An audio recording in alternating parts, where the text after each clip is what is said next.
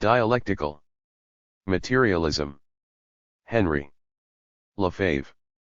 By the time Dialectical Materialism was published in 1939, Henri Lefebvre had already lived through 20 rich years of intellectual and political engagement.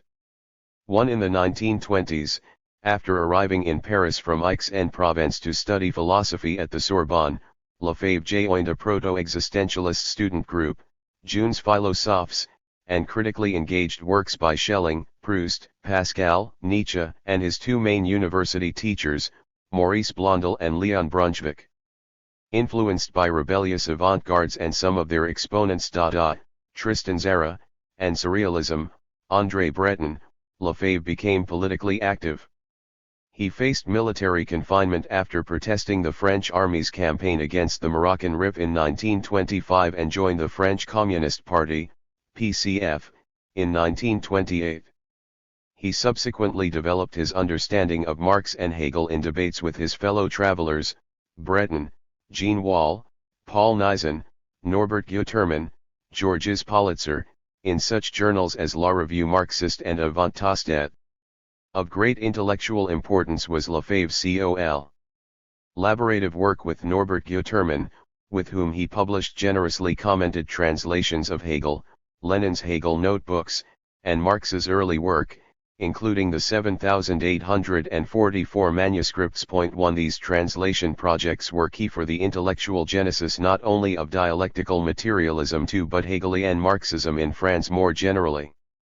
3 Dialectical materialism was the culmination of Lefebvre's interwar activities, which were brought to an end by World War II and the resistance against the Vichy regime. In this context, the book had to highlight the tension-fraught relationship between Lefebvre and the PCF. Even though he served as a communist municipal councillor in the mid-1950s, Lefebvre found himself still in the periphery of the PCF before the war, in comparison to Politzer, for example. This was partly because, for Lefebvre, Marxism was above all a dynamic movement of theory and practice, not a fixed doctrine and instrument for party strategy.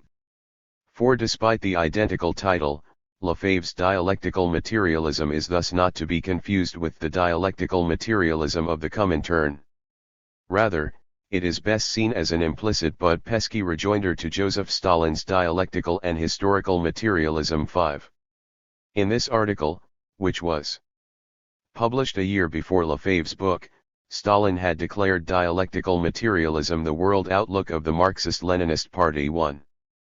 Based on a narrow and schematic reading of Engels's Dialectics of Nature and Anti-Delaring, Stalin's dialectical materialism combined a nominally dialectical philosophy of nature with a mechanical conception of materialism, complete with a reflection theory of consciousness. Diamat was meant to furnish a science of the history of society akin to the natural sciences, historical materialism, that could provide party leaders with an unerring approach to policy. Too implicit as it was, Lefebvre's response to official party doctrine brought him heat from party bigwigs and from sectarian dogmatists for indulging in Hegelian idealism and neglecting the influence of French socialism and British political economy on the development of Marx's thought. 3 Before publishing Dialectical Materialism, Lefebvre had already garnered criticism from other communist intellectuals for some of his theoretical activities. Most controversial among these were Lefebvre's and Guterman's comments on Lenin's Hegel notebooks, which demonstrated the importance of Hegel's dialectical method for Lenin. For both this exegesis of Lenin and dialectical materialism underlined the continued if thoroughly transformed presence of Hegel in the mature works of Marx and Lenin. They had to ruffle feathers among party officials, both in France and in the Comintern, who were trained to believe, following Stalin's reduction of Marxism to the doctrinaire Diamat, that Marx, Engels, and Lenin had to be rigorously shielded from the new humanist problematics of alienation in Marx's early works.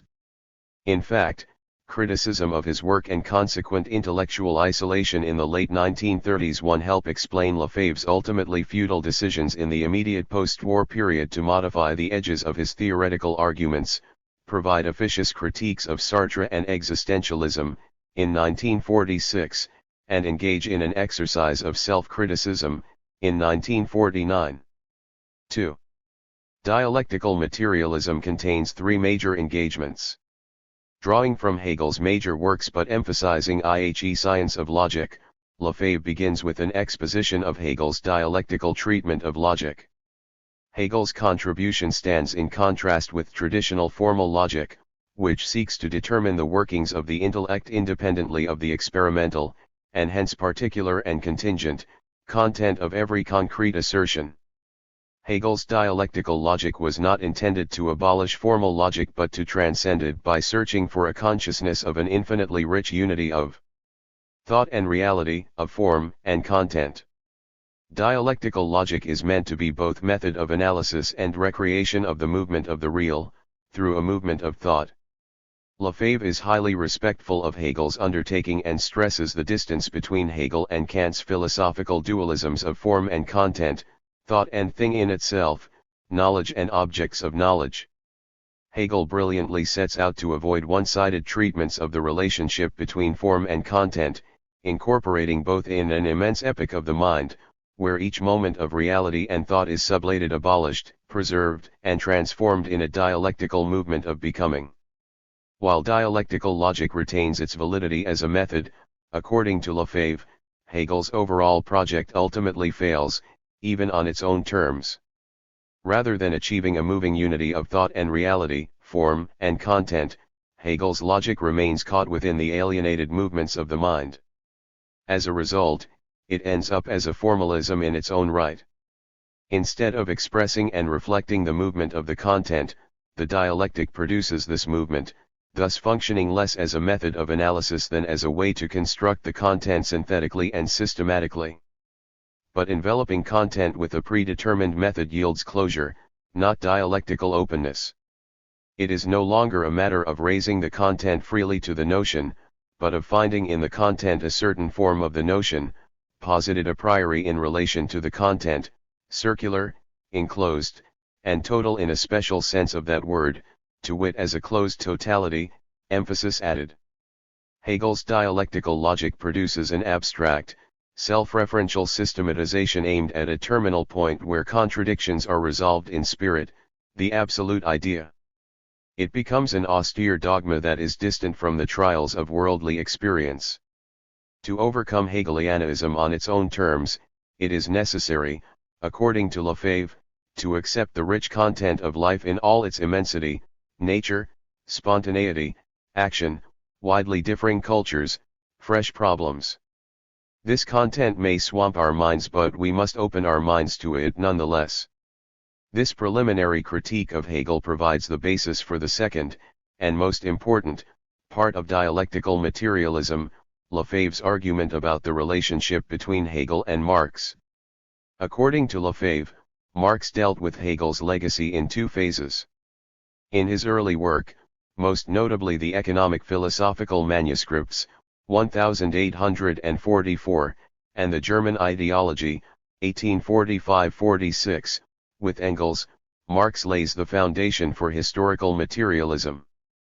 In the manuscripts, he takes Hegel's phenomenology of mind to task for misunderstanding alienation as objectification of the mind, rather than as a form of material dispossession, while mistaking alienated life, religion, law, philosophy, for real life. In the German ideology, Marx and Engels applaud Ludwig Feuerbach's initial critique of Hegel's idealism while criticizing his naturalistic, undialectical materialism and his abstract conception of man as a social being. Feuerbach thus fails to place man and things within the web of social relations through which man transforms nature, produces history, and, in class society, gets separated, alienated from the fruits of his productive activity and fellow humans. Both Feuerbach and Max Stirner fail to see that their starting point, the isolated, private individual, is itself a product of alienation and reification. According to Lefebvre, Marx and Engels' critique of Feuerbach and Stirner most fully develops historical materialism as a unity of idealism and materialism. Lefebvre suggests that at this point Marx still has a negative conception of Hegel's science of logic. In The Poverty of Philosophy, 1847, and the Communist Manifesto, 1848, Marx denigrates Hegel's dialectical logic as wholly abstract, purely formal, and entirely incompatible with a materialist conception of humanity. As he announced in a letter to Engels in 1858, Marx returned to Hegel's dialectical logic only while working on the preface to a contribution to the Critique of Political Economy, 1859, AUD Capital, 1867. Only there does Marx properly sublate Hegel's logic, according to Lefebvre. In these later works, idealism and materialism are not only reunited, but transformed and transcended. This yields a dialectical materialism that does not remain the external opposite of idealism, as in Stalin's formulation, but rather incorporates and transforms both Hegel and Marx's initial critique of idealism. After debasing dialectical logic in his early works, Marx thus integrates the dialectical method of exposition into historical materialism, thereby elevating the latter to a new level. This is most clearly the case in Capital, where the study of economic phenomena rests on the dialectical movement of the categories. In its various manifestations, Capital can be grasped as a concrete abstraction, a contradictory fusion of content and form, concreteness and abstraction, quality and quantity, use value and exchange value. One in th process, the commodity, money, or capital more generally, end up weighing down on human relations even though they are the expression of these very relations. By registering this in his analysis of commodity fetishism, Marx raises the theories of alienation and reification to a higher level. In Unity of the Doctrine, Lefebvre summarizes dialectical materialism. The materialist dialectic accords primacy to content and being over form and thought.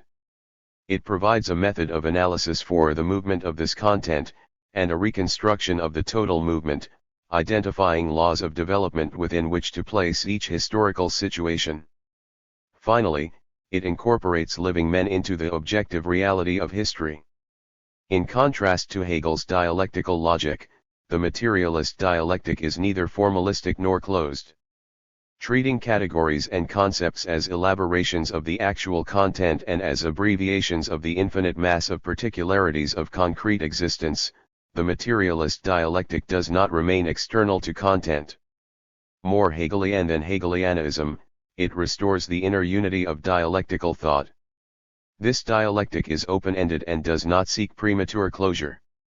The exposition of dialectical materialism does not pretend to put an end to the forward march of knowledge or to offer a closed totality, of which all previous systems had been no more than the inadequate expression. No expression of dialectical materialism can be definitive, but instead of being incompatible and conflicting with each other, it may perhaps be possible for these expressions to be integrated into an open totality, perpetually in the process of being transcended, precisely in so far as they will be expressing the solutions to the problems facing concrete man. Emphasis added. Dialectical materialism refuses to enclose knowledge within a teleological search for the absolute idea, which for Hegel was eventually actualized in a reformed Prussian state. In contrast to Hegel's dialectical logic, it is no longer a dogma. For dialectical materialism, the central reference point is not the internal movement of mind but praxis, that is the total activity of mankind, action and thought, physical labor and knowledge. As a result, the moments of transformation that define dialectical movement become part of the struggles and contradictions of living actuality. The praxis is where dialectical materialism both starts and finishes. The word itself denotes, in philosophical terms, what common sense refers to as real life, that life which is at once more prosaic and more dramatic than that of the speculative intellect. Dialectical materialism's aim is nothing less than the rational expression of the praxis, or the actual content of life, and correlatively, the transformation of the present praxis into a social practice that is conscious, coherent, and free. Its theoretical aim and its practical aim, knowledge and creative action, cannot be separated. Lefebvre's encompassing notion of praxis represents the starting point for the final, third component of the book, the production of man. There, he furnishes a materialist formulation of humanism that borrows liberally from Marx's own views in the 7,844 manuscripts. Accordingly, man, while a natural and biological being at heart, creates his own nature by acting on nature. Key in this process of producing man is the activity of human labor, which in its various incarnations articulates both physical and spiritual, objective and subjective dimensions of existence. Human labor forms the basis for consciousness, which, as an activity of integration, is not a mechanical reflection of material forces but becomes an integral part of production and the human nature metabolism itself. Placing consciousness within the very dynamics of human labor, Lefebvre is careful to distinguish broad from narrow notions of production. He warns that the activity of production and social labor must not be understood in terms of the non-specialized labor of the manual worker only. To do so would be to miss creative, or poetic, aspects of production and accept a historically specific, productivist notion of production as a trans-historical given. Lefebvre's notion of produced humanity is thus not to be confused with homo faber, that creature of inhuman conditions which reduce human capacities to purely utilitarian, instrumental activities. Defying such productivism, which characterized the Stalinist dialectical materialism he responded to, Lefebvre's materialist humanism ushers in a vision of total man. To speak with Marx's manuscripts, total man has fully appropriated his multiple potentials and variegated capacities. As dealienated man, total man is worlds apart from the actually existing economic man, or homo faber. Economic man is alienated insofar as his multiple faculties are torn apart by proletarianization, class society, money, state, and ideology. Lefebvre argues with the help of the manifesto, the poverty of philosophy, and capital. Under these circumstances, human's potential for freedom is denied by the, seemingly, independent, nature-like determinism of economic forces. If incompatible with economic man, total man is also not to be identified with theoretical man, Lefebvre argues, citing Nietzsche. The rationalism of theoretical man is itself a form of alienation. It signals a separation between the bourgeois, cultural and rational man and the proletarian, natural and practical man.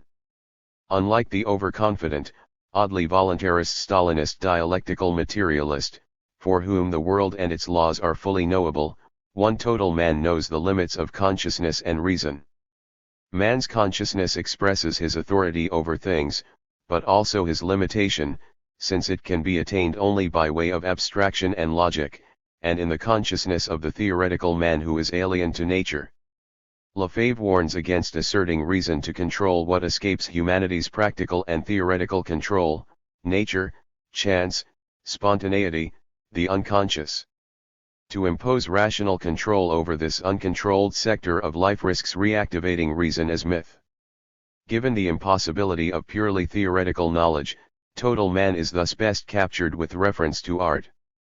Liberated from the restrictions of the division of labor, which reduce art to a specialized activity, artistic practice, music, painting, poetry promises a form of action that unites reason with nature, rationality with spontaneity. Understood as everyday creativity, art points to the possibility of a productive form of labor freed from the characteristic of alienation, actualizing the unity of the product and the producer, of the individual and the social, of natural being and the human being. In Dialectical Materialism, Lefebvre paints a picture of Marx's work as a moving, open-ended, and concrete totality, a view that he reiterated throughout his life.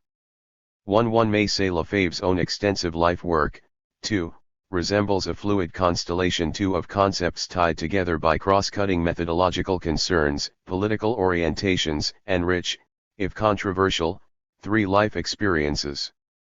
Each concept can be understood in relation to the overall conceptual constellation and the common concerns, orientations, and experiences which help compose it. Lefebvre's theoretical and political trajectories underwent shifts and transformations, such as the thematic shift to the urban in the late 1950s and the break with the PCF in 1958. Yet they remain remarkably consistent. It is not possible to identify an epistemological break in Lefebvre's work. As Christian Schmid has pointed out, Lefebvre's work as a whole is characterized by an emphatic relationship to politics and poesy, a radical critique of philosophy and institutional practices of academic research, an original understanding of dialectical method, and an unconventional approach to Marxism. 1.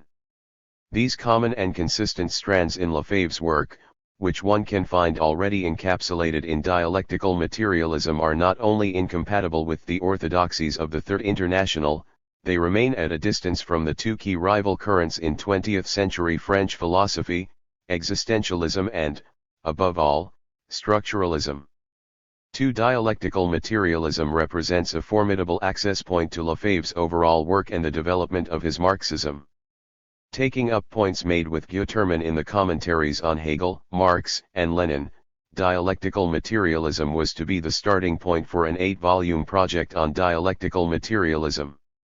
While party censorship meant that only the introduction to the series was published at the time, Logique formelle, Logique dialectique, 1947, 3. The critique of philosophy Lefebvre put forward from the late 1930s to the 1940s was recast after his exit from the PCF, most prominently in La Somme et le Reste, 1959, Metaphilosophy, 1965, Sociology of Marx, 1966, and Le Retour de la Dialectique, 1986.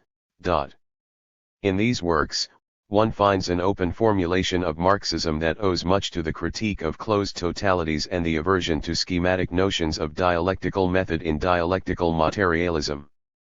2. Accordingly, Marxism represents as much intellectual and political potential as fully worked out achievement. To develop this potential, dialectical materialism and later works present a Marx whose work remains porous to other, particularly Hegelian and, to a lesser extent, Nietzschean, influences. In fact, the comments on art and theoretical man that conclude dialectical materialism take up Lefebvre's earlier engagements with Surrealism 3 and represent an opening to Nietzsche that parallels Lefebvre's almost simultaneously published, qualified defense of the German philosopher against his Nazi interpreters. 4. Meant both as a counterpoint to Hegelian rationalism and an expansion of Marxism. 1. This tension-ridden, and arguably less successful, attempt to link a Hegelian Marx to Nietzsche continued to preoccupy Lefebvre throughout his life. 3. Dialectical materialism also gives us a glimpse into two other characteristics of Lefebvre's Marxism, its integrality and its qualified humanism. Lefebvre's attempt to develop a materialism that has transformed and incorporated idealism within itself points to an encompassing, multifaceted understanding of Marxism.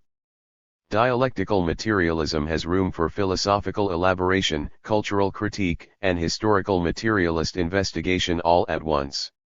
It integrates but cannot remain political economy. As Lefebvre himself argues in the pages of Dialectical Materialism, the first of Marx's great investigations into economics was a critique of political economy. If we want to understand the fundamentals of this thought, this word critique must be taken in its widest sense. Political economy, like religion, has got to be criticized and transcended. The social mystery is fetishist and religious in nature. Political economy is a threefold alienation of man, in the errors of economists, who take the momentary results of human relations to be permanent categories and natural laws, as a science of a substantial object external to man, as a reality and an economic destiny. This alienation is real, it sweeps away living men, yet it is only the manifestation of these men, their external appearance, their alienated essence. For as long as human relations are contradictory, for as long that is as men are divided into classes, the solution of this contradiction will appear and deploy itself as something externa, eluding our activity and consciousness, economic mechanisms, states and institutions, ideologies. Lefebvre keeps insisting on Marx's critique of political economy at various points in his work. 1. Because for him a communist orientation cannot take for granted humanity as it presents itself in the here and now. The full development of human possibilities, which is the goal of dialectical materialism, requires not an uncritical, liberal bourgeois affirmation but a thorough transformation of humans in their actual alienated state, as workers or intellectuals. In Lefebvre, an integral approach to Marxism as a critique of political economy thus has as its corollary a humanism he qualified variously as revolutionary, too new, or dialectical. 3. The openness, integrality, and dialectical humanism of Lefebvre's Marxism one can detect in dialectical materialism ushers in his most enduring of projects, the critique of everyday life. Already in the early 1930s, Lefebvre undertook sociological research on industrial working class life and wrote analyses of fascism, nationalism, and individualism. Of obvious relevance for investigations into everyday life, these themes were brought together under the rubric of mystification in La Conscience Mystifie, 1936, the collaboration with Guterman that develops Marx's critique of commodity fetishism and parallels Lukács's critique of reification. 1. At a more decisively meta-theoretical level, dialectical materialism prepares important ground for Lefebvre's critique of everyday life, which appeared between 1947 and 1992.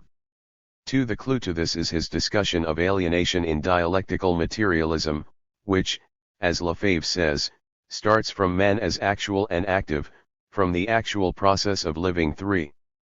Neither an objectification of mind, as in Hegel, nor a purely economic category, of exploitation. Lefebvre sees alienation as an everyday experience, of the labor process, utilitarian economic organization, individualism, and the division between intellectual and productive labor. A critique of alienation thus cannot stand apart from these everyday experiences, as Lukács's history and class consciousness tended to do. It must learn from them in an active engagement with the contradictions and conflicts of living subjects. 1. This remains true even if the notion of alienation is further expanded to analyze consumerism, the role of women, state socialist society, and the situation of colonial countries.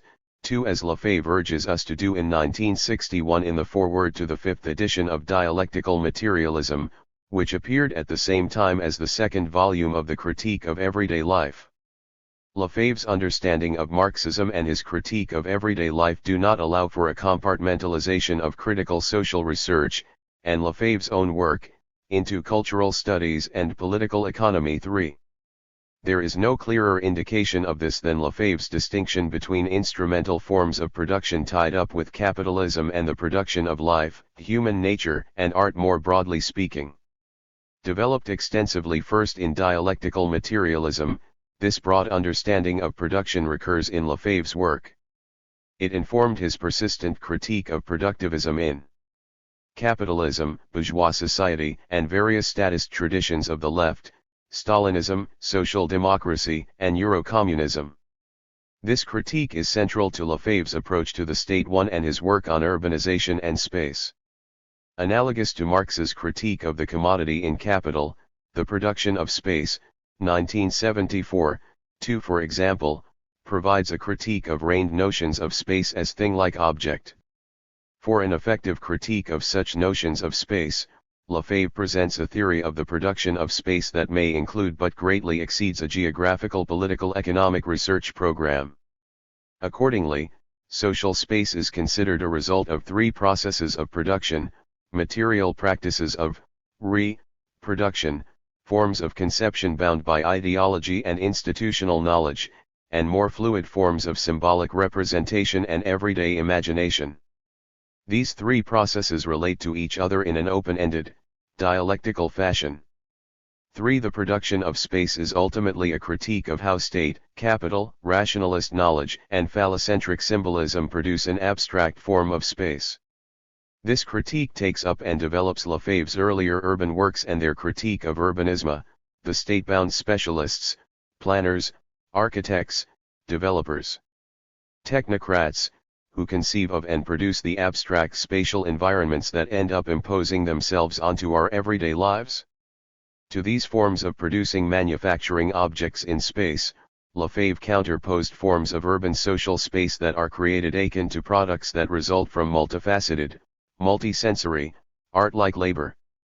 The Right to the City, 1968, L'Eruption/The Explosion, 1968, Le Manifeste Differentialiste, 1970, and The Urban Revolution, 1970, suggested that in a rapidly urbanizing society, a quest for a life beyond alienation is now best understood as a struggle for the city as oeuvre, a collectively produced work of art. The potential of everyday art as unalienated labor, highlighted in Dialectical Materialism, reappears in the form of the Commune of 1871 and May 1968, which are reinterpreted as specifically urban aspirations, revolutionary struggles of peripheralized social groups for the social surplus, political power, and spatial central, THI. This example shows more clearly than any others how the themes in Dialectical Materialism continue to endure together with Lefebvre's explosive critiques of state, everyday life, and urban space. This little book represents an episode in the fierce struggle inside, and outside, Marxism between the dogmatists and the critique of dogmatism. This struggle is not over, it goes bitterly on. Dogmatism is strong, it can call on the force of authority, of the state and its institutions. Moreover, it has advantages, it is simple and easily taught, it steers clear of complex problems, this being precisely the aim and meaning of dogmatism, it gives its adherents a feeling of both vigorous affirmation and security. When this book was written, almost 25 years ago now 1961, official or institutional Marxism was already veering towards a systematic philosophy of nature. There was a tendency to look on philosophy, in the name of the positive sciences and especially physics, as a framework in which to bring together the results of these sciences and so obtain a definitive picture of the world. Among the ruling circles, under the influence of Stalin and Zdanov, there was a desire to merge philosophy with the natural sciences in this way by basing the dialectical method on the dialectic in nature. Why this systematization? Today, although not everything is yet clear, we are beginning to see and know better what took place. A deep mistrust prevailed, it still does, with regard to Marx's early writings. The ideological authorities in the Marxist and Communist workers' movement feared, not without cause, that Marx's thought would be understood quite differently if these newly published works were read. As politicians, operating in accordance with those methods of political action and organization which they practiced, they forestalled them, they made their dogmatism more rigid so as to protect it against the impact and preserve it. At the precise moment when hitherto disregarded concepts were being rediscovered, alienation, praxis, the total man and social totality, etc., and when those who had read the young Marx were clearing the way for the rediscovery of Hegel, the dogmatists were moving in an opposite direction. They became more contemptuous than ever of Hegel and Hegelianism, they rejected Marx's early writings as being tainted with idealism and as having preceded the formulation of dialectical materialism, they drew a line between Marx and his predecessors and another between the so-called philosophical and so-called scientific works in the Marxian corpus, they fetishized certain texts by Stalin, especially the notorious theoretical chapter in the history of the Communist Party of the USSR, etc. 2. From this there evolved a simplified Marxism and materialism, reduced to a recognition of the practical and material world as it is, without addition or interpretation. Its methodology also contracted. In spite of explicit classic passages in Marx, Engels, and Lenin, the official Marxists contested the validity of formal logic, as having come from Aristotle and from the ideological superstructures of ancient or medieval society. Henceforth the laws of the dialectic could be taught as laws of nature, by leaving out the mediation of logic and discourse and thus passing over the problems which this mediation poses. It is interesting to note that this simplified ontology of material nature followed other simplifications no less unwarranted. For quite a long period, that of the great economic crisis of 1929–33 and its aftermath, Marxism had been reduced to a single science, political economy. It had become an economicism. The dogmatists of this persuasion cheerfully rejected the other sciences of the human reality, sociology, as being tainted with reformism, and psychology, as being irredeemably bourgeois. Within this simplification regrettable factions had already appeared, one which subjected theory to the demands of the practical instruction of the young, another which subjected it to the imperatives of the political situation of the moment. Theory was turned either into an ideological tool or into the superstructure of a particular society. It was deprived of any depth, in the interests of a utilitarianism at once constricted and robust. Thus, during the period when specifically economic problems were uppermost, crises in capitalist countries and the start of planning in the USSR, economicism flourished. 3. But there is another, worse, aspect to this transformation of Marxism into a philosophy of nature. It was a massive exercise in diversion. While they were holding forth about waves and corpuscles and the continuous-discontinuous objective dialectic and debating these freely, the crucial issues were being lost to view. What was really at stake was no longer in the forefront of people's minds, which had been led as far away as possible, into the depths of nature and cosmological speculation. Stalin and the Stalinists, 3. were adept at employing these diversionary tactics. The democratic constitution was solemnly promulgated in 1936, after the murder of Kirov. We now know, thanks to N. Khrushchev, that it was Stalin who instigated this, at precisely the same moment as the terror was being unleashed. The systemization of dialectical materialism into a scientific philosophy of nature dates from the same period and pursues the same objective, to hide the real theoretical and practical problems. It is perfectly possible to accept and uphold the thesis of the dialectic in nature. What is inadmissible is to accord it such enormous importance and make it the criterion and foundation of dialectical thought. 4. For many and obscure reasons institutional Marxism refuses to listen to talk of alienation. It either rejects the concept or accepts it only with reservations and provisos. The dogmatists see it merely as a staging post in Marx's thought, quickly superseded on the one hand by his discovery of dialectical materialism as a philosophy and on the other by his formulation of a scientific political economy, capital. To them it seems misguided to bring back the concept of alienation, independently of any idealist systemization, so as to make use of it in the critical analysis of reality and incorporate it in the categories of the social sciences, especially sociology. Or so at least they pretend. Why? Obviously for political reasons which are both short-term and short-sighted. We cannot confine the use of the concept of alienation to the study of bourgeois societies. It may enable us to uncover and criticize numerous forms of alienation, of women, of colonial or ex-colonial countries, of work and the worker, of consumer societies, of the bourgeoisie itself in the society it has fashioned in accordance with its own self-interest, etc., but it also enables us to uncover and criticize ideological and political alienations inside socialism, particularly during the Stalinist period. Institutional Marxists choose to reject the concept so as to avoid such risks and blunt its cutting edge. There is no need to stress that I was not fully aware of these related problems when I wrote this book. Nevertheless, it takes as its axis the dialectical movements within the human and social reality. In the foreground it places the concept of alienation, as a philosophical concept and an analytical tool, not the dialectic in nature. It ignores the systematized philosophy of the material object.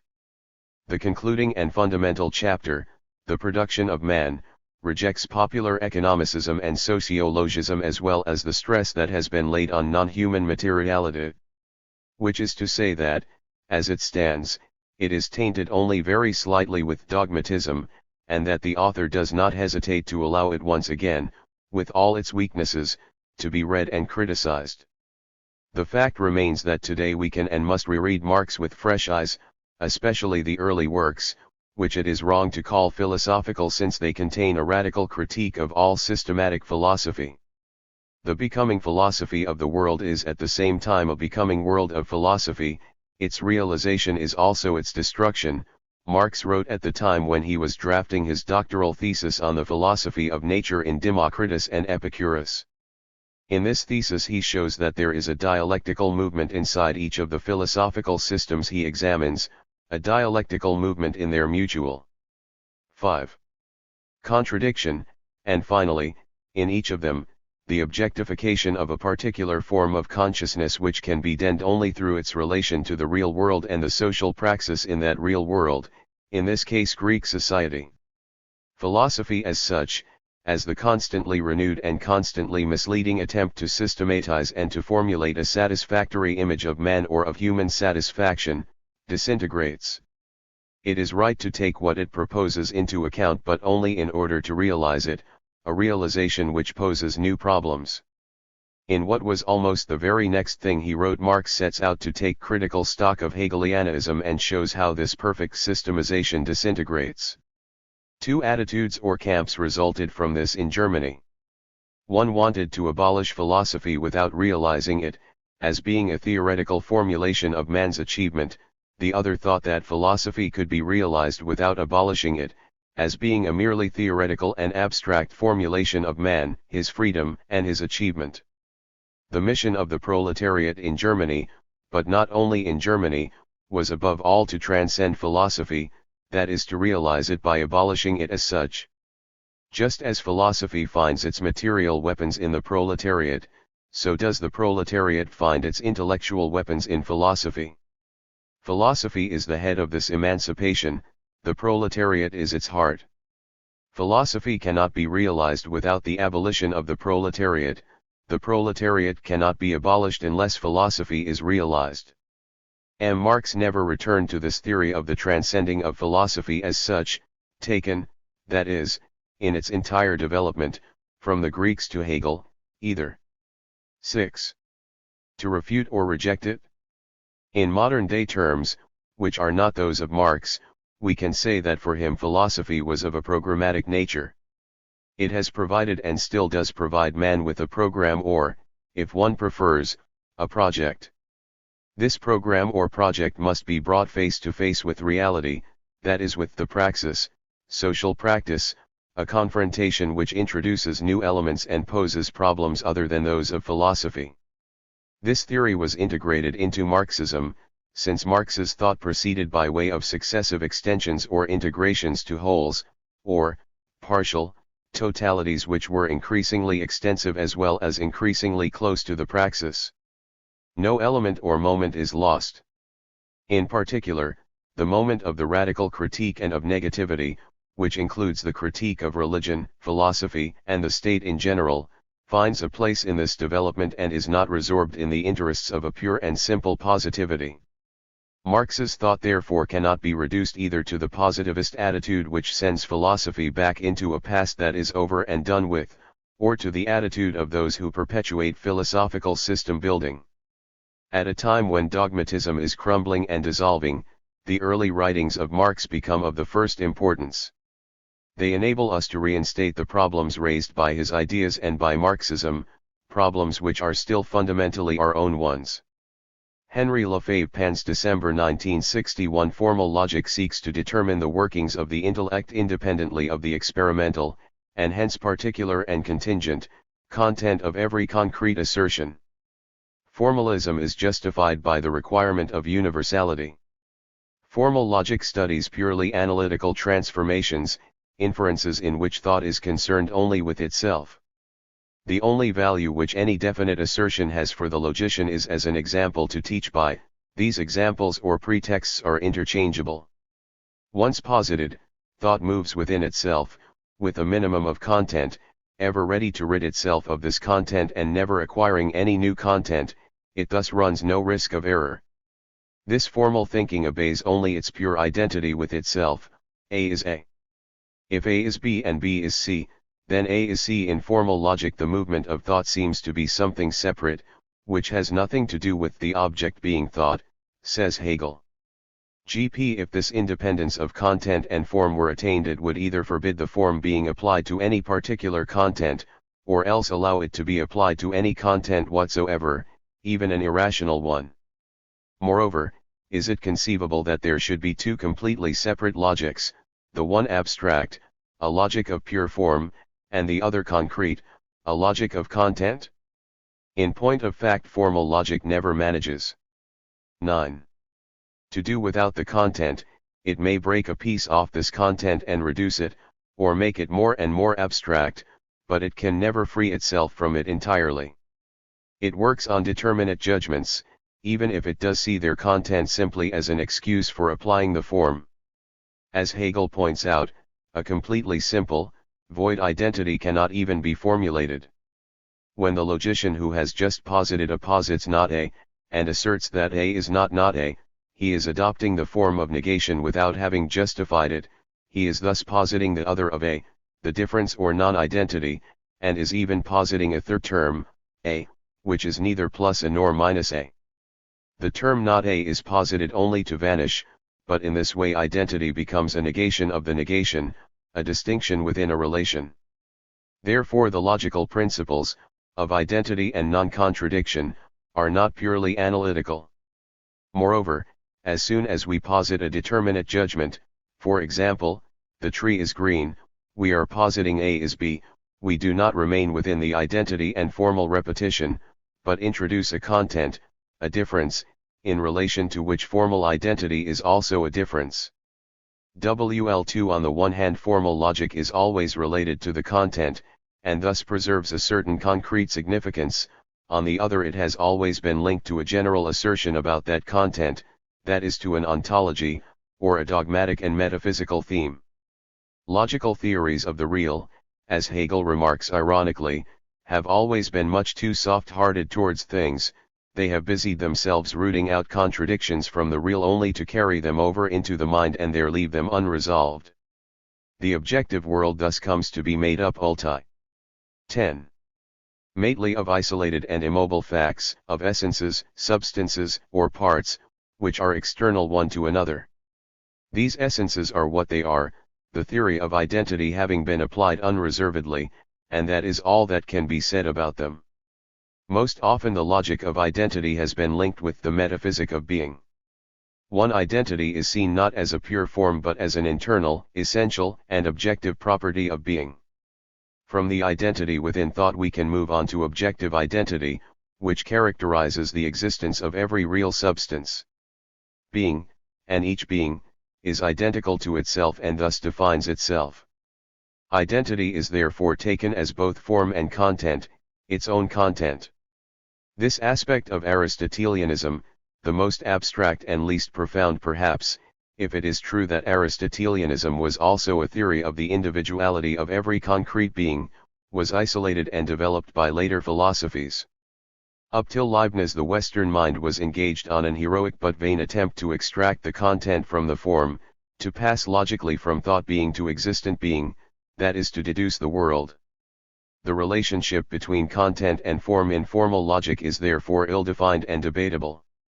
Formal logic preserves both too much and too little content. This content is one-sided, it is in point of fact received, then separated, immobilized, and metaphysically transposed. The logico-metaphysical postulate is precisely the same as that of the magical mentality. The relationship between form and content is seen when it is sometimes bound up with a metaphysical atomism. As a participation, formal identity becomes a schema of identification in this magical sense. Formal logic does not achieve its aim when it is turned against magical doctrines and mysticisms. It does not really transcend theories that are devoid of rational rigor and so remains on their level. It leaves open an essential problem, and poses an exigency: how are the form and content to be united? Since formalism fails to do this, should we not reverse the order and go from the content to the form instead of from the form to the content? Formal logic has involved rational thought in a series of conflicts. The first is a conflict between rigor and fruitfulness. In the syllogism, even if it is not totally sterile, thought is rigorously coherent only if it keeps within the repetition of the same terms. It is well known that the induction which enables us to move on from facts to laws is not a rigorous one.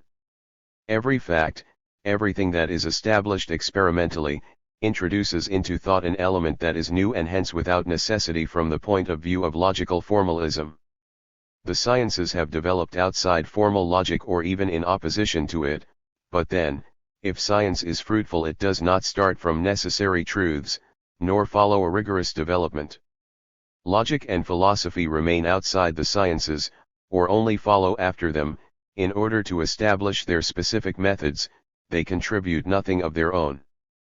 Conversely, the sciences are external to philosophy, either below or above it, and their methods of discovery have nothing to do with rigorous logic. The scientist proves that thought is mobile by advancing into knowledge, but the philosopher gets his revenge by calling into question the value of science. The con. 12. Flict between rigor and fruitfulness spreads, giving rise to the problem of knowledge and of the value of science. Secondly, if being is what it is and never anything else, if every idea is either absolutely true or false absolutely, the real contradictions between existence and thought are excluded from thought. What, in things and in consciousness, is diverse and fluid is relinquished to the dialectic in the old sense of the term, to imprecise argument and to the games of the sophist or the advocate, who can please himself whether he pleads for or against. If thought is defined by identity, then it is also defined by immobility. Hence a fresh conflict develops between the structure of the understanding and mobility, between the coherence of clear thinking and the different polarities and shifting forces of actual experience. Reason is located outside the real, in the ideal. Logic becomes the concern of a fictive being, pure thought, for whom the real will seem impure.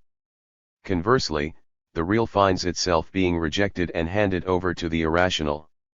When Hegel set out on his philosophical career, he found reason, which is thought in its most highly developed form, profoundly rent by these internal conflicts.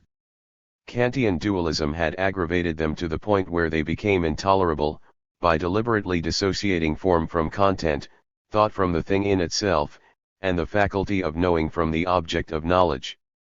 Hegel's purpose was to resolve these conflicts, and to repossess, in their movement, all the elements of philosophical thought and of the mind, which had reached him in a state of dislocation and dissension. 13. This aim in itself embraced the method and the central idea of Hegelian doctrine, the consciousness of an infinitely rich unity of thought and reality, of form and content, a necessary unity, implied in thought's internal conflicts, since every conflict is a relation, yet one which has got to be fought for and determined by transcending the one-sided terms that have come into conflict.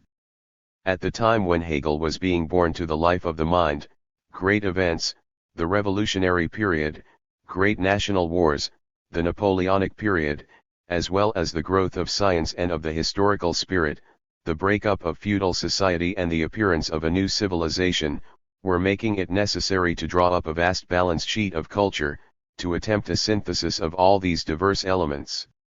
As far as the search for a method v/is concerned, the problem facing Hegel was many-sided. In the first place, the art of argument and controversy had to be integrated with precise thinking. Argument is inconclusive and uncertain unless it is directed by a mind already sure of itself. But argument is also free and alive, moving in the midst of theses and terms that are diverse, fluid and contradictory. There is a good side to the scepticism to which endless argument leads. It shows that when, in any proposition whatsoever, one isolates its reflexive aspect, it is necessarily revealed that the concepts have either been transcended or else that they are linked in such a way as to contradict one another. Scepticism is useful in that it introduces the negative element into thought, it dissolves the limited and contradictory representations that the understanding, which has the fundamental power of positing an 14. Assertion, always tends to posit as absolutes, by bringing them into collision with each other. The understanding takes itself to be the absolute, whereas it is only a limited, momentary and, so to speak, provisional power. It is thus involved in antinomies. The right scepticism criticizes and destroys common dogmatism. In a real-life argument there is something true in every idea. Nothing is wholly or indisputably true, nothing is absolutely absurd or false. By comparing theses, thought spontaneously seeks a higher unity. Each thesis is false in what it asserts absolutely but true in what it asserts relatively, its content, and it is true in what it denies relatively, its well-founded criticism of the other thesis, and false in what it denies absolutely, It's dogmatism. But this dialectic must be uprooted from sophistry, which tends out of pure vanity to break up what is true and solid and leads to no conclusion save that of the vanity of the object treated dialectically. WL3 Sophistry accepts unfounded presuppositions, it oscillates between being and nothingness, between the true and the false taken in isolation.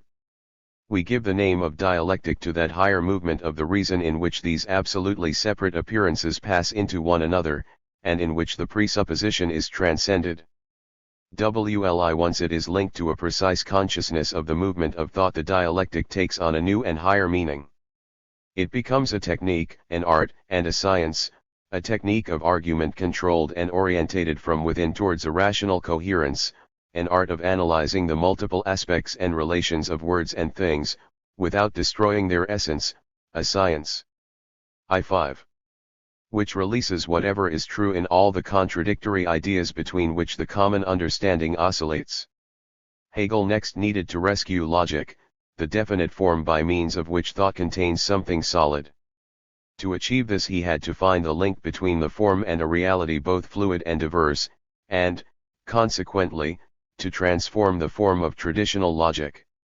He needed to start not from this form but from the content, that rich content which was so diverse and contradictory but which had already been worked on through thousands of years of human activity. The task was feasible, this content is already thought, universal thought, since it is both consciousness and knowledge. The form of logic is part of it, in fact it is that element of it which has been most fully developed.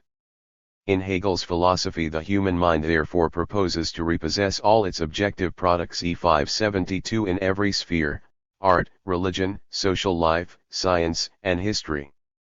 It seeks to raise them to their most conscious form, the form of a concept, by transcending everything which divides and disperses the content, or externalizes it in relation to rational thought.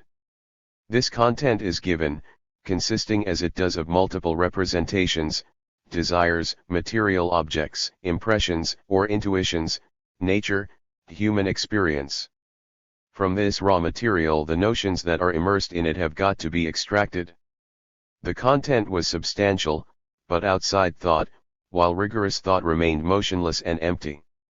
We must, says the phenomenology, tear away the veil from substantial life and raise it to the highest degree of rationality.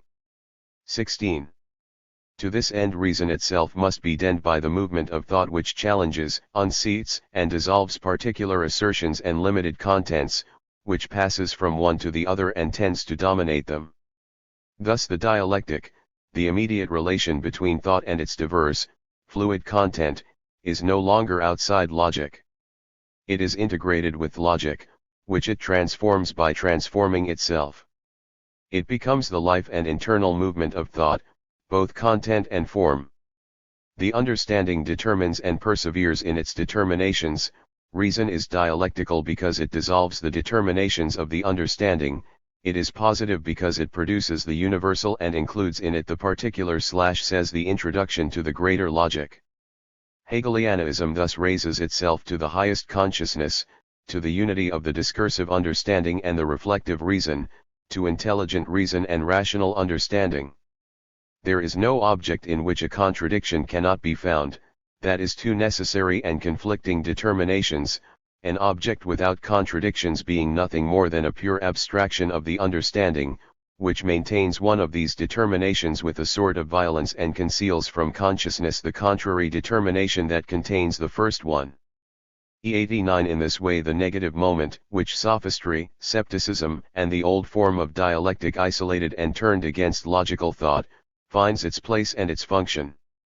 It expresses the movement of the content, the immanent soul of the content which is transcended, no element of it being self-sufficient or able to remain enclosed within itself.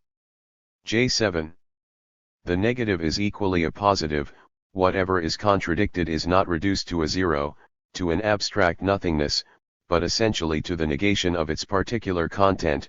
In other words, such a negation is not a complete negation but the negation of the determinate thing which is being dissolved, and therefore a determinate negation. The result, being a determinate negation, has a content, it is a new concept, but higher and richer than the previous one, having been enriched by its negation or, in other words, its contrary, it contains the other but is also more than the other, it is their unity. WLI. It is the dialectic of the content which causes it to progress. Kant had opened up a new path for logic. He had drawn a distinction between analytical judgments, formally rigorous but sterile, and synthetic judgments, without which thought can advance but only by acknowledging a contingent fact. He was seeking to demonstrate the existence of judgments which were both fruitful and rigorous, and necessary without being tautologous, synthetic a priori judgments. In synthesis he had already hoped to find the principle of unity between rigor and fruitfulness. But he saw his synthetic a priori judgments as pure, empty forms, separated from their content, as instruments of cognition indifferent in relation to their subject matter, as subjective in relation to the object, as still conforming therefore to traditional formalism. According to Hegel, this dualism must be transcended. If they are developed, and profoundly modified. 18. Kant's ideas prove infinitely fertile. They turn into a new logic. Hegel did not discover contradiction, he insists on the fact that all thought and all philosophy, even when it opts for one of the opposed terms by striving to reduce or exclude the other, moves amongst contradictions. The dialectical moment, that expedient of the mind which finds itself obliged to move from a position it had hoped was definitive and to take account of something further, thereby denying its original assertion, is to be found everywhere, in every age, although not properly elucidated. Hegel discovered the third term, which results once any determination has been enriched by its negation and transcended. It is produced rigorously whenever two terms are in contradiction, yet it is a new moment of being and of thought. Hegelian reason proceeds completely rigorously, by determining the third term whenever there is an internal contradiction. It thus brings into being the determinations and categories of thought. The synthesis ceases to be an a priori one, immobilized, fixed and come from who knows where. The Kantian table of categories was both formal and empirical, and Kant attached these categories arbitrarily to the unity of transcendental apperception, to the abstract T, without having demonstrated their necessary and internal unity. Hegel will strive to demonstrate the immanent unity of the categories and to produce them, from a starting point purified from every formal or empirical presupposition. He will generate them out of a wholly internal movement of the mind, a rigorous yet progressive sequence in which each determination emerges from its predecessors by way of opposition and resolution, by a synthesis. 19. The notion of the third term reacts decisively on the notion of contradiction, which ceases to be an absurdity, a hesitation, and an oscillation or confusion of thought. The necessary conflict between finite determinations is brought to light, the relation between the contradictory terms is lucidly established. In the content and the form of thought, movement has an antagonistic structure. The becoming passes through the conflicting terms, confronts each of them, on its own level and in its own degree, with its other, which is in conflict with it, and finally transcends their opposition by creating something new. Nothingness is, but only relatively, within being itself, within each being and each degree of being, as its other or specific negation. The thought of nothingness in general is merely the thought of being in general, being as isolated or in itself, which is instantly seen to be void and insufficient. Being is not, non-being is, they are by virtue of each other. In thought as in reality they pass into one another all the time, and are thus set in motion and enter into the becoming, or being which remains in itself within nothingness. The becoming in general is the third term, born from the contradiction whose first term is being stripped of all content and hence without presuppositions. This unity is attained through a synthesis, and yet it is an analysis or deduction, because it posits what had been implied in the notion. E88 Conversely, the becoming in general is primary, determinate existence, the primary and concrete, of which pure being and nothingness are the abstract moments. The becoming is a becoming of something, of a being, and within the becoming nothingness is. 20. The end of whatever is, a passing and transition into something else, it is a limit and a passing away as well as a creation, a possibility, and a birth. Once they are joined dialectically, abstractions regain the concrete, and return into that fluid unity which had been broken by the abstractive understanding. There is nothing in heaven or earth which does not contain within it being and nothingness. WLI, the end of a thing, its limit, the term towards which it tends by virtue of its inner nature, hence also its beyond, all form part of that thing. The being of a finite thing is to have in its inner being as such the seed of its passing away, the hour of its birth is also the hour of its death. WL2 For the assertion posited initially and immediately, every negation is thus the start of fresh determinations. In being and in thought negativity is creative, it is the root of movement and the pulse of life. No reality can remain in itself, that is isolated and detached, protected from the becoming and immobile in the possession of being, its own being. Every determinate existence is a relation, a determinate, finite being is a being necessarily related to another being, it is a content in a necessary relation with another content, with the whole world. WL2 Each determinate existence is thus involved in the total movement and obliged to emerge from itself. It is what it is, yet at its very core it has the infinite within it. In its determination it is a being determined not to be what it is, i.e. not to remain what it is. WL2 The other, the second term, is equally as real as the first, it is on the same plane, at the same level or degree of reality and in the same sphere of thought. It negates, makes manifest and completes the 21. First term, by expressing its one-sidedness. The two terms act and react on each other, to call a halt is impossible. The negation negates itself, and this by virtue of its internal relation with the assertion, because it is another assertion and because an assertion is a negation. Within the third term the first term is found again, only richer and more determinate, together with the second term, whose determination has been added to the first determination. The third term turns back to the first term by negating the second one, by negating therefore the negation and limitation of the first term. It releases the content of the first term, by removing from it that whereby it was incomplete, limited, and destined to be negated, or that whereby it was itself negative.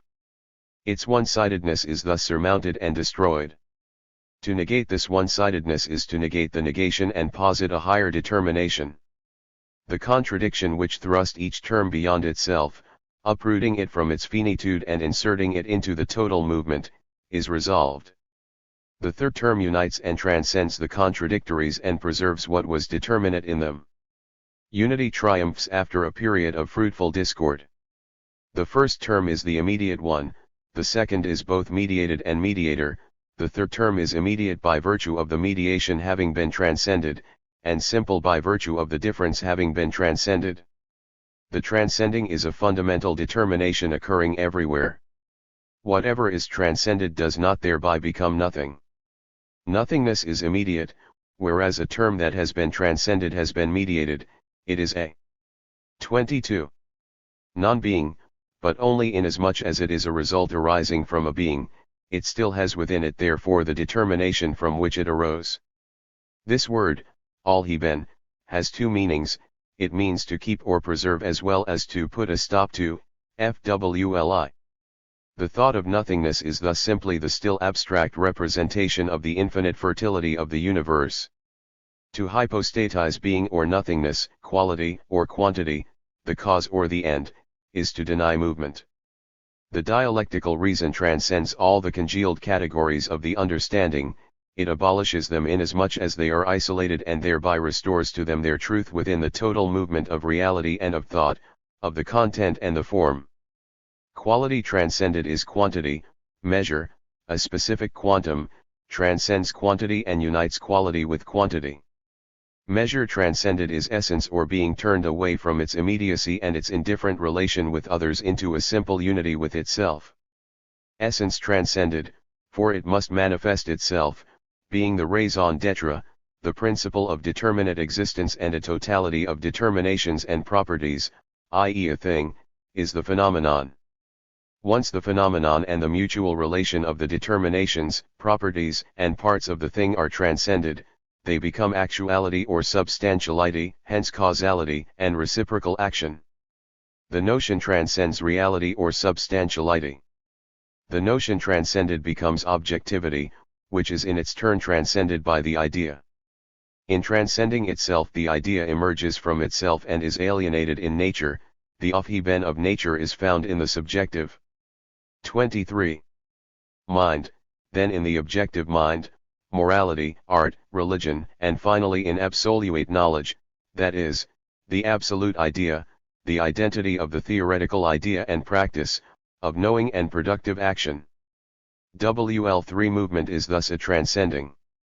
Every reality and every thought must be surmounted in a higher determination which contains them as a content, as an aspect, antecedent, or element, that is as a moment in the Hegelian or dialectical sense of that word. Taken in isolation, these moments become unthinkable. We can no longer see how they can be distinct when they are linked together, or different when they are united. We cannot see how they are formed or take up their place in the whole.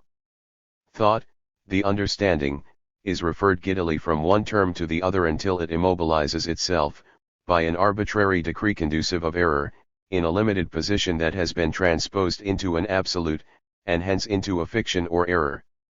The Hegelian dialectic seeks to restore life and movement to the sum of the realities that have been apprehended, to assertions and notions. It involves them in an immense epoch of mind.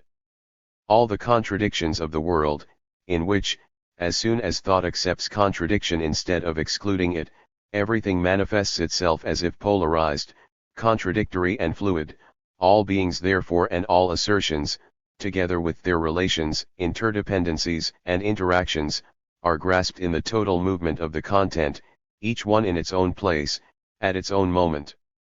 The network of facts, forces, and concepts becomes reason. The content, or world, is integrated with the idea, likewise the whole of history. The totality, the sum of the moments of reality. 24. Shows itself in its development as necessity. E143 one-sided determinations, the assertions of the understanding are not destroyed then by the dialectical reason. Once it is no longer turned against reason, the understanding appears in its true light. Partial truths, finite determinations, and limited assertions turn into errors when they claim to be definitive, and attempt to erect themselves above the movement. Understood relatively and reintegrated into the total movement as a moment, every finite determination is true. Every truth is relative, but as a truth it is located in the absolute and has its place within absolute truth. The understanding is a movement within the movement. It asserts, posits, negates, and analyses. At a lower level it imitates the activity of creation. It is essential to note that Hegelian logic does not abolish formal logic but transcends it, that it rescues and preserves it precisely by giving it a concrete significance. Formal logic is the logic of the instant, of the assertion and the object isolated and protected in their isolation. It is the logic of a simplified world. This table, considered independently of any relation with the activity of creation, and leaving aside the ravages of time, is obviously this table, while this lamp is not that book. Formal logic is the logic of abstraction as such. Language is subject to it, as being a set of symbols which serve to communicate an isolated meaning and which must keep the same meaning during the verbal transmission. But the moment the becoming or activity have to be expressed, formal logic becomes inadequate. On this point Hegel's demonstration has been borne out by the whole of subsequent philosophy. Formal logic is 25. The logic of common sense. Common sense isolates and immobilizes qualities, properties, and aspects of things. Once the becoming or activity is involved, it is hard-pressed and takes refuge in phrases like inasmuch as or in this respect, that is, it accepts responsibility for one thought so as to keep the other one separate and true. Dialectical logic transcends static assertions, but it does not destroy them. It does not reject the principle of identity, it gives it a content. Being is being. The universe is one. The force of creation is the same throughout the universe. The essence, in its manifold manifestations and appearances, is unique. The principle of identity expresses this inner uniqueness of the world and of each being. A stone, inasmuch as it is what it is, likewise thought. But the identity we have just expressed is still only abstract, because the stone is not the man who thinks.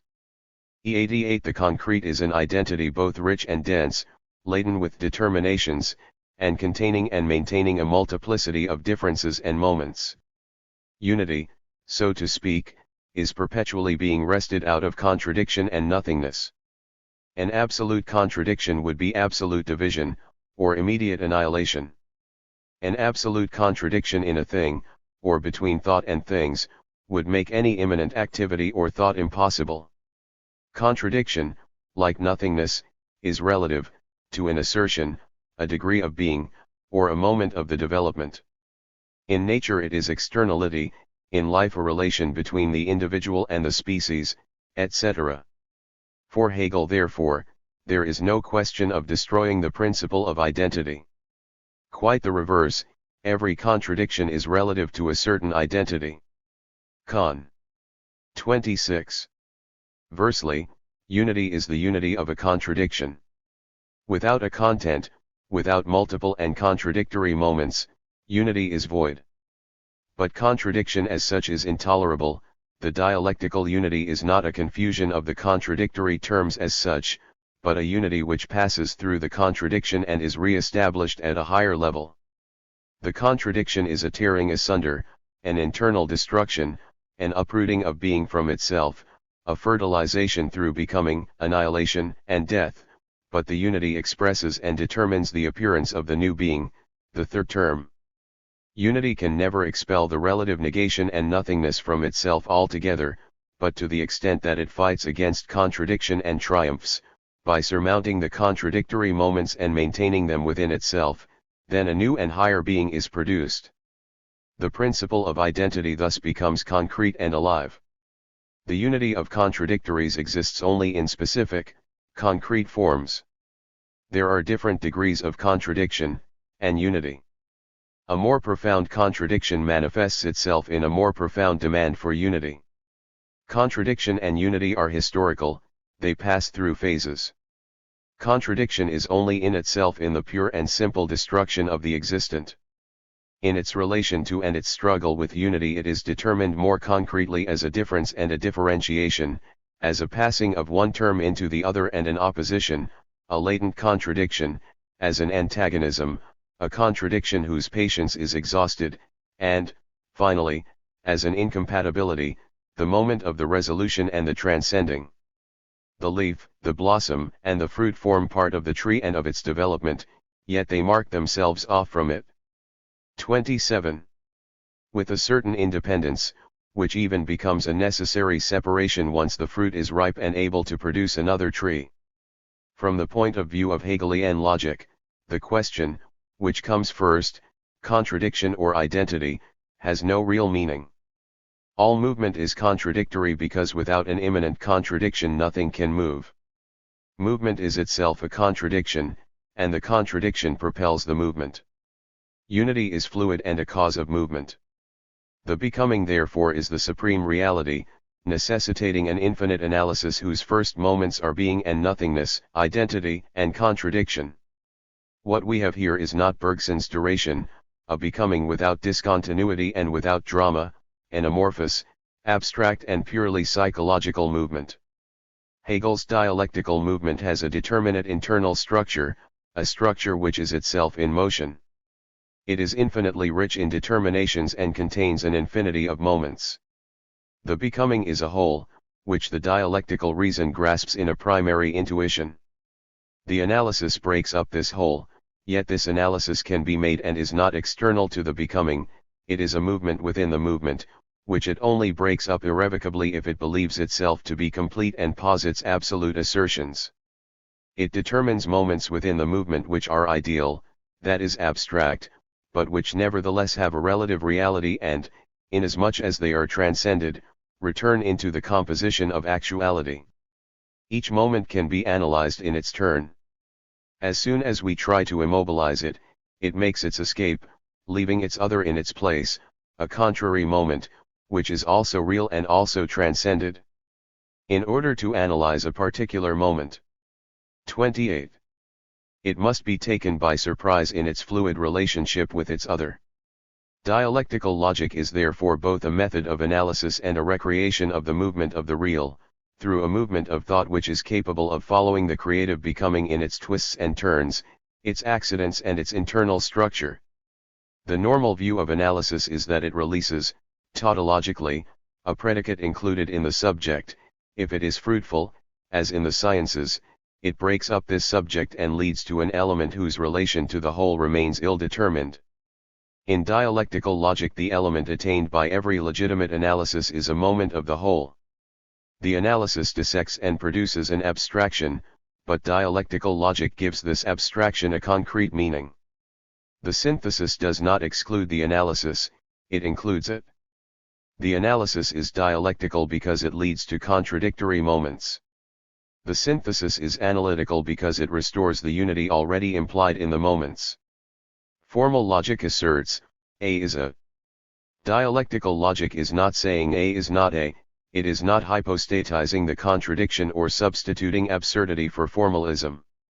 It says, A is indeed A, but A is also not A precisely insofar as the proposition A is not a tautology but has a real content. A tree is a tree only by being such and such a tree, by bearing leaves, blossom and fruit, by passing through and preserving within itself those moments of its becoming, which analysis can attain but must not isolate. The blossom, moreover, turns into fruit, and the fruit detach themselves and 29. Produce other trees. This expresses a profound relationship, a difference verging on contradiction.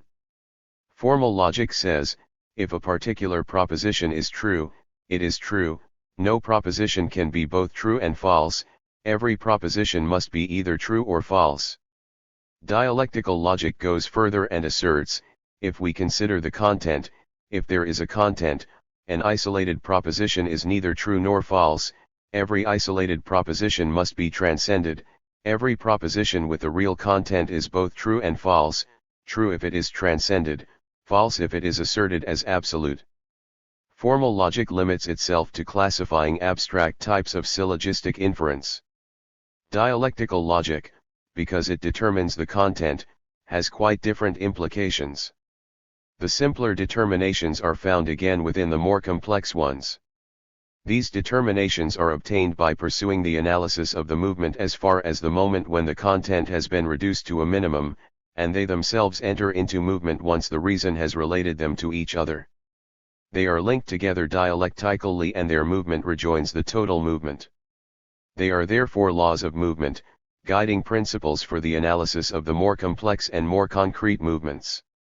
In every concrete content we have to discover the negation, the internal contradiction, the immanent movement, the positive and the negative. Every determinate existence is, from one point of view, quality, immediate determinability or something, and, from another, extensive or intensive quantity, or degree. Quality and quantity are to be found everywhere, in every 3 degrees. Domain, degree, or sphere of being and of thought.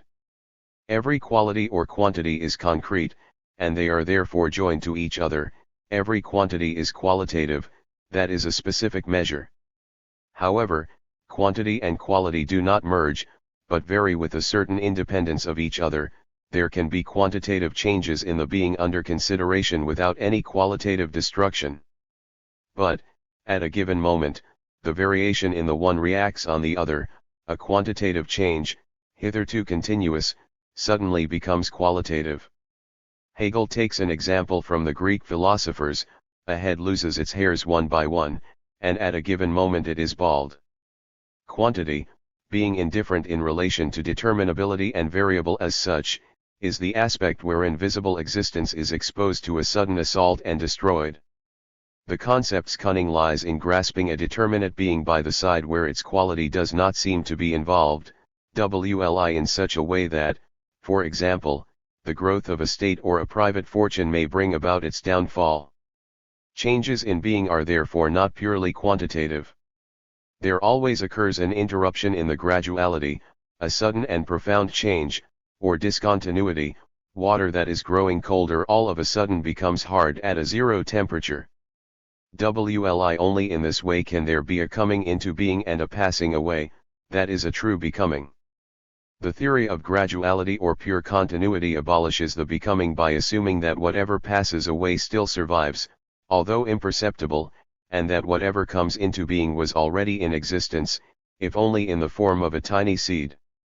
In the true becoming, the just turns into the unjust and excessive virtue. 3i. Into vice. A state which grows quantitatively, in population or wealth, changes its nature, its structure, and its constitution. It may collapse from within, because of the self-same constitution which, before it expanded, had made it strong and prosperous. Movement is therefore a unity of the continuous and the discontinuous, which will have everywhere to be recovered and analyzed. There is a leap, a discontinuity, a change of qualitative determination or degree, and hence a transcending, whenever a quality has reached its imminent limit, urged on, so to speak, by quantitative changes. In order to understand or predict the qualitative leap, we have to study the quantitative changes and determine the point or nodal line where the discontinuity arises. The becoming is a continuous development, an evolution, yet at the same time it is punctuated by leaps, by sudden mutations and upheavals. At the same time it is an involution, since it carries with it and takes up again the content from which it began, even while it is forming something new. No becoming is indefinitely rectilinear. These dialectical laws are the first analysis and most general expression of the becoming. One might say that they sum up its essential characteristics, without which there cannot be a becoming, but only stagnation or, more precisely, a stubborn repetition by the understanding of an abstract element. These very general determinations of the becoming prove themselves to be necessary by issuing from each other and linking themselves together into a becoming. The fact that there are three, if one wants to count them, says Hegel, of these dialectical determinations is still only a superficial and external aspect of 32. Our mode of cognition. In itself the movement is one. In this becoming of thought, by linking the categories together, the Hegelian mind descends into itself, grasping and absorbing its content. It grasps it by overcoming everything which separates or disperses, by destroying the negative element as such, and by negating the negation. Mind defines itself as the highest unity, possessing manifold aspects. As an immanent activity and becoming, it possesses its own movement within itself. It can posit, pass over and transcend, and then recapitulate these successive stages rationally. It produces its own movement by the negation of every partial moment, but this movement does not mean that it escapes from itself. Mind is a whole, it is the total movement. The identity which is completely full and concrete, and contains all the determinations, is the idea. In the dialectical movement it becomes for itself what it had been in itself, i.e. virtually, moments that could be isolated and externalized, determinations that had to be posited in themselves and hence negatively, so that they could then be negated and brought back into the true infinite of the idea. The idea is recovered in the content, which it has deployed so as to manifest itself, and so as to make the content explicit and concentrated in itself. Mind and the idea, or, to be more exact, absolute knowledge, are the supreme third term which contains and resolves the oppositions and contradictions of the universe. The idea negates itself by manifesting or alienating itself, but it negates itself in conformity with its own nature, it remains itself in its alienation, then recovers this nature in a multiform process. 33. Law, art, and religion are so many distinct domains, so many avenues by which mind, by absorbing into itself an ever higher content, comes to the possession of itself, to the idea. Phenomenal mind, related to an existing object, is consciousness. The science of consciousness is called the phenomenology of mind. Phenomenology is a higher psychology, which deals with mind forming itself and educating itself in its concept, its manifestations being moments of its giving birth to itself through itself. The history of philosophy and the philosophy of history retrace the external existence of mind, and its successive stages. Logic, finally, is at once the richest and the poorest of philosophical and scientific studies. It cements the stonework of the Hegelian edifice solidly together. It is a science of thought, thought being itself the determinability of the content, the universal element in every content. Although it works with abstractions, dialectical logic is within truth, it is itself truth.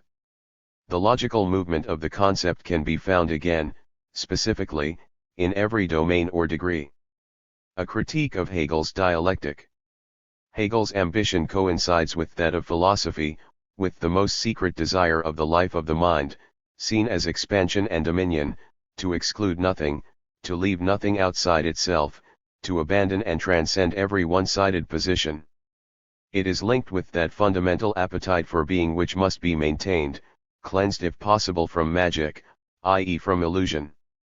Hegelianism asserts implicitly that all conflicts can be resolved, without mutilation or renunciation, in an 34. Expansion of being. It asserts that in the life of mind there is no need for options, alternatives, or sacrifices. Innumerable conflicts are objectively experienced, but none of them lasts forever. Every contradiction can be transcended in a forward leap of mind. Hegelianism remains therefore the only road a spiritual optimism or dynamism can take if it is to be formulated. Just as much as a doctrine and a logical method, Hegelianism represents a type of spiritual life that is still valid. Not to aim at acquiescing too hastily to ourselves or to the world, not to hide from ourselves the contradictions in the world, in man, and in each individual, but, on the contrary, to accentuate them, however much we may suffer, because it is fruitful to be torn asunder and because, once the contradictions have become unbearable, the need to transcend them becomes stronger than any resistance on the part of the elements that are passing away.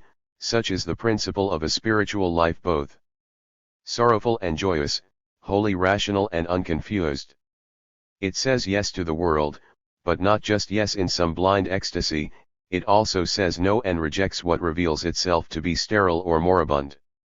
Hegel knew that the conflict and division within modern man are not an invention of the philosophers.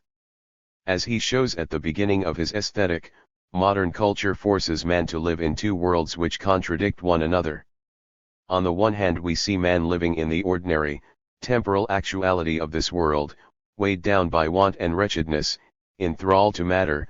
On the other hand he can raise himself up to ideas, to a kingdom of thought and of freedom, inasmuch as he is will he gives himself.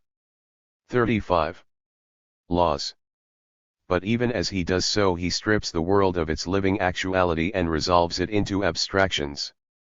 Thus flesh and spirit, everyday reality and thought, real necessity and ideal freedom, actual servitude and the theoretical power of the intelligence, the wretchedness of concrete existence and the splendid but fictive sovereignty of the idea, all are in conflict. For the past 100 years this unhappy cleavage of the modern consciousness has done nothing but grow more acute, until it is now intolerable. Yet did Hegel really grasp the entire content of human experience? Did he grasp it in its authentic movement? Did he really set out from the content and extract the form from it without falsifying it? Did he really raise all the degrees and profundity of the content to thought, without subordinating it to a preconceived form and without turning back to the content as immediately given? In the first place, Hegelianism, being a system, involves one essential presupposition, whereas it claims not to admit any presuppositions at all. Is it conceivable that the limited mind of an individual, of a philosopher, should be able to grasp the entire content of human experience?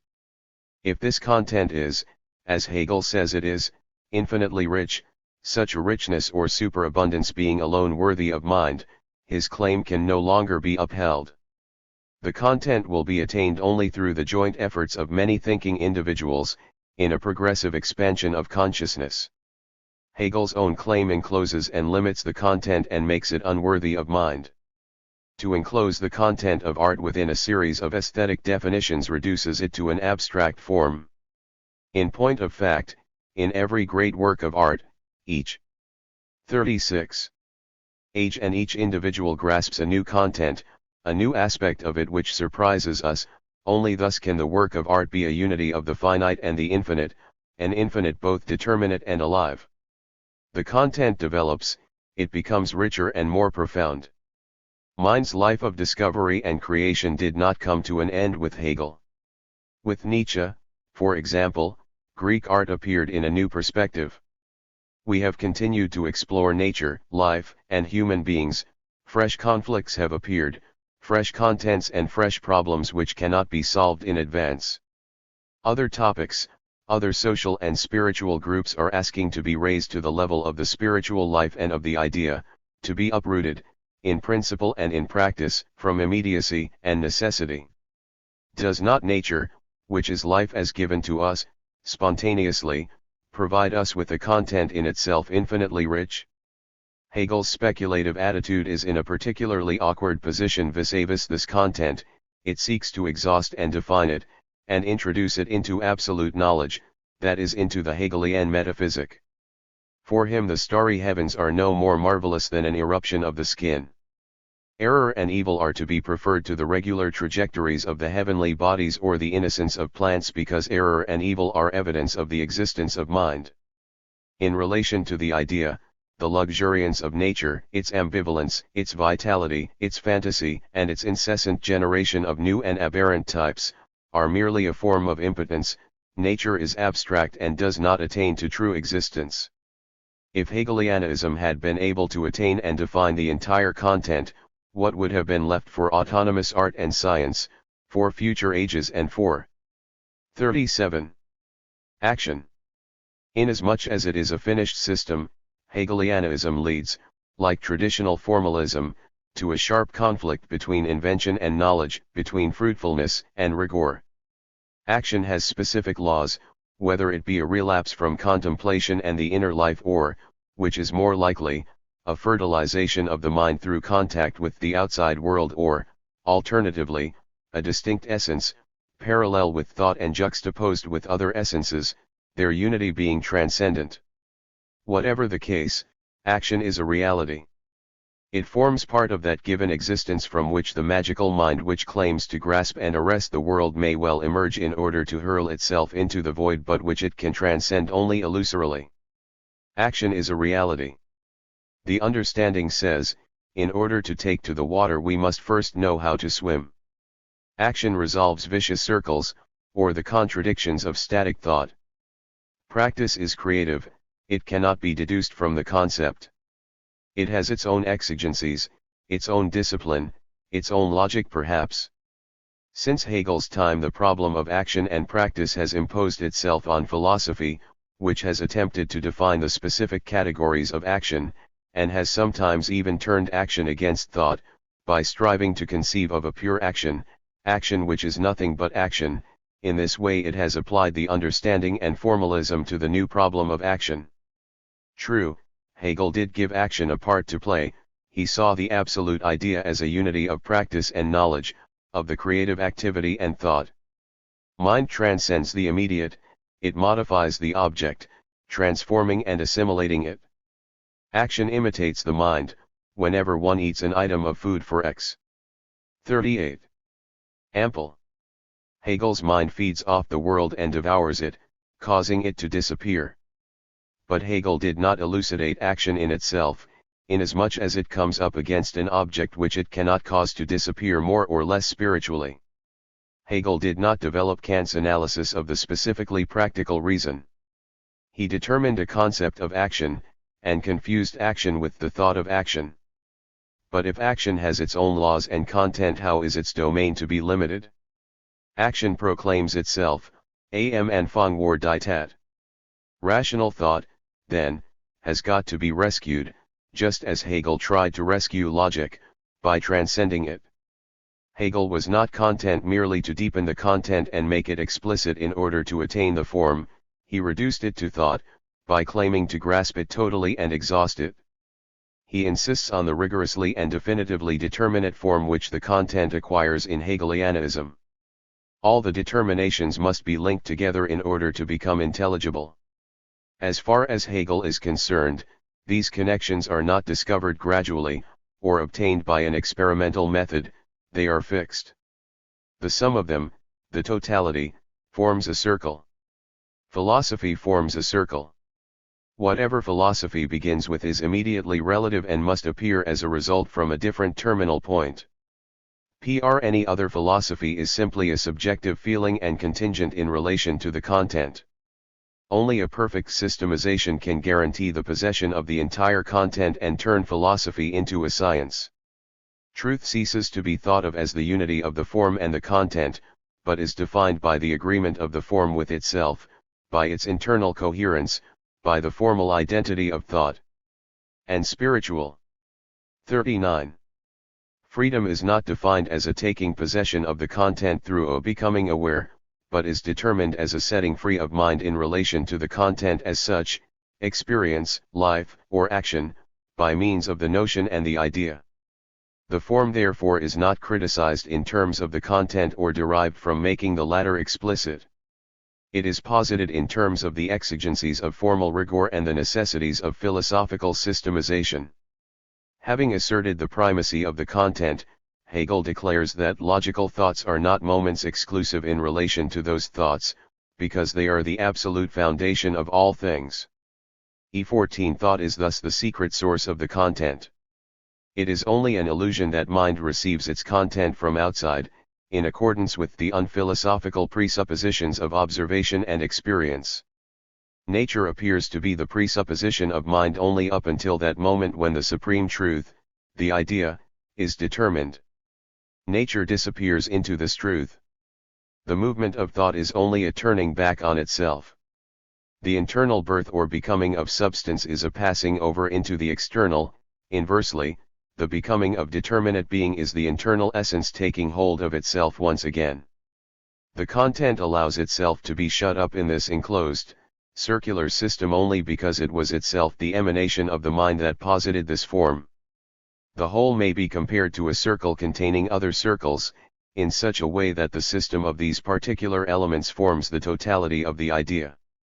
15 It is no longer a matter of raising the content freely to the notion, but of finding in the content a certain form of the notion, posited a priori in relation to the content, circular, enclosed. 40. And total in a special sense of that word, to wit as a closed totality. Thought grasps only itself. All the thinking subject does is to witness this development of the idea. The interesting thing for the other sciences is to recover the forms of logic. 14 And science contains thought inasmuch as thought is the thing itself, or in other words the thing in itself, inasmuch as it is pure thought. The subject matter of cognition, or content, is thus determined by the form. More generally, Hegel's dialectical logic can be interpreted in several ways, or rather 2 or even 3 different movements of thought can be found in it. A. The dialectic is seen as an analysis of the movement. The method assumes the content, it breaks up the unity of the becoming only to recover it again later. Ultimately, after an infinite analysis, the movement of thought coincides with the spontaneous movement of the world and the content. B. Instead of expressing and reflecting the movement of the content, the dialectic produces this movement. It is not so much a method of analysis as a method of synthetic and systematic construction of the content. C. The dialectic is seen as resulting from the alienation of the idea. At the point where it starts is to be found the potentiality of the idea which emerges from itself, divides, becomes other and produces the dialectic. Each of these interpretations can be supported from what Hegel wrote, but it would seem that the second one is the most authentically Hegelian. The phenomenology itself, which lays so much stress on 41. The content of consciousness, and on alienation and the externalization of mind in the world of things, states that, the content, defined more precisely, is mind, which reviews itself and reviews itself inasmuch as it is mind. And the final chapter of the greater logic comes to the conclusion that the method is the absolute, unique, supreme, and infinite force, which no object will be able to resist. The method is at once soul and substance, or, more clearly still, the logical idea is its own content inasmuch as it is an infinite form. The absolute idea, released for itself, has been made manifest by the fact that, in it, the determination no longer takes the form of a content but simply of a form. It transcends its positing as a content. In the absolute idea, logic recovers the simple unity of the starting point, by virtue of the mediation and of the transcending of this mediation. Immediate being has become an idea which has achieved identity with itself. The method is the pure concept related only to itself, it is therefore that simple relation to self which is being. The concept no longer appears as external to the content, which it had been in subjective reflection. In absolute knowledge the concept has become its own content. The absolute idea becomes a beginning for other spheres and other sciences, those of nature and history. Absolute knowledge therefore, instead of being the final term and end of thought, can be taken as a starting point. Starting from the idea we can reconstruct the world.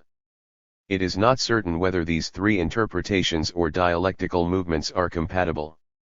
The theory of alienation becomes oddly blurred in the greater logic. Hegel wants to show that the idea, positing it. 42.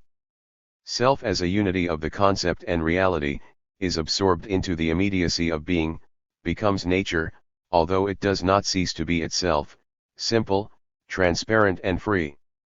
The transition must be understood in this sense, that the idea lets go of itself freely, sich selbst entlöses, absolutely sure of itself and resting in itself. Thus the idea is nothing more than infinite rest. And as it says in the last paragraph of the lesser logic, which elsewhere lays so much stress on the content, the idea resolves to deliver itself freely of the moment of its particularity, of the first determination of the other being. It is rather curious to compare these passages with those, especially in the phenomenology, or even in the logics, which express the profound and disruptive activity of infinite negativity, subjectivity, freedom, and the transcending. In so far as it is a subject, the living substance is pure and simple negativity, a process which divides the simple, duplicates the terms and sets them in opposition to each other, says the phenomenology. Hegel does not prove that this calm externalization of the idea releases contradictory existences and not juxtaposed existences or essences, quite simply external one to another. On the contrary, he accepts religion, law, and art to be distinct domains, contradictory neither amongst themselves nor with philosophy, and hence simply juxtaposed. Religion and philosophy have a common content and this content is subtracted from the development, from succession in time. GPEXX by believing that it can grasp the whole content Hegelianism limits the content it can accept, accepts this uncritically and finally subtracts it from the dialectical becoming. In which case the 43. Dialectical contradiction exists only for and through the finite, individual mind. Sometimes Hegel posits absolute, motionless being, eternal self-knowledge, an objective identity which abolishes all contradiction forever. The philosopher participates in this absolute knowledge and extracts the entire world from out of his head, the form of identity gives birth to the content. This system is built up like a piece of rigid architecture, made up of superimposed triangles suspended by their apices. Then, perhaps, Hegel feels being starting to shudder and elude him, so he posits a substance even stranger and more alien than being, negativity. The positive or determination is itself a negation and a participation, Mitteilung, in the negativity, which is the soul, the turning point in the movement of the concept, the mighty power of thought, which destroys and transcends. Negativity which, inasmuch as it is an infinite power identical with itself, is a hypostatized negation, thus acquires a transcendent existence, it is an absolute nothingness of which the positive is no more than a momentary manifestation instantly suppressed. It is an active nothingness, a mystical and omnipresent abyss, from which all the forces of life and matter tumble like mysterious cataracts before falling back into it again. Negativity is infinite and cruel, and Hegelianism becomes a subjective mysticism. It might be thought of as something constructed by the internal tempo of mind, moving within the eternal present, or else, as Heidegger puts it, as an attempt at the analysis of the ontological structure of death. The objective content vanishes. Hegelian speculation is still steeped in magical ideas. By positing a magical participation in absolute. 44. Being, conceived of as knowledge and reason, it combines the magical schema with an attempt to be more fully rational. At the same time it is a first metaphysic of nothingness. It oscillates between absolute object and absolute subject, between being and nothingness, between knowledge and a magical mysticism. Hegel's system, inasmuch as it is a system, abolishes both contradiction and the becoming. Contradiction is reduced to a logical essence, a relation determinable a priori which the mind automatically meets with in every single thing. It is only an approximation to the truth, relative to the positions adopted by our finite understanding. Being no longer attached to the spontaneous, given movement of thought's content, it loses its objectivity. What we have is no longer the concrete unity of specific contradictions, but an absolute identity, being or nothingness, posited in advance, for all eternity. But contradiction does not allow itself to be destroyed by Hegel any more than by the pure logicians, it takes an ironic revenge on him. Hegelianism sought to put an end to the becoming by seeing it as a becoming and enclosing it quietly in a circle. But it is an illusion to see the becoming as a quiet circle, as a resting place for thought within itself, or as a fulfillment of mind. Hegel wanted to resolve and transcend all the contradictions of the world, but contradiction and even illogicality remained inside his own system. By making it eternal he immobilizes the reality he claims to be reconstructing, and it is the reality of his own time. With him the metaphysical third term takes on the well. 45. Known and very unphilosophical features of the Prussian state. Yet life goes on. States crumble or are transformed.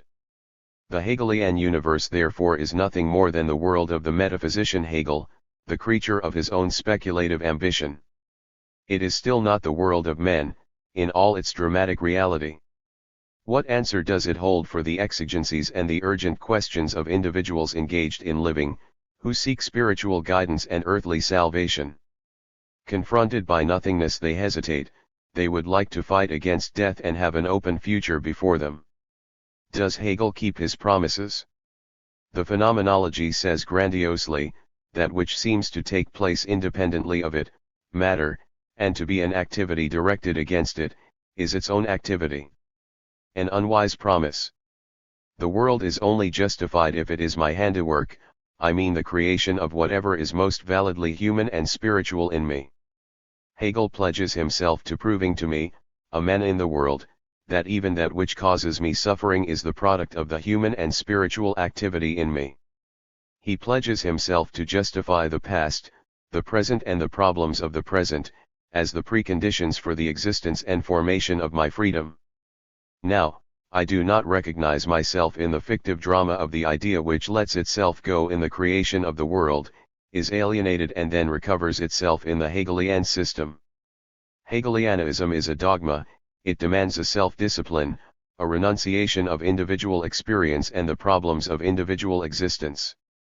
When the phenomenology describes the torment of unrealized being, I find it moving, but the cosmic adventures of mind are independent of us. Hegelian. 46.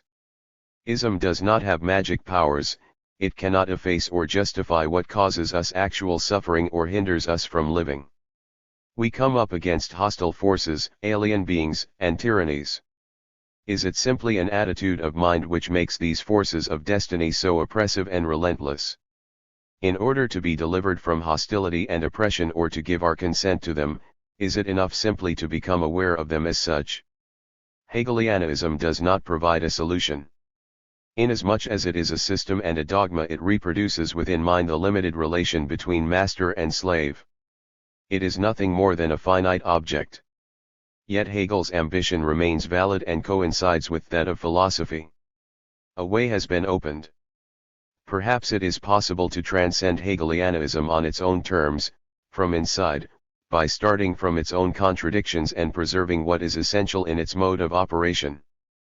Perhaps we must accept the rich content of life in all its immensity, nature, spontaneity, action, widely differing cultures, fresh problems. It may swamp our minds, we may have to explore it and study it in greater depth without being able to exhaust it, but we must open our minds to it. The form to which thought raises the content must be seen as fluid and capable of improvement. Thought must accept the contradictions and conflicts in the content, it must determine their transcending and their solutions in accordance with the movement of that content, and not impose a priori and systematic forms on it. Little by little the becoming will be repossessed through and through, in all its prodigious wealth of moments, aspects, and elements. A transcended Hegelianism will integrate and elaborate. 47. Dialectical logic in conformity with the nature of the dialectical movement itself, of the becoming taken authentically as absolute experience.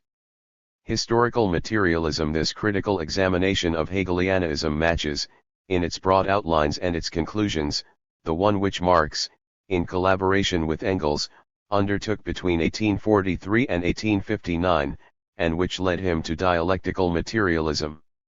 Their lengthy inquiry into philosophy, science, and politics led Marx and Engels from jurisprudence to economics, from liberalism to socialism, and from Hegelian idealism to a highly developed form of materialism. From 1844 onwards, for practical reasons and because the Prussian state seemed to him to be oppressive for actual living men, Marx ceased to look on the state as the actuality of the ethical idea.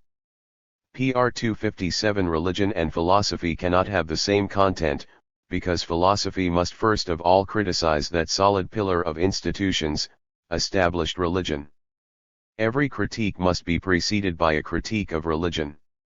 And Marx was later to write that from this time onwards he had realized that juridical relations, like forms of government, cannot be explained either in themselves or by the supposed evolution of the human mind, but that they have their roots in the conditions of material existence which Hegel embraces as a whole under the name of civil society.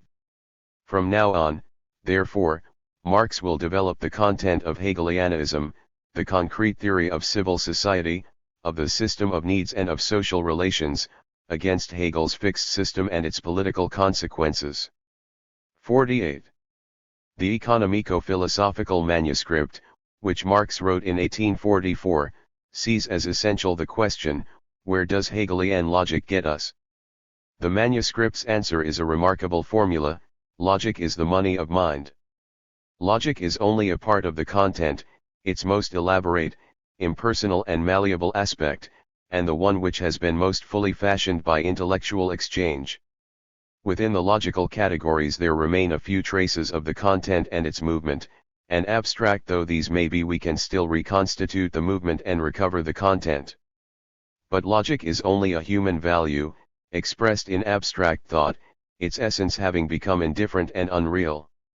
It forms part therefore of the alienation of living men because, like nature, it disregards both him and concrete existence. How can the world be deduced from it? And how can it be the essence of human thought?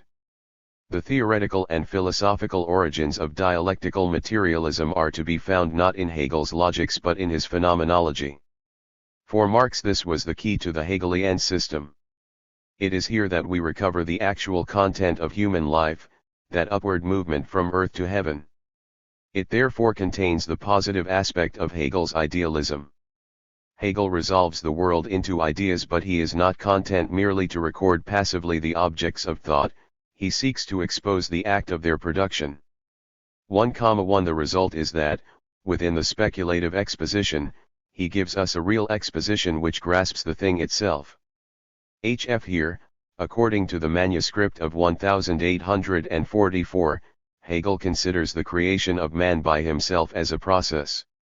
He examines the objectification of man in a world of external objects and his 49. Objectification, his becoming aware of himself, as a transcending of his alienation. He half sees that labor is essentially a creative activity and grasps that objective man, the only real man, is the result of this creative power.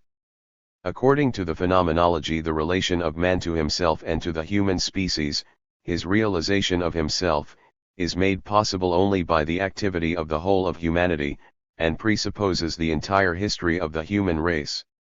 Unfortunately, the phenomenology does not properly understand man's alienation. Hegel sees an alienation in what man realizes, the world of objective products or things created by man.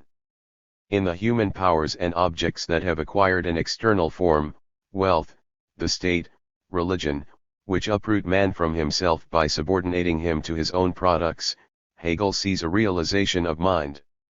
In fact, Hegel replaces man by consciousness. He replaces the whole of human reality by the consciousness which knows itself. Hegel turns man into the man of consciousness, instead of turning consciousness into the consciousness of real men, living in the real world. Now, this consciousness is nothing more than mind, metaphysically dissociated from nature, which is itself separated from man and disguised as a purely external existence. Mind, absolute knowledge or absolute subject-object, is the unity of these terms, abstract man in a nature metaphysically transposed.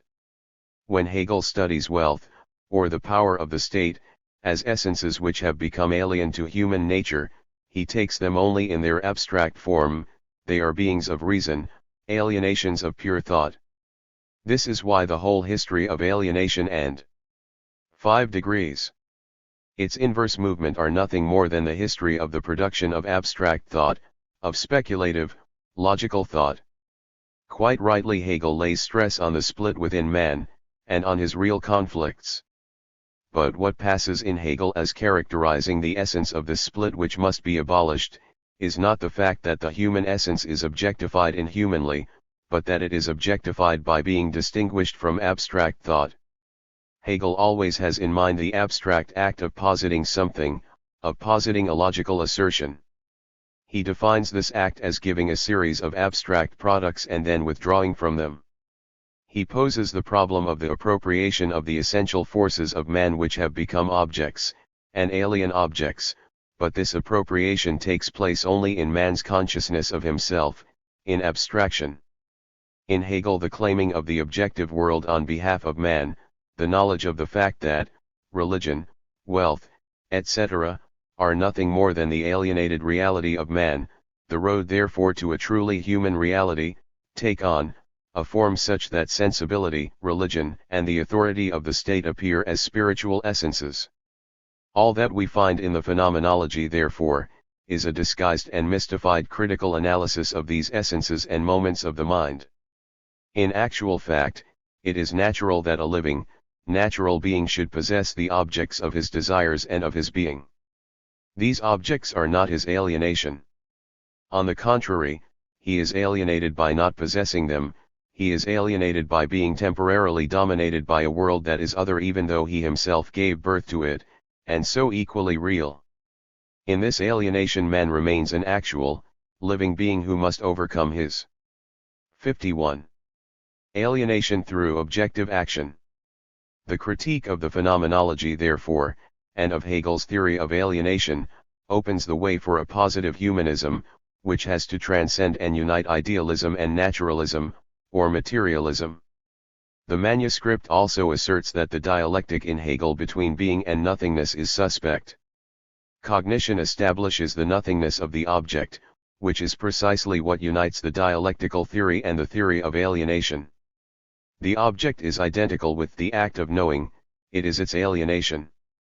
The object is a mirage, a false appearance of cognition, which opposes itself and hence opposes nothingness to itself.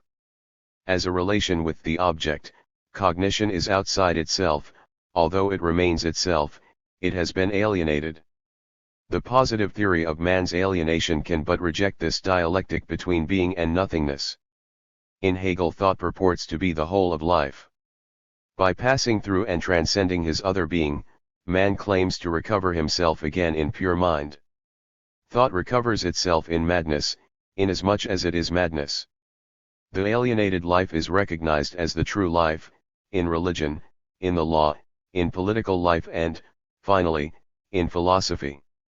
To know and to live is to posit oneself, to assert oneself in contradiction to oneself, in contradiction to the knowledge and essence of the object. The Hegelian negation of negation is not therefore the assertion of man's true essence by the negation of his imaginary essence.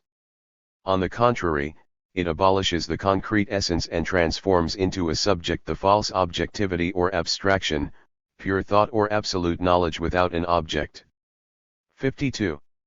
In the Hegelian transcending, the determinations that have been transcended remain as immobile moments of the total movement, law and private property, the state, religion etc.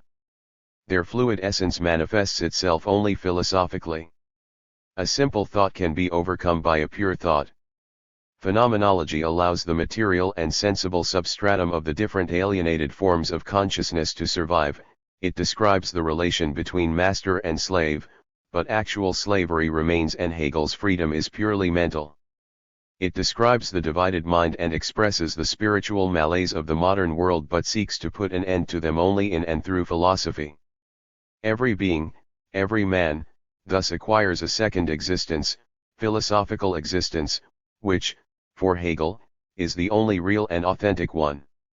Man exists philosophically, his religious or his political existence are, in actual fact, religio-philosophical, politico-philosophical etc. Thus he is religious only in so far as he is a philosopher of religion. Hegel denies real religiousness only to immediately assert and re-establish it as an allegory of philosophical existence. Consequently, this ideal transcending leaves its object intact in reality. Hegel opposes non-philosophical immediacy, then accepts its immediate reality philosophically. The economico-philosophical manuscript rejects dialectical logic only to accept the theory of alienation, by modifying it profoundly. This position became clearer during the years 1845–6, when Marx and Engels were judging the philosophy of Feuerbach against the humanism to which they had been led by their own experience and by their critique of Hegelianism. Examination of the evolution of Marx's. 53. Thought does not reveal a Feuerbach phase but rather an integration and, at the same time, a continuing critique of Feuerbach's ideas.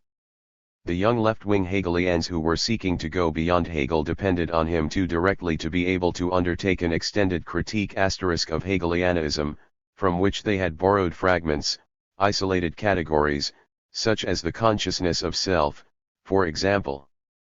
These young Hegelians made a pseudo-critique of religion.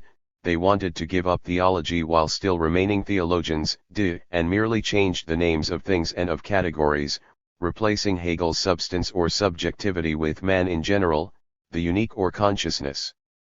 They took a religious view of these categories, and instead of analyzing the representations of religion, canonized the world as given.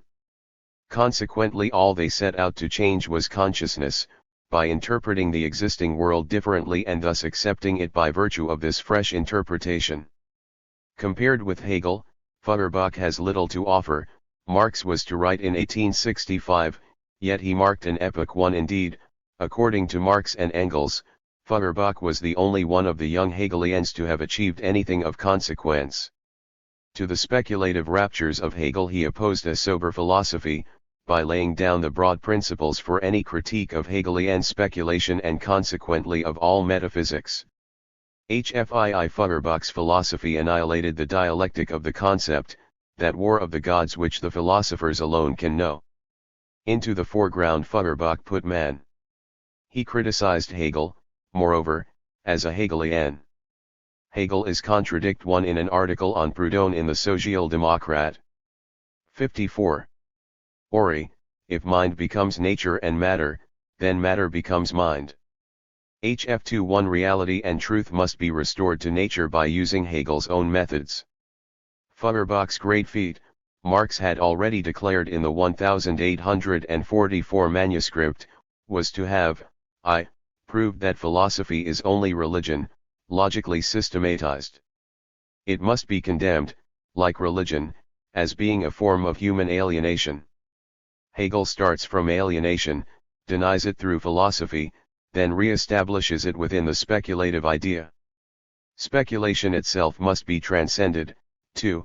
Founded true materialism by making man's relation to man the fundamental principle of any theory. 3.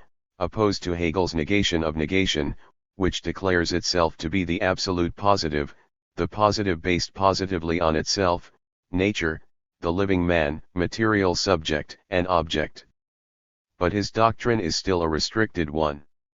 He reduces man to the isolated, biological, and passive individual, and hence still to an abstraction.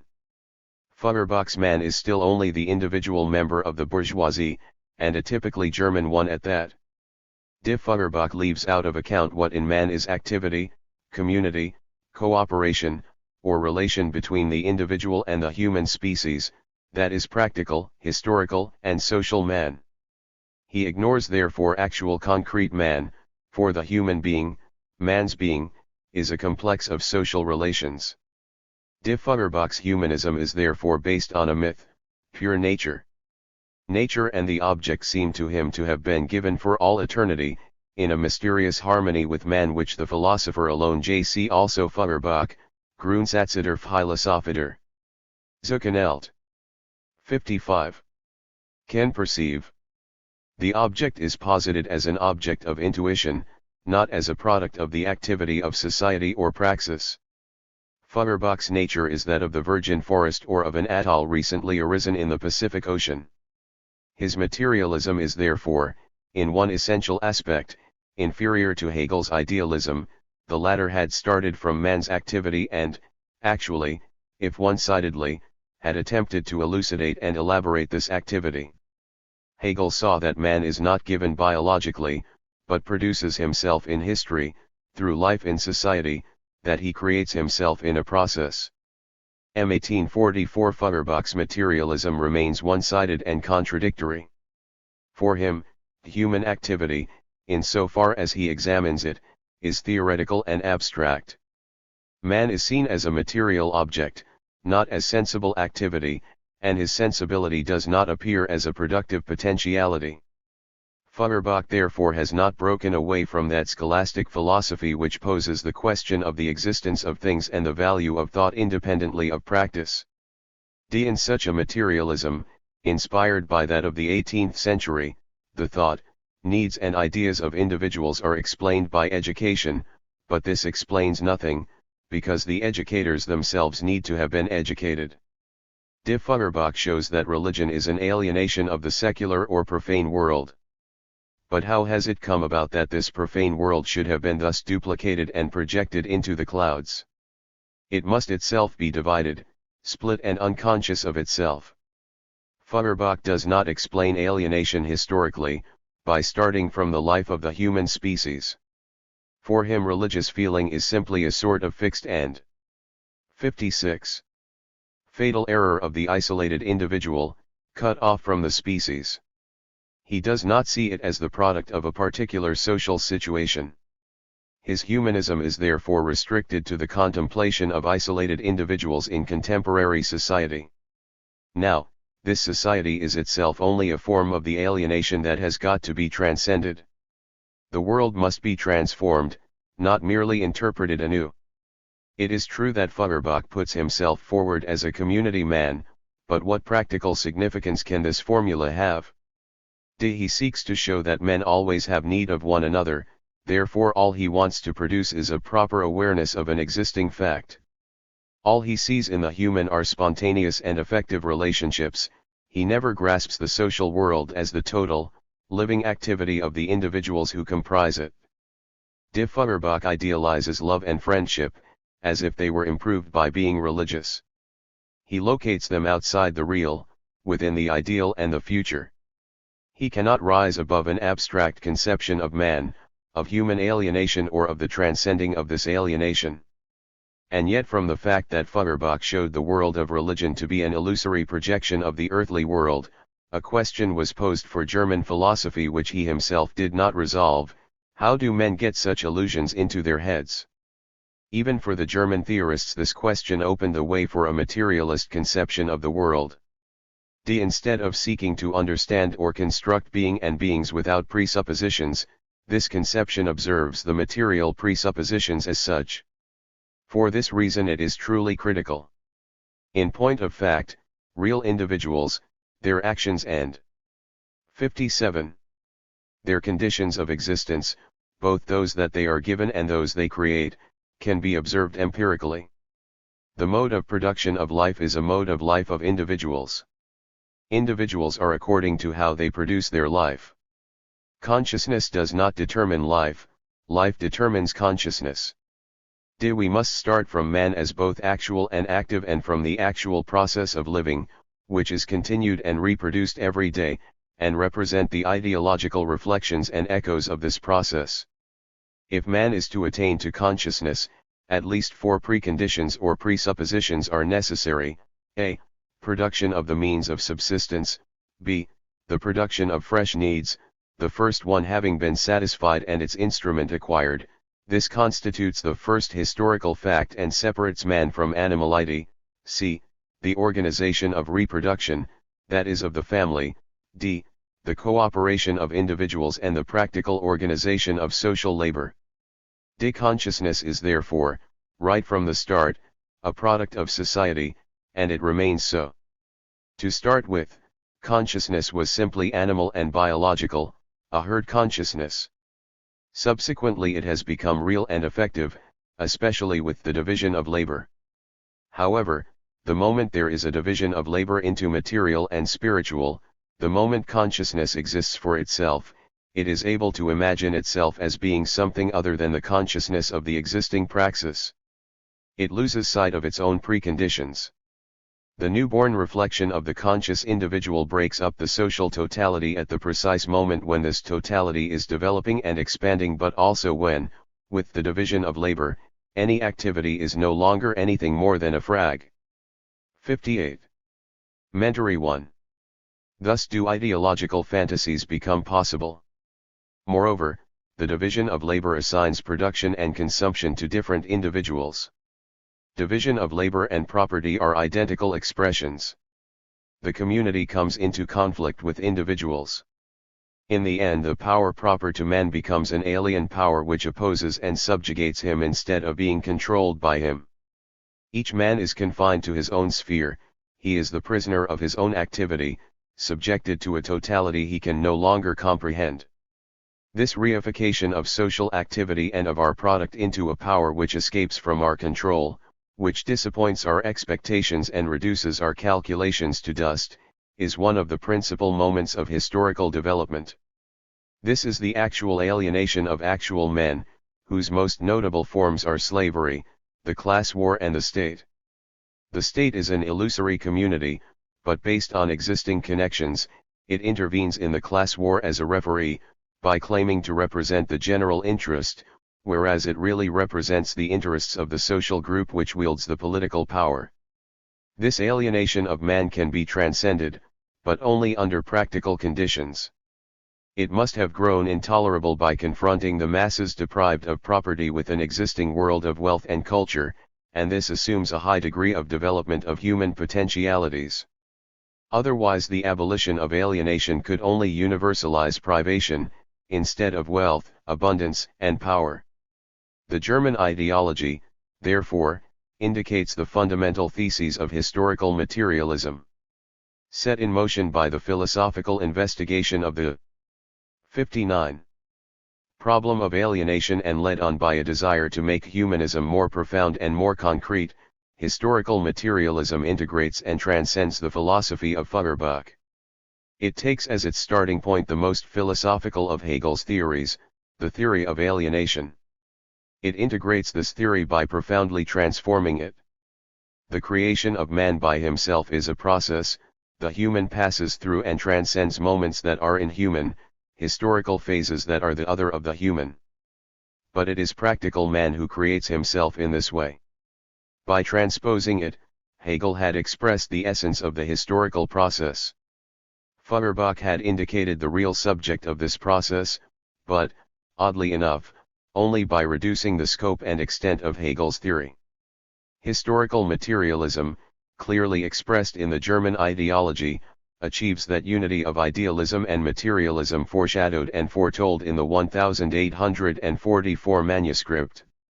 Once it has been formulated, historical materialism turns against the philosophy from which it had issued, against Hegelianism, against Feuerbach, against philosophy in general.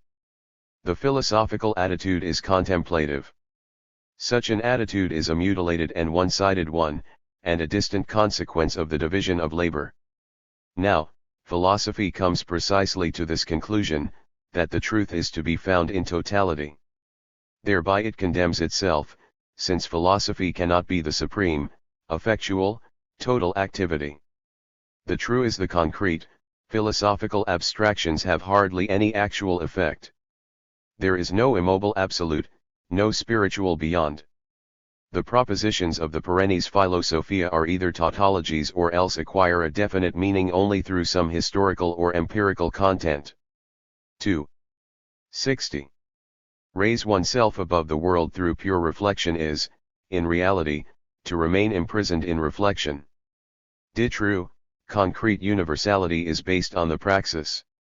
Materialism seeks to give thought back its active force, the one which it had before consciousness became separated from work, when it was still linked directly with practice. The act which posited human thought and made man separate from the animals, and from nature was a fully creative act, even though it has led to a split within the human reality. The total power of creation must be recovered, at a higher level. Historical materialism fulfills philosophy by transcending it. It takes the supremely philosophical decision not to be misled by the illusions of successive epochs and to create a truly universal doctrine. The three requirements of philosophy, efficacy, truth, and the universality of its ideas, cannot be met on the philosophical plane. Speculation must be transcended. Independent philosophy loses the medium of its existence medium, whenever we imagine reality. In its place can come only a summary of the most general results of the study of the historical development.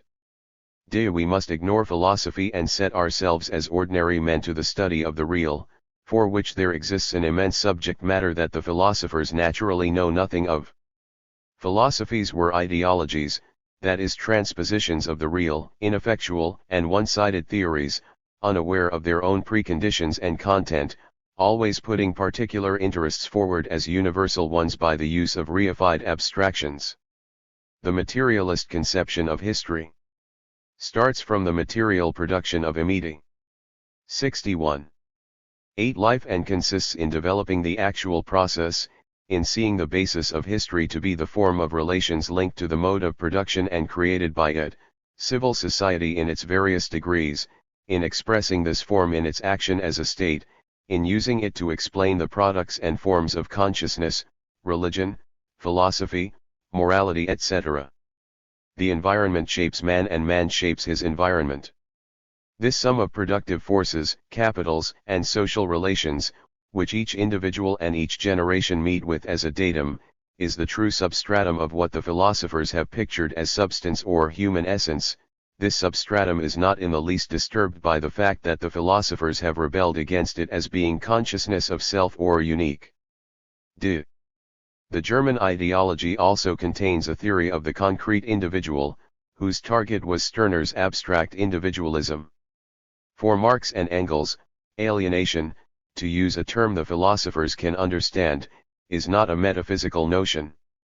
The alienation of man in general is only an abstraction. Under the name of man the philosophers have imagined, as an ideal, the individual who is no longer subject to the division of labor. They have expressed the contradiction between the actual human condition and men's needs abstractly. The historical and social process which leads from primitive animality to the era of freedom and plenty must be studied empirically. Alienation is one aspect of this process. Up till now there has been, and there still is, a reification of social relations with respect to individuals. Individu. 62. ALS alone exist, they are not uniques, the same everywhere, with rigid and necessary relations between them, but real beings, at a particular stage of their development, joined to each other by relationships that are complex, concrete and fluid. These individuals can live and develop only within the life of the human species, within the specifically human life, that is within a community. Today they must subjugate the alienated and reified powers in actual practice, so that these can be reintegrated into the community and into the lives of the individuals freely joined to that community. In particular, they must transcend the division between the purely individual life of the individual, his private life, and that part of his being which is subordinated to the life of society, to specialization, to the group of which he forms part, his class, and to the war he wages against other individuals, competition. Hitherto, in societies divided into classes, personal interests have developed in despite of persons into class interests which acquire independence vis-a-vis individual persons and, in their autonomy, take on the form of general interests, and as such come into conflict with actual individuals. Do these interests seem to individuals to be superior to their own individuality, and within such a framework personal activity can but be alienated, solidified, or reified, sich versachlichkeit, into mechanical operations external to that person. It is as if there existed within individuals a power whose relationship to them is external or contingent, a series of social forces which determine individuals, control them and seem to them to be sacred. These are the habits and forms of behavior which the individual believes to be the most profound thing. 63. About him and which in fact come to him from his class. Stirner did not grasp that the general interest and private interest, the historical process and the actual alienation of the individual, are two aspects of the same development. Their opposition is only momentary, relative to a particular state of society, its division into classes. One of these aspects is constantly being produced, fought against and reproduced by the other. This phase of history has got to be transcended, not in the kind of unity found in Hegel but in the materially conditioned destruction of a historical mode of existence of individuals.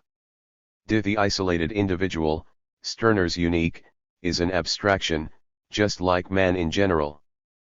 But the fully developed individual, in harmony with the life of the species and the specific content of human life, the free individual in a free community, is not an abstraction. This concrete and complete individual is the supreme instance of thought, the final aim of man's activity. Abstract individualism leads to a paradoxical result. Selfishness that is in harmony with itself transforms each man into a secret police state. The spy reflection watches over every movement of mind and body. Every action, every thought, every vital manifestation becomes a matter for reflection, that is for the police. Selfishness that is in harmony with itself consists in the tearing asunder of man, who is divided into natural instinct and reflection, into creature and creator. 64. An internal plebs and an internal police force. D. In this way middle-class or lower middle-class selfishness interposes the mathematics of self-interest between itself and everything else, every desire and every living being. Human needs are plastic and go on multiplying, which is an essential form of progress. We live in a natural and social environment which allows us to act and satisfy ourselves multilaterally. It is in any case absurd to believe that an individual life can be fulfilled in the form of a single passion, without satisfying the whole individual. It is just such a passion which becomes isolated and abstract in character, or alienated. It manifests itself in respect of myself as an alien power. The reason for it is not in consciousness but in being, in the vital, empirical development of the individual. The individual thus mutilated develops absurdly.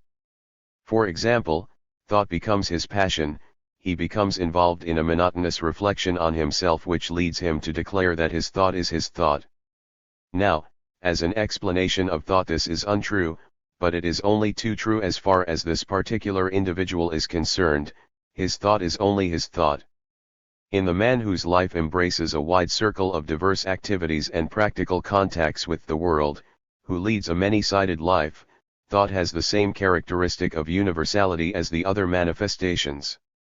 Such an individual does not become fixed as abstract thought, nor does he need the complicated detours of reflection in 65. order to get from thought to some other vital manifestation. On the other hand, with a teacher or writer, whose activity is restricted on the one side to an arduous job and on the other to the pleasures of thought, and whose links with the world are reduced to a minimum as a result of his wretched circumstances, it is inevitable that, if he still feels the need to think, his thought should become as abstract as himself and his life. It will become an unvarying force which, once set in motion, makes it possible for him to enjoy a fleeting pleasure and salvation. The alienation or, to be more precise, the reification of man's activities is therefore a social fact and also an internal fact, exactly contemporaneous with the formation of the inner or private life of the individual. A psychosociology of alienation is possible. We are alienated individuals. All our desires are by nature brutal, one-sided, and erratic. They arise haphazardly, infrequently, and only when stimulated by some elementary physiological need. And they are brutal in their externalization, repressing other desires and dominating thought itself.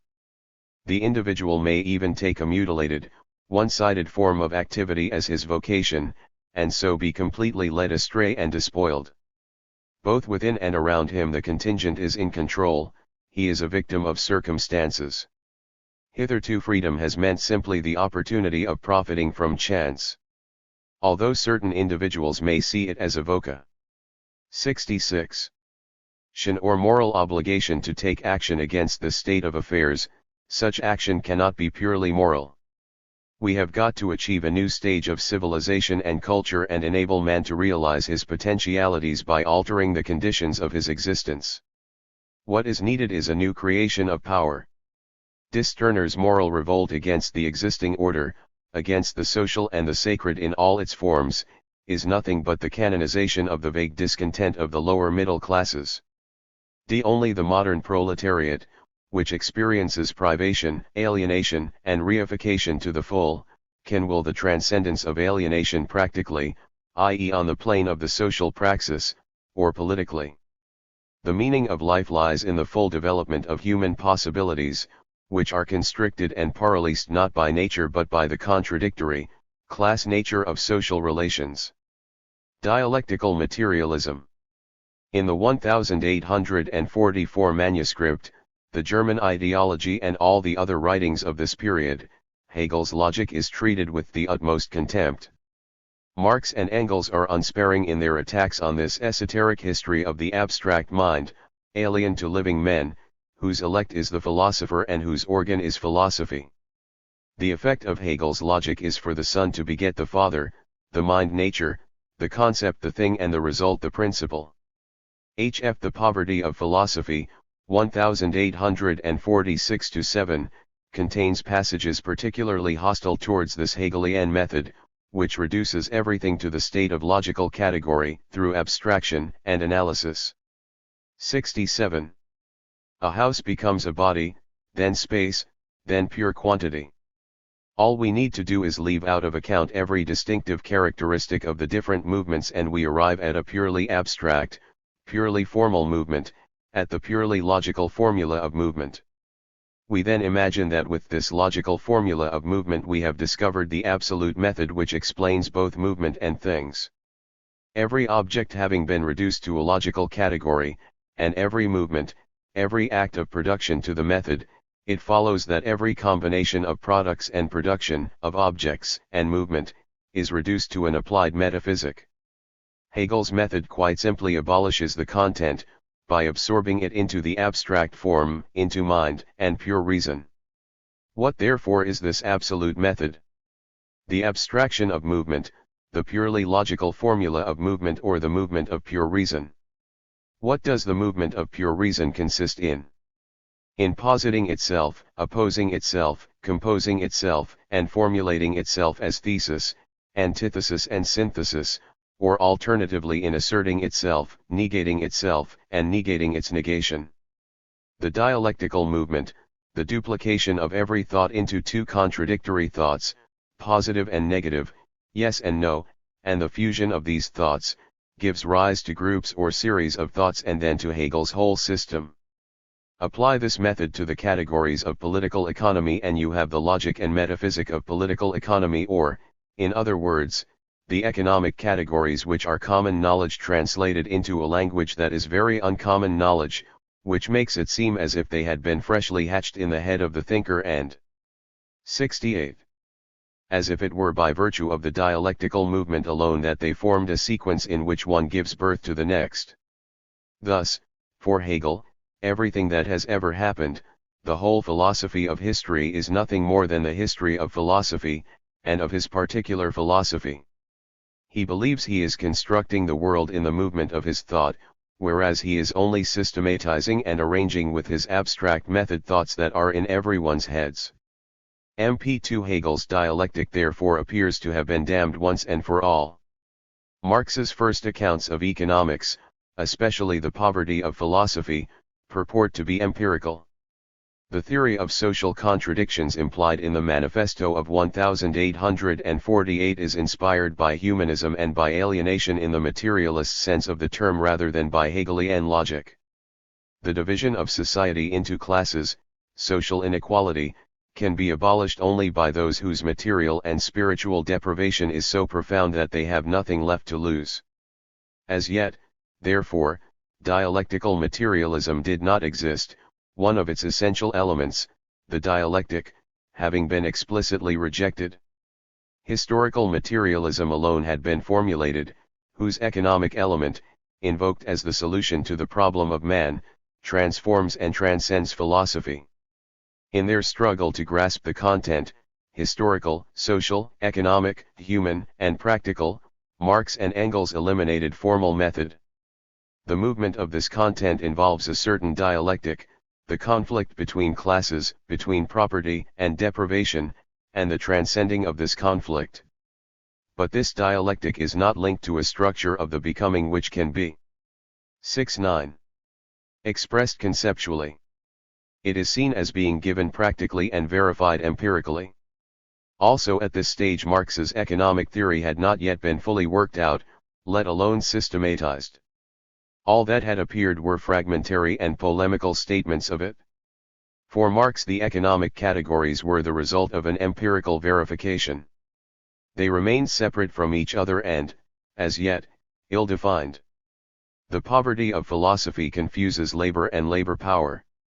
The theory of surplus value, surplus production, and crises, together with its political consequences, was not to be worked out until after the economic crises of 1848 and 1857. We have to wait until the year 1858 to find the Hegelian dialectic being mentioned for the first time non-pejoratively. I have been making some jolly discoveries, Marx wrote to Engels on January 4, 1858. I have thrown overboard the whole theory of profit as it has existed up until now. I have been greatly helped in working out my method because, purely by chance, Freilagrath found some volumes of Hegel which had belonged to Bakunin and sent them to me as a present. I have been browsing through Hegel's logic again. When the time comes to resume this sort of work, I shall very much want to publish 2 or 3 papers which will render the rational element of the method which Hegel both discovered and turned into a mystery accessible to common sense. On February 1858, Marx drew Engels's attention to the Hegelian pretensions of Lassalle. He will learn to his cost that it is not the same thing to bring a science to the point where it can be stated dialectically, and to apply an abstract, ready-made system of logic. 70. The dialectical contradiction. From this correspondence it follows that the dialectical method was rediscovered and rehabilitated by Marx at the time when he was beginning work on the critique of political economy and capital. His elaboration of the economic categories and their internal connections went beyond empiricism and attained the level of a rigorous science, then took on the form of a dialectic. An important article by Engels, which appeared in 1864 in the Pupil of Brussels, on the contribution to the critique of political economy, indicates very precisely the 2 elements of Marx's mature thought. The materialist conception of history asserts that the conditions men live under determine their consciousness and that at a certain stage of their development the material forces of production come into conflict with the existing relations of production. Having been up until this time a form of development of the forces of production, these relations of property are transformed into obstacles. A form of society never passes away before all the forces of production it may contain have been developed. Superior relations of production are never substituted for this form before the conditions for their existence have been incubated in the heart of the old form of society. This is why humanity never sets itself problems it cannot solve.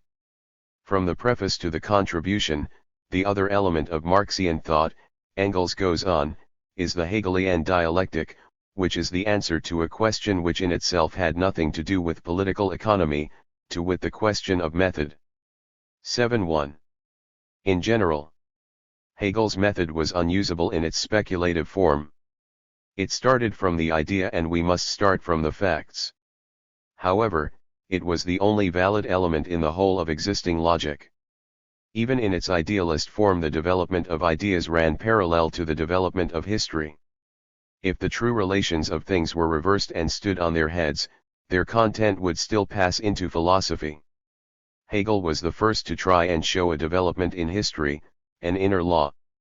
Marx alone was capable of extracting the kernel from Hegel's logic, and of re-establishing the dialectical method, freed from its idealist wrapping, in the simple form where it becomes the exact form of the development of ideas. In our view, the elaboration of the method underlying Marx's critique of political economy is a result hardly any less important than the fundamental conception of materialism. The dialectical method thus came to be added to historical materialism and the analysis of the economic content, once this analysis had been sufficiently developed to allow and demand a rigorous scientific expression. The dialectical method, worked out first of all in an idealist form, as being the activity of the mind becoming conscious of the content and of the historical becoming, and now worked out again, starting from economic determinations, loses its abstract, idealist form, but it does not pass away. On the contrary, it becomes more coherent by being united with a more elaborate materialism. In dialectical materialism, idealism and materialism are not 7.2. only reunited but transformed and transcended. This method starts from the simplest fundamental relations we can find historically, in actual fact, that is economic relations. Art. Cit. This passage answers certain simplistic Marxists as well as most critics of Marxism in advance. Economic relations are not the only relations but the simplest ones, the ones found again as moments in complex relations. As currently interpreted, dialectical materialism looks on ideas, institutions, and cultures, on consciousness, as a frivolous and unimportant superstructure above an economic substance which alone is solid. True materialism is quite different. It determines the practical relations inherent in every organized human existence and studies them inasmuch as they are concrete conditions of existence for cultures or ways of life. The simple relations, moments, and categories are involved, historically and methodologically, in the richer and more complex determinations, but they do not exhaust them. The given content is always a concrete totality. This complex content of life and consciousness is the true reality which we must attain and elucidate. Dialectical materialism is not an economicism. It analyzes relations and then reintegrates them into the total movement. The very fact that these are relations implies the existence of two opposed elements. Each of these elements is considered in itself, and from this examination stems the kind of their mutual relation, of their action and reaction on each other. Antagonisms will be produced requiring a solution. We shall examine the nature of this solution and shall see that it was obtained by 73. Means of the creation of a new relation, whose two conflicting terms we shall have to develop. Art. Cit. Although Marx never followed up his plan of expounding his dialectical methodology, and although he did not use the words dialectical materialism to describe his doctrine, the elements of his thought are undeniably those conveyed by this term. One can understand why he should have stressed the dialectical form of his account of economics with a certain coquetry, as he himself puts it, in the preface to the second edition of Capital, having previously come down so hard on all metaphysics of political economy. His method does more than differ from Hegel's method in its fundamentals, it is the direct opposite of it. Ideas are only things transposed and translated into the heads of men. The Hegelian dialectic has got to be turned inside out if we are to discover the rational kernel beneath the mystical envelope. K. I. 48. The dialectic is a method of exposition, a word to which Marx gives a very powerful meaning. The exposition is nothing less than the complete reconstitution of the concrete in its inner movement, not a mere juxtapositioning or external organization of the results of the analysis. We must start from the content. The content comes first, it is the real being which determines dialectical thought. The object of our method of inquiry is to take possession of matter in its detail, to analyze its various forms of development and to discover its inner laws. The analysis therefore determines the relations and moments of the complex content. Only then can the 74. Movement of the whole be reconstituted and exposed. When the life of the content is reflected in ideas, we may imagine that we are dealing with an a priori construct. In a general way, the concrete is concrete because it is the synthesis of several determinations, multiplicity made one. In thought it appears as a process of synthesis, as a result and not as a starting point, although it is the true starting point.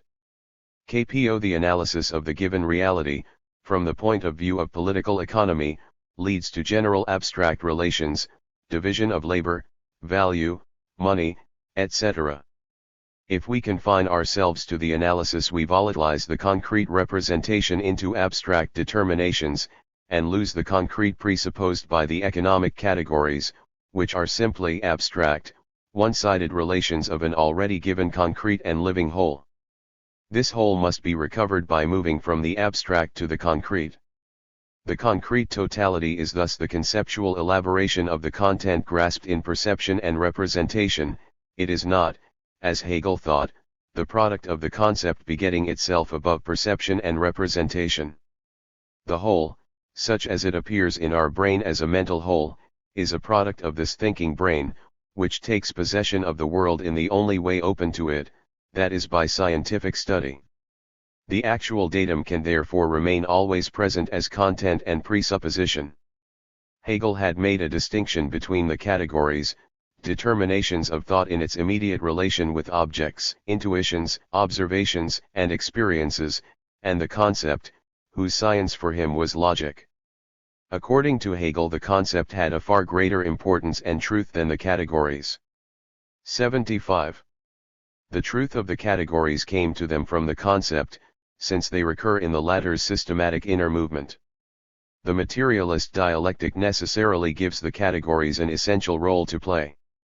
They have their own truth in themselves, without needing to be attached to the concept in general and its purely logical development. There are specifically economic categories, which result from the relations between the mind and the content, the economic object.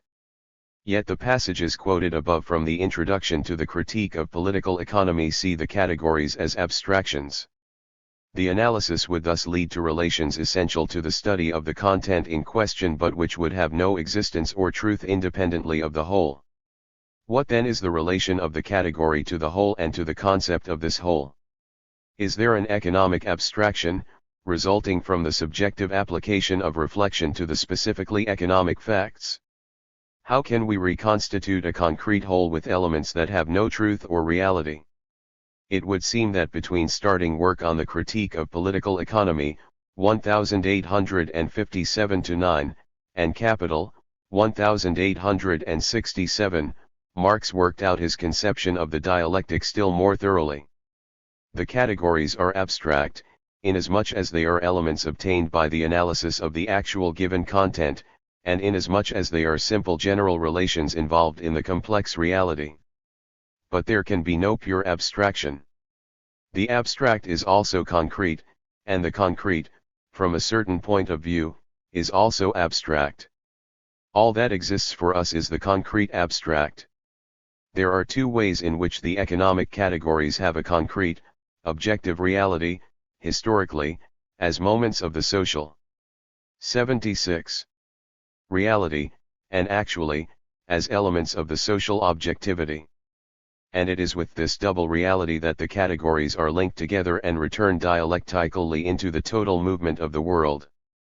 An object, a product of practical activity, answers to a practical need, it has a use value. Under certain social conditions, as soon as there exist sufficient techniques, a production which exceeds the immediate needs of the producers, means of communication, etc., the object is involved in exchanges. What producers are doing when they exchange an object can be described in different ways, psychologically, sociologically, economically. As far as the economist is concerned, these producers, without being aware of it, are conferring on the object a second existence very different from its materiality. The object enters into new social relations, which it helps to create. This second social existence is abstract yet real. The material object alone exists, yet its value is duplicated, into a use value and an exchange value. These two aspects of value are never completely separate, yet they are distinct and contrary. In and through exchange, producers cease to be isolated, they form a new social whole. The exchange of commodities tends to put an end to a natural, patriarchal economy. In relation to individuals, this new social whole functions as a superior organism. In particular, it imposes on them a division and distribution of labor in conformity with the sum of the forces of production and the requirements of society. Henceforth, producers and groups of producers, in each branch of production, must work in accordance with social demand. If the production of a particular group does not correspond to a demand, or if the productivity 77 of this group falls too far below that of society in general, it is automatically eliminated by its competitors. Society therefore distributes its total labor power amongst the different branches of production with a certain blind and brutal inevitability. The law of equilibrium of this market society emerges brutally from the general contradiction between producers, their competition. The process which duplicated value into use value and exchange value also duplicated human labor. On the one hand there is the labor of living individuals, on the other social labor. Use values and the labor of living individuals are qualitative and heterogeneous. Exchange value and social labor are quantitative. This quality and quantity are connected yet distinct, and interact on one another. Exchange value is measured quantitatively, its specific measure is the currency. Quantitative labor is a social mean, wherein all the qualitative features of individual labor vanish bar one, which is common to all forms of labor and makes them commensurable and comparable. Every act of production demands a certain length of time. The labor of individuals returns into the social mean by virtue of the labor time it represents, the objective and measurable period of time it requires. The labor times of individuals are added up and the total time a society devotes to production is compared with the sum of its products. In this way a social mean is established, which determines the average productivity of the society in question. Then, by a sort of reversal, each individual's labor time and each product is evaluated, as being an exchange value, as a fraction of the mean social labor time, which is abstract and homogeneous, is not to be confused with the 78 qualified labor of the individual. Many critics have made this mistake. Nobody works out this social mean, which arises objectively, spontaneously, and automatically from the comparison, equalization, of the individual labor of competing producers. The exchange value of a product, and the currency is one of these products, is measured by the quantity of social labor it represents. The duplication of value into use value and exchange value therefore develops into a complex dialectic, in which we find once again the great laws discovered by Hegel, the unity of opposites and the transformation of quality into quantity and quantity into quality. Use value is concrete. Exchange value, the first and simplest of all the economic categories, obtained from the analysis of the actual economic content, and a starting point for that movement of thought which seeks to reconstitute the concrete totality, is an abstraction. Yet it is also concrete. With its appearance, history has entered on a new phase, and economic development onto a higher level. Exchange value was at the starting point of an eminently concrete process, the market economy, which appeared, a qualitative result of a quantitative increase, once the number of producers of commodities and exchanges had increased. Immediately it was formulated, this category reacted on its own preconditions, reshaping man's past, preforming the future, and playing the role of destiny. It is neither the mechanical sum nor the passive result of the activity of individuals. This activity produces and reproduces it, but the category is something quite new and necessary in relation to individual contingencies.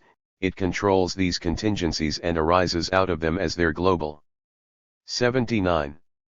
And statistical mean. One individual's alone had seemed concrete, then suddenly, faced by the social object, the market with its inexorable laws, to which they are subject and which exerts a force of circumstance over them, they are nothing more than abstractions. Yet between living individuals there exist only living relations, acts and events. But these become interwoven in a global result or social mean. Once launched on its existence, the commodity involves and envelopes the social relations between living men. It develops, however, with its own laws and imposes its own consequences, and then men can enter into relations with one another only by way of products, through commodities and the market, through the currency and money. Human relations seem to be nothing more than relations between things. But this is far from being the case, or rather it is only partly true.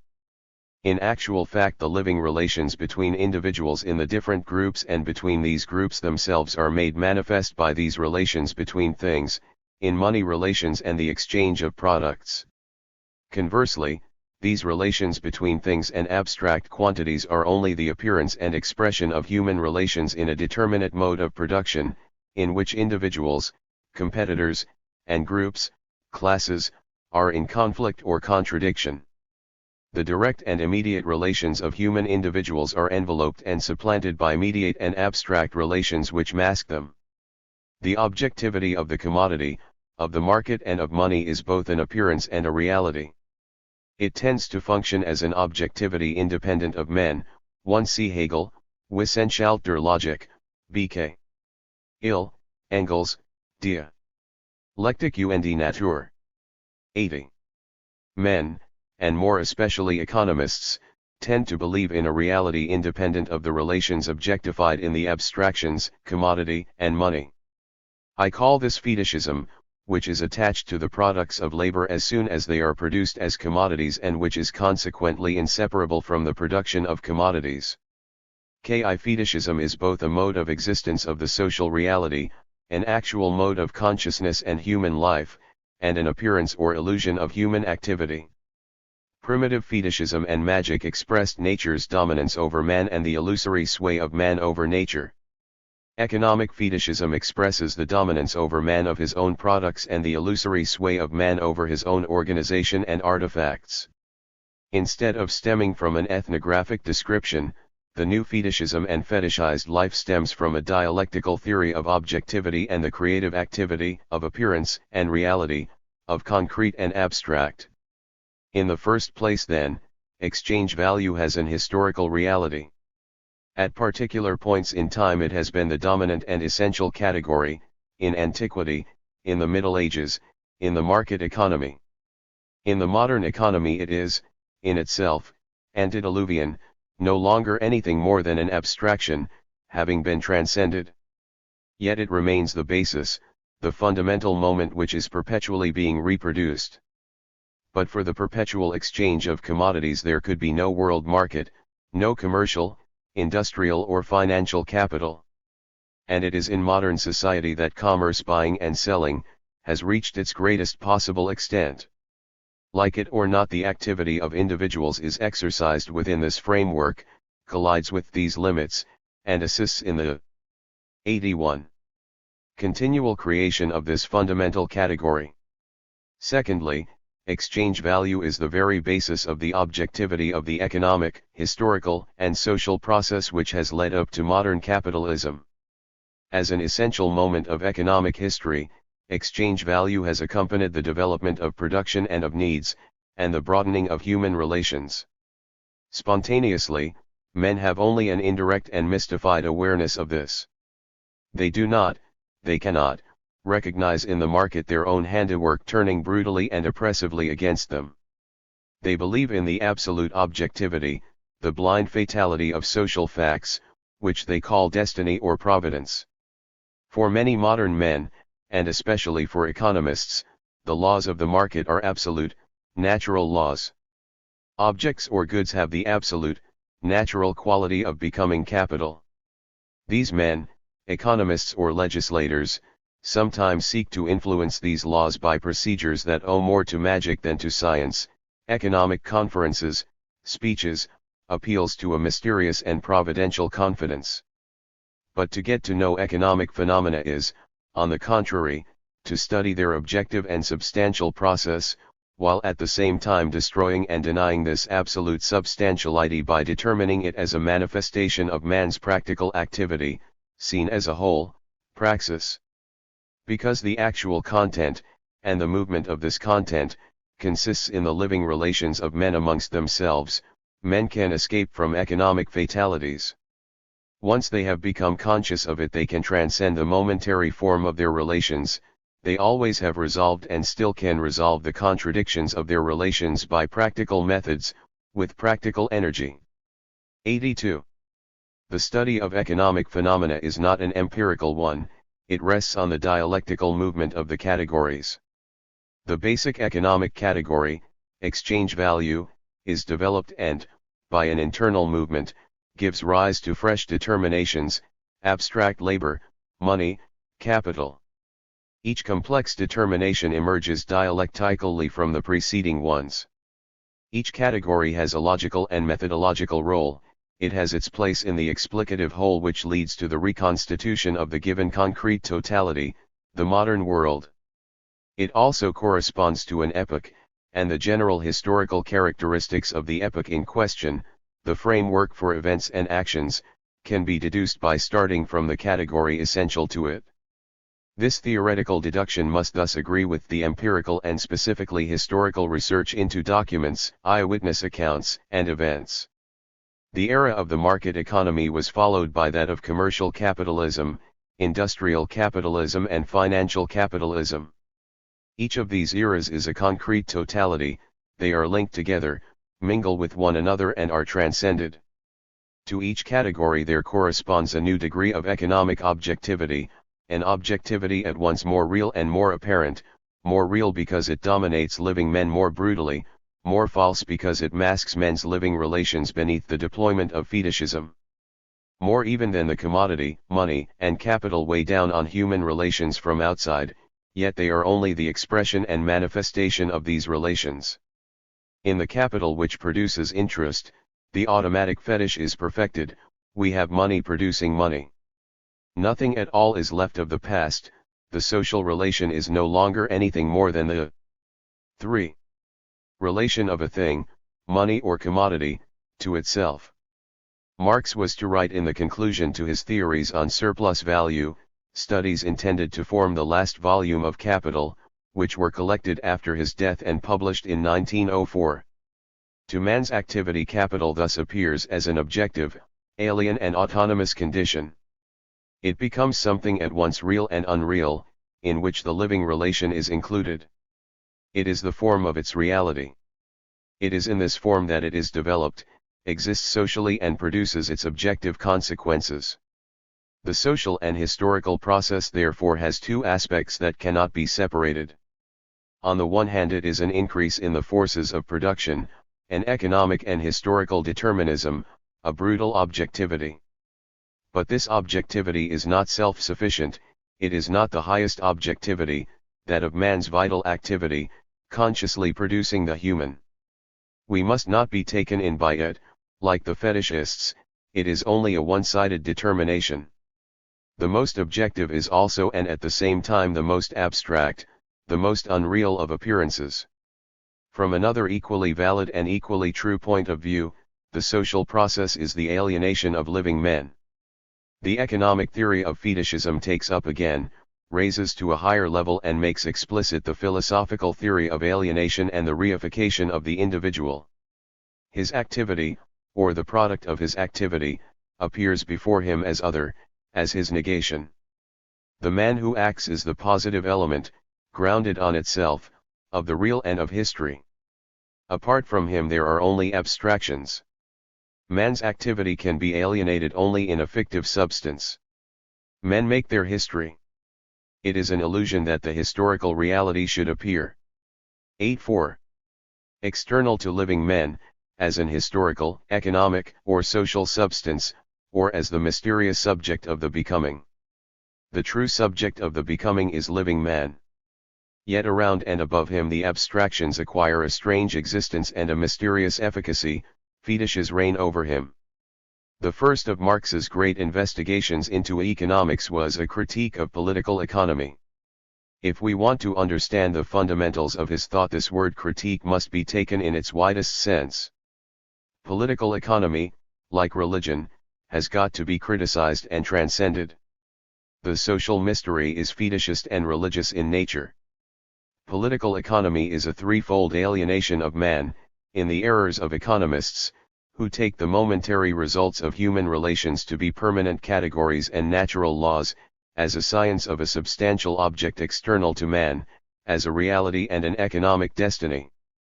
This alienation is real, it sweeps away living men, yet it is only the manifestation of these men, their external appearance, their alienated essence. For as long as human relations are contradictory, for as long that is as men are divided into classes, the solution of this contradiction will appear and deploy itself as something external, eluding our activity and consciousness, economic mechanisms, states and institutions, ideologies. We must rip away the veil from substantial life, Hegel had written, and this was the program which Marx was to carry out. Substantial alienation, or reification, denies living men. But they in their turn deny it. By knowledge and by action they disperse the heavy clouds of fetishism and transcend the conditions that gave birth to it. Marxism is far 5. From asserting that the only reality is economic reality and that there is an absolute economic fatalism. On the contrary, it declares that an economic destiny is relative and provisional, that it is destined to be transcended once men have become aware of their possibilities, and that this transcending will be the essential, infinitely creative act of our own age. The historical process, that abstract concrete, develops contradictorily. The mere separation of exchange value from use value separates production from consumption, and these two elements of the economic process will diverge until they enter into contradiction. The duplication of value is the most immediate and simplest precondition for economic crises, of which, in itself, it establishes the possibility. The capitalist mode of production is particularly contradictory, by virtue of its tendency towards the absolute development of the forces of production, a tendency always in conflict with the specific conditions of production within which capital moves. K3 The economic crisis makes manifest this contradiction between the power of production, relative surplus production, and the power of consumption, between the mode of production and the social conditions of production. Once the antagonism and contradiction between the relations of distribution and the forces of production have been accentuated, then the moment of the crisis has arrived. The economic crisis is dialectic. It leads normally to a destruction of forces of production, both men and things. Thus, after a more or less lengthy period of ruin and upheaval, it restores the ratio between the power of consumption and that of production. Only 86. Then can the economy come to life again, reproduction be extended and more capital accumulated. As well as expressing the inner contradiction of this society, dominated as it is by the private ownership of the main means of production, the economic crisis also expresses its internal unity. It restores its equilibrium brutally and automatically. It is therefore, in such a system, normal and even normative. It represents the force of circumstance proper to this system. These crises occur periodically, each one being longer and more profound than the last, as an apparently natural catastrophe. By shaking up the system they purge and preserve it. It is not the economic crisis that will destroy the system but the will of men. Social conditions today are characterized by a dialectical inversion with regard to property. Originally property was a right based on the labor of the person, and on his appropriation of the product of this labor. Today it appears as the right, for those in possession of the means of production, to appropriate the surplus value, that is the labor time that has not been paid for. Property today is the negation of private individual property based on personal labor. But it necessarily gives rise to its own negation, the negation of the negation, which does not re-establish the private property of the worker, but individual property based on the conquests of the capitalist era, cooperation and the collective ownership of the means of production produced by labor itself. Subjectively, the man who acts, the natural and objective individual, also passes through a contradictory process. Alienation is not a fixed end. 87. Permanent illusion. The individual is alienated, but as part of his development. Alienation is the objectification, at once real and illusory, of an activity which itself exists objectively. It is a moment in the development of this activity, in the increasing power and consciousness of man. The living individual is the prisoner of outside forces, but these are his forces, his objective content. By overcoming their externality and integrating them, he will achieve his fullest development. Wealth and privation, a religious outlook and concern for man's earthly salvation, an abstract culture and lack of culture, political theory and practical oppression, these have been and still are essential contradictions which tear the human reality apart. Yet wealth in itself is good, abundance of goods and desires makes for a full existence, the state is an organizing power, culture is the highest form of consciousness and life. Fetishes have a content. Fetishism bears on the form, and to transcend it means to discriminate between form and content, to transcend their contradiction and reintegrate the content into the concrete life of men. The enjoyment of riches, organizing power, culture, and the sense of community must be reintegrated into the free association of individuals who are both free and conscious of their social content. Unity of the doctrine. The recent publication of the 1844 manuscript and the German ideology has thrown a new light on the formation and objectives of Marxian thought. The texts in question did not reveal Marx's humanism, which was already known from the Holy. 88. Family, the Jewish question and the critique of Hegel's philosophy of right, but they do show how the development of his ideas, his economic theory, did not destroy his concrete humanism but made it richer and explicit. Dialectical materialism was formed and developed dialectically. Marxian thought began from Hegel's logic and first of all denied this logic in the name of materialism, that is, of a consequent empiricism. The discovery of the natural, material, man of flesh and blood was the first moment of this development. It seemed incompatible with Hegel's idea and with his absolute method, which constructs its own abstract object. And yet this humanism went further than the materialism of the 18th century, which had been based on the early results of the natural sciences. It implied Hegel's theory of alienation and gave alienation a decisive scope, attributing to it both a good and a bad side and determining it as a creative process. In the 1844 manuscript, the theory of alienation is still closer to Hegelian rationalism than to Feuerbach's naturalism. However, it demands that speculative philosophy be transcended. In the name of action and practice, practice is seen as both a beginning and an end, as the origin of all thought and the source of every solution, as a fundamental relation of the living man to nature and to his own nature. The critical investigation into economics, whose importance Engels was the first to notice, then comes to be naturally integrated with humanism, as being an analysis of the social practice, that is of men's concrete relations with each other and with nature. The most pressing human problems are determined as economic problems, calling for 89. Practical, that is for political solutions, politics being the supreme instance of the social practice, the only means of acting consciously on social relations. As this humanism becomes more profound, it next reveals the dialectical elements it had contained, a dialectic of historical contradictions and the economic categories, a dialectic of reification or alienation. Historical materialism, inasmuch as it is a science of economics, integrates the dialectical method with itself and, raised thereby to a higher level, appears as an application of the general method, the scientific dialectic, to a specific field. After having been denied by Marx, the dialectic joins up again with a more profound materialism. It has itself been freed from its momentary and congealed form, Hegelianism.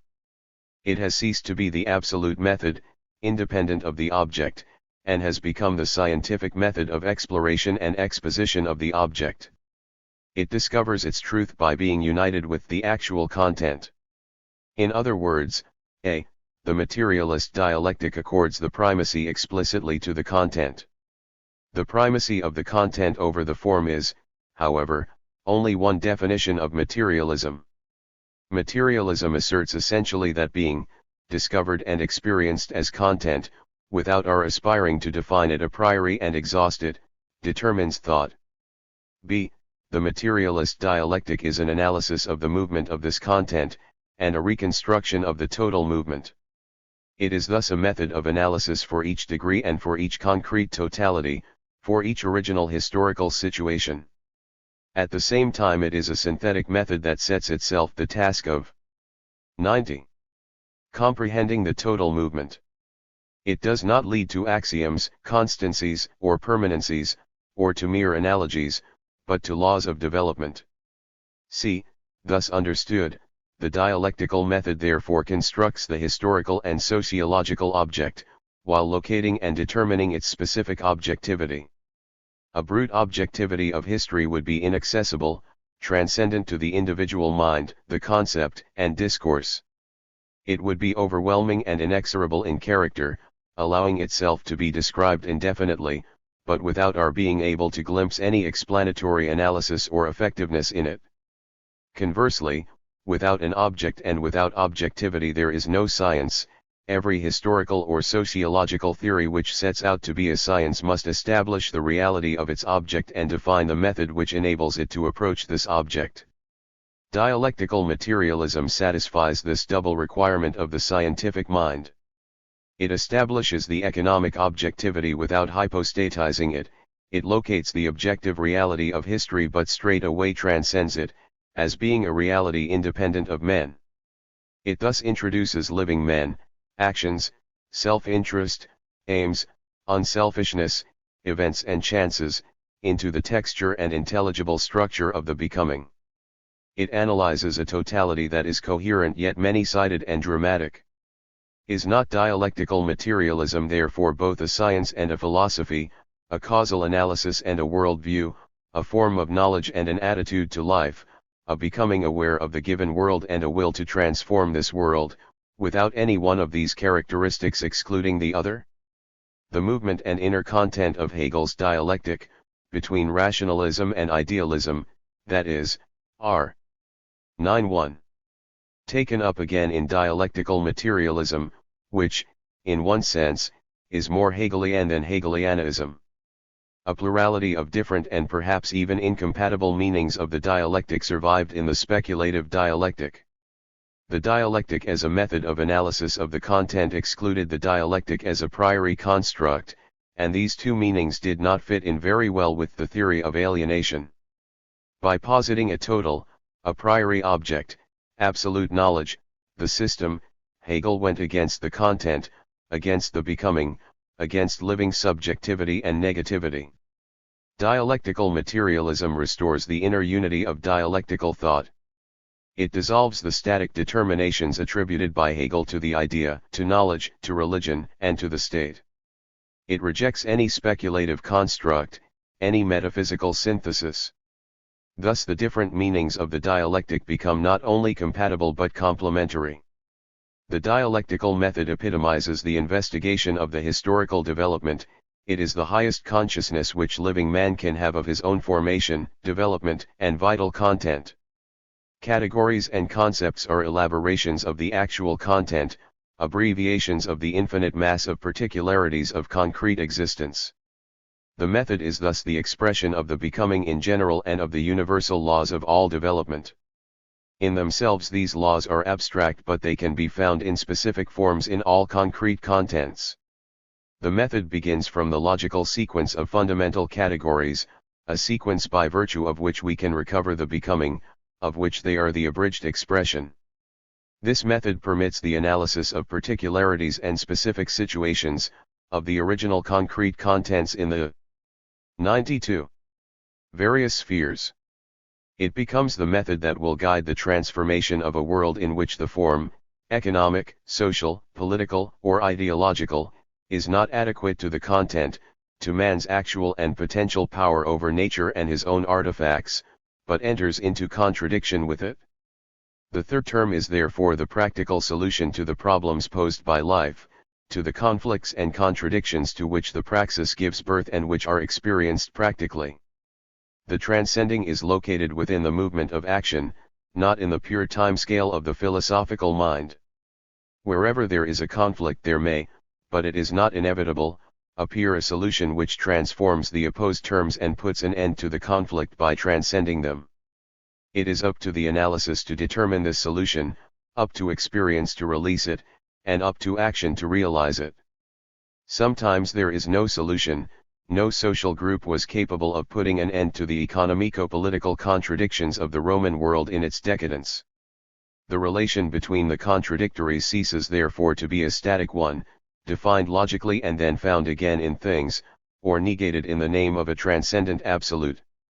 It becomes a living relation, experienced in existence. Several of Hegel's illustrations of the reciprocal determination of contradictories, summum jus, summa injuria, the way east is also the way west, etc., become insufficient. The opposed terms are energies, or acts. The unity of the contradictories is not only an interpenetration of concepts, an internal scission, it is also a struggle, a dramatic relation between energies which are only by virtue of one another and cannot exist except 93. One against the other. Thus master and slave or, if one prefers, the different species of animals. This struggle is a tragic relation, in which the contradictories are produced and support one another mutually, until either one of them triumphs and they are transcended or else they destroy each other. Taken in all its objectivity, the contradiction is fluid, and the logical relation is only its abstract expression. The transcending is action and life, the victory of one of the two forces which overcomes the other by transforming it, transforming itself, and raising the content to a higher level. The problem of man, or, more precisely, the problem of modern society, of the social mystery and its transcending, is central for dialectical materialism, which has appeared in this society at its appointed hour, as a scientific expression of its reality, its multiform contradictions and the potentialities it contains.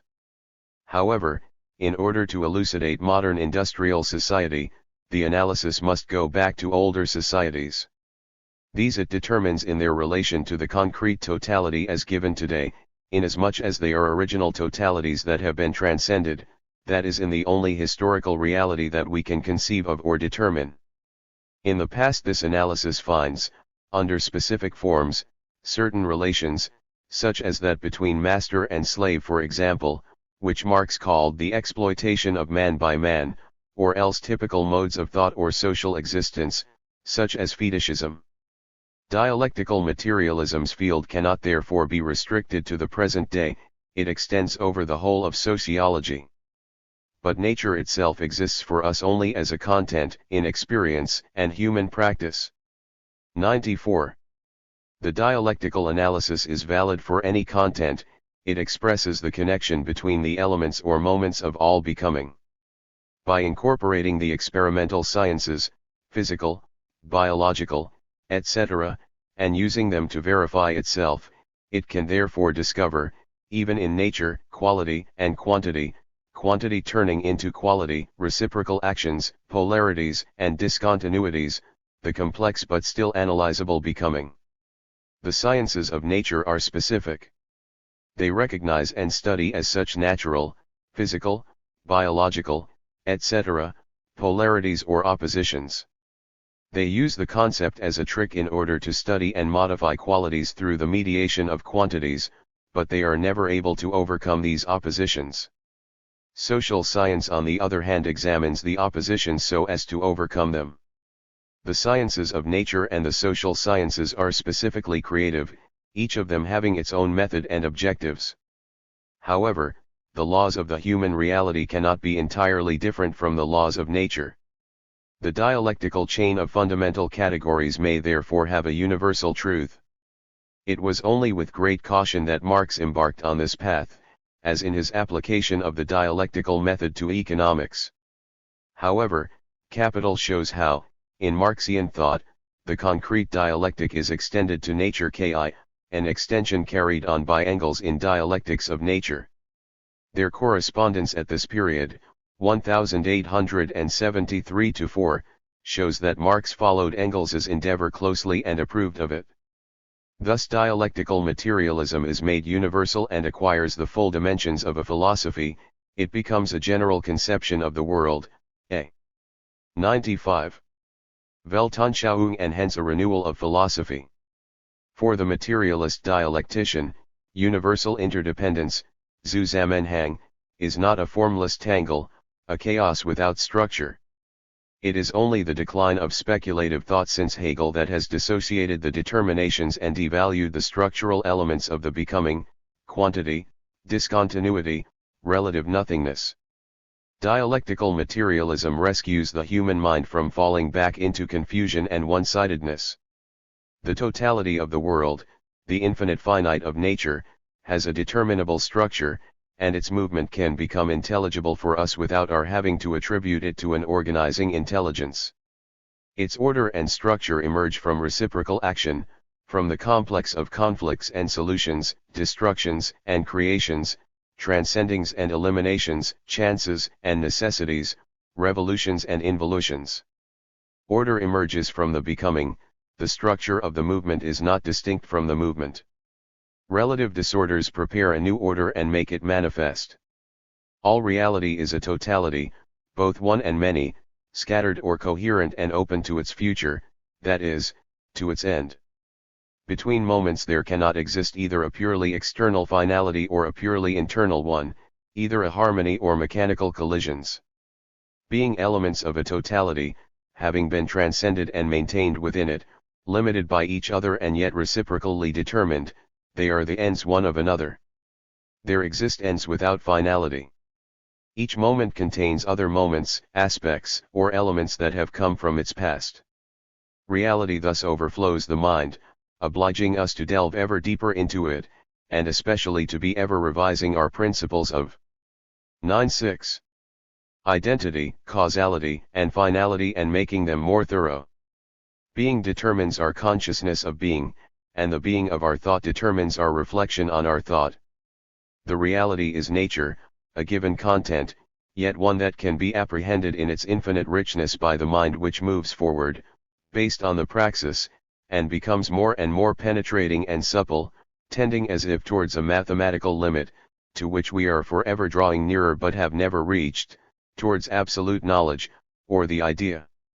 The dialectic, far from being an inner movement of the mind, is real, it precedes the mind, in being.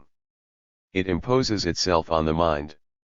First of all we analyze the simplest and most abstract movement, that of thought that has been stripped as far as possible of all content. In this way we discover the most general categories and how they are linked together. Next, this movement must be connected up with the concrete movement, with the given content. We then become aware of the fact that the movement of the content or of being is made clear for us in the laws of the dialectic. The contradictions in thought do not come simply from thought itself, from its ultimate incoherence or impotence, they also come from the content. Linked together they tend towards the expression of the total movement of the content and raise it to the level of consciousness and reflection. Our quest for knowledge cannot be thought of as having been terminated by dialectical logic, quite the reverse, it must acquire a fresh impetus from it. The dialectic, a movement of thought, is true only in a mind that is in motion.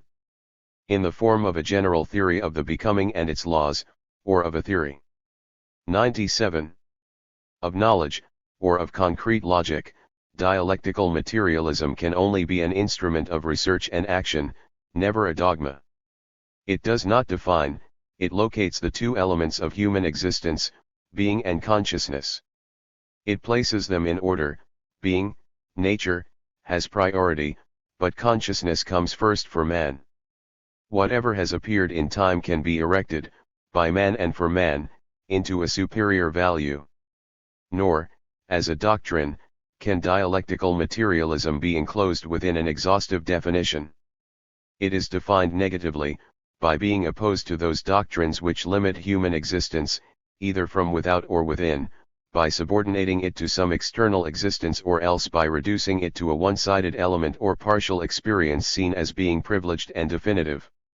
Dialectical materialism asserts that the equalization of thought and being cannot be reduced to an idea, but must be achieved concretely, that is in life, as the concrete power of the mind over being. Dialectical thinking has never ceased to evolve nor new aspects of it to appear, both in the lifetime and the writings of Marx and Engels, and since. Every truth is relative to a certain stage of the analysis and of thought, to a certain social content. It preserves its truth only by being transcended. We must go on constantly deepening our awareness of the content and extending the content itself. In the past as in the present, our knowledge has been limited by the limitation of the content and of the social form. Every doctrine, and this includes dialectical materialism, stems from this limitation, which is not that of the human mind in general but the limitation of man's present state. It is at the precise moment when it becomes aware of its own dialectical nature that 98. Thought must distinguish with the utmost care what, in the dialectical movement of ideas, comes from the actual content and what from the present form of thought. The exposition of dialectical materialism does not pretend to put an end to the forward march of knowledge or to offer a closed totality, of which all previous systems had been no more than the inadequate expression. However, with our modern awareness of human potential and of the problem of man, the limitation of thought changes in character. No expression of dialectical materialism can be definitive, but, instead of being incompatible and conflicting with each other, it may perhaps be possible for these expressions to be integrated into an open totality, perpetually in the process of being transcended, precisely in so far as they will be expressing the solutions to the problems facing concrete man. For man, the relation of a particular reality to the total movement takes the form of a problem. There is a problem whenever the becoming carries thought and activity along and orientates them by forcing them to take account of new elements, at the moment when the solution is tending, so to speak, to enter into reality and demanding the consciousness and the action which can realize it. It is in this sense that humanity only sets itself problems it is capable of solving. The resolution of contradictions in the transcending thus takes on its full practical significance. The solution, the third term, is not an attitude of the mind. There is no substitute for practical contact with things, or effective cooperation with the demands and movements of the content. 99. In human terms, the energy of creation is extended and made manifest in and through the praxis, that is the total activity of mankind, action and thought, physical labor and knowledge. The praxis is doubly creative, in its contact with realities, hence in knowledge, and in invention or discovery. Dialectical materialism seeks to transcend the doctrines which reduce the mind's activity to becoming acquainted with what has already been achieved, or which recommend it to hurl itself into the void of mystical exploration. Experience and reason, intelligence and intuition, knowing and creating, conflict with one another only if we take a one-sided view of them. The praxis is where dialectical materialism both starts and finishes. The word itself denotes, in philosophical terms, what common sense refers to as real life, that life which is at once more prosaic and more dramatic than that of the speculative intellect. Dialectical materialism's aim is nothing less than the rational expression of the praxis, of the actual content of life, and, correlatively, the transformation of the present praxis into a social practice that is conscious, coherent, and free. Its theoretical aim and its practical aim, knowledge and creative action, cannot be separated.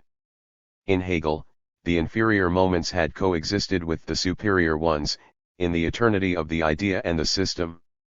In this way time, history, and freedom had become unreal again, having allowed themselves to be arranged into a schema that included all the established forms of law, of customs, and of consciousness.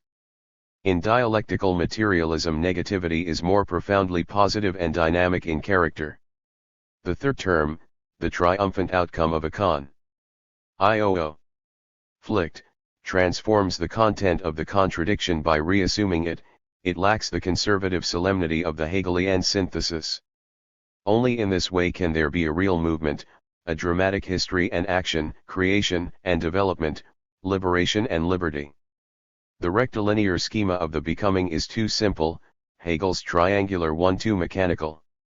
In dialectical materialism, the static representation of time is replaced by a vital and directly experienced notion of succession, of the action which eliminates and creates. Man can thus, perfectly rationally, set himself an objective which is both a transcending and a coming to fruition. In Hegel, finally, the idea and the mind appear to produce themselves only because they already are. History comes to look like a bad joke.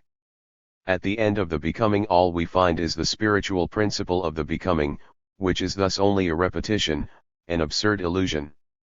The ordeal and misfortunes of consciousness have a ritual, magic action which causes absolute mind to descend amongst us. But this Hegelian mind always remains oddly narcissistic and solitary. In its contemplation of itself, it obscures the living beings and dramatic movement of the world. According to dialectical materialism, men can and must set themselves a total solution. Man does not exist in advance, metaphysically.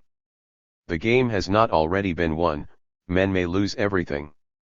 The transcending is never inevitable. But it is for this precise reason that the question man and of mind acquires an infinite tragic significance, and that those who can sense this will give up their solitude in order to enter into an authentic spiritual community. 101. 2. The production of man. Inasmuch as he is a natural being, man is given, says the manuscript of 1844. At the starting point of his production, therefore, we find biological and material nature, with all its mystery and tragedy. Transformed yet present, this nature will constantly be appearing in the content of human life.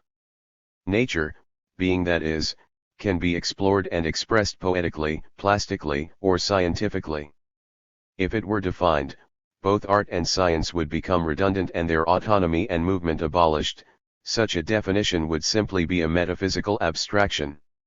The modern mind is only just beginning to sense the depth of the natural will to live, with its contrasts and ambivalences, its intimate blend of aggressiveness and sympathy, its tumultuous energies and its periods of calm, its destructive furies and its joy. What do they conceal or signify, these biological energies which the reason must organize and pacify but not destroy? Perhaps, as Hegel and the embryologists believed, they contain the whole past of organic life. No doubt they also transform profoundly their inorganic and organic elements. Man's instincts are no longer the same as the corresponding instincts in animals. Our biological energies cannot be determined only by the past of the species, but also by the future they contain within them. To start with, man was a biological possibility, although this POS 102. Civility was able to be actualized only after a long struggle, in which man has increasingly assumed responsibility for his own being. His activity becomes power and will, painfully, he acquires consciousness. Inasmuch as he is knowledge and existence in the flesh, he becomes the living idea of nature. But he does not cease to belong to nature, his energies are immersed in those of nature, where they are renewed and destroyed. These energies are also perhaps a refinement as well as, from certain points of view, an exhaustion of the fundamental energies. The becoming is multiform: evolution, revolution, involution, a descent seen from one side, an ascent seen from another. The role of philosophical thought is to eliminate premature explanations, those limitative positions which would prevent us from penetrating and possessing the formidable content of our being. All we can say is that nature is not inert, and that it is not an already real soul or spirit, that we must not picture it as a brute externality or object, or sum of objects, nor as a pure internality or subject, or sum of subjects, because nature is presupposed in the birth and appearance of subject and object. The best picture we can have of nature in itself, independent of ourselves, is a negative one. No doubt, nature is indifferent, which does not mean that it is hostile or brutally alien to us, but rather undifferentiated in relation to the object and subject of our own experience. Inasmuch as he is a natural being, man contains a multiplicity of instincts, tendencies, and vital forces. As such, he is passive and limited. The objective need of a natural, flesh and blood being requires an object. 103. That is also natural. The objects of man's natural instincts, hunger, sexual instinct, as such are outside him and independent of him. He depends on them. His need and vital force are thus transformed into powerlessness and privation. The relation between a being and its other is thus given in nature and experienced existentially by natural man as externality and dependence. Since he has other beings for his object, this man is an object for other beings.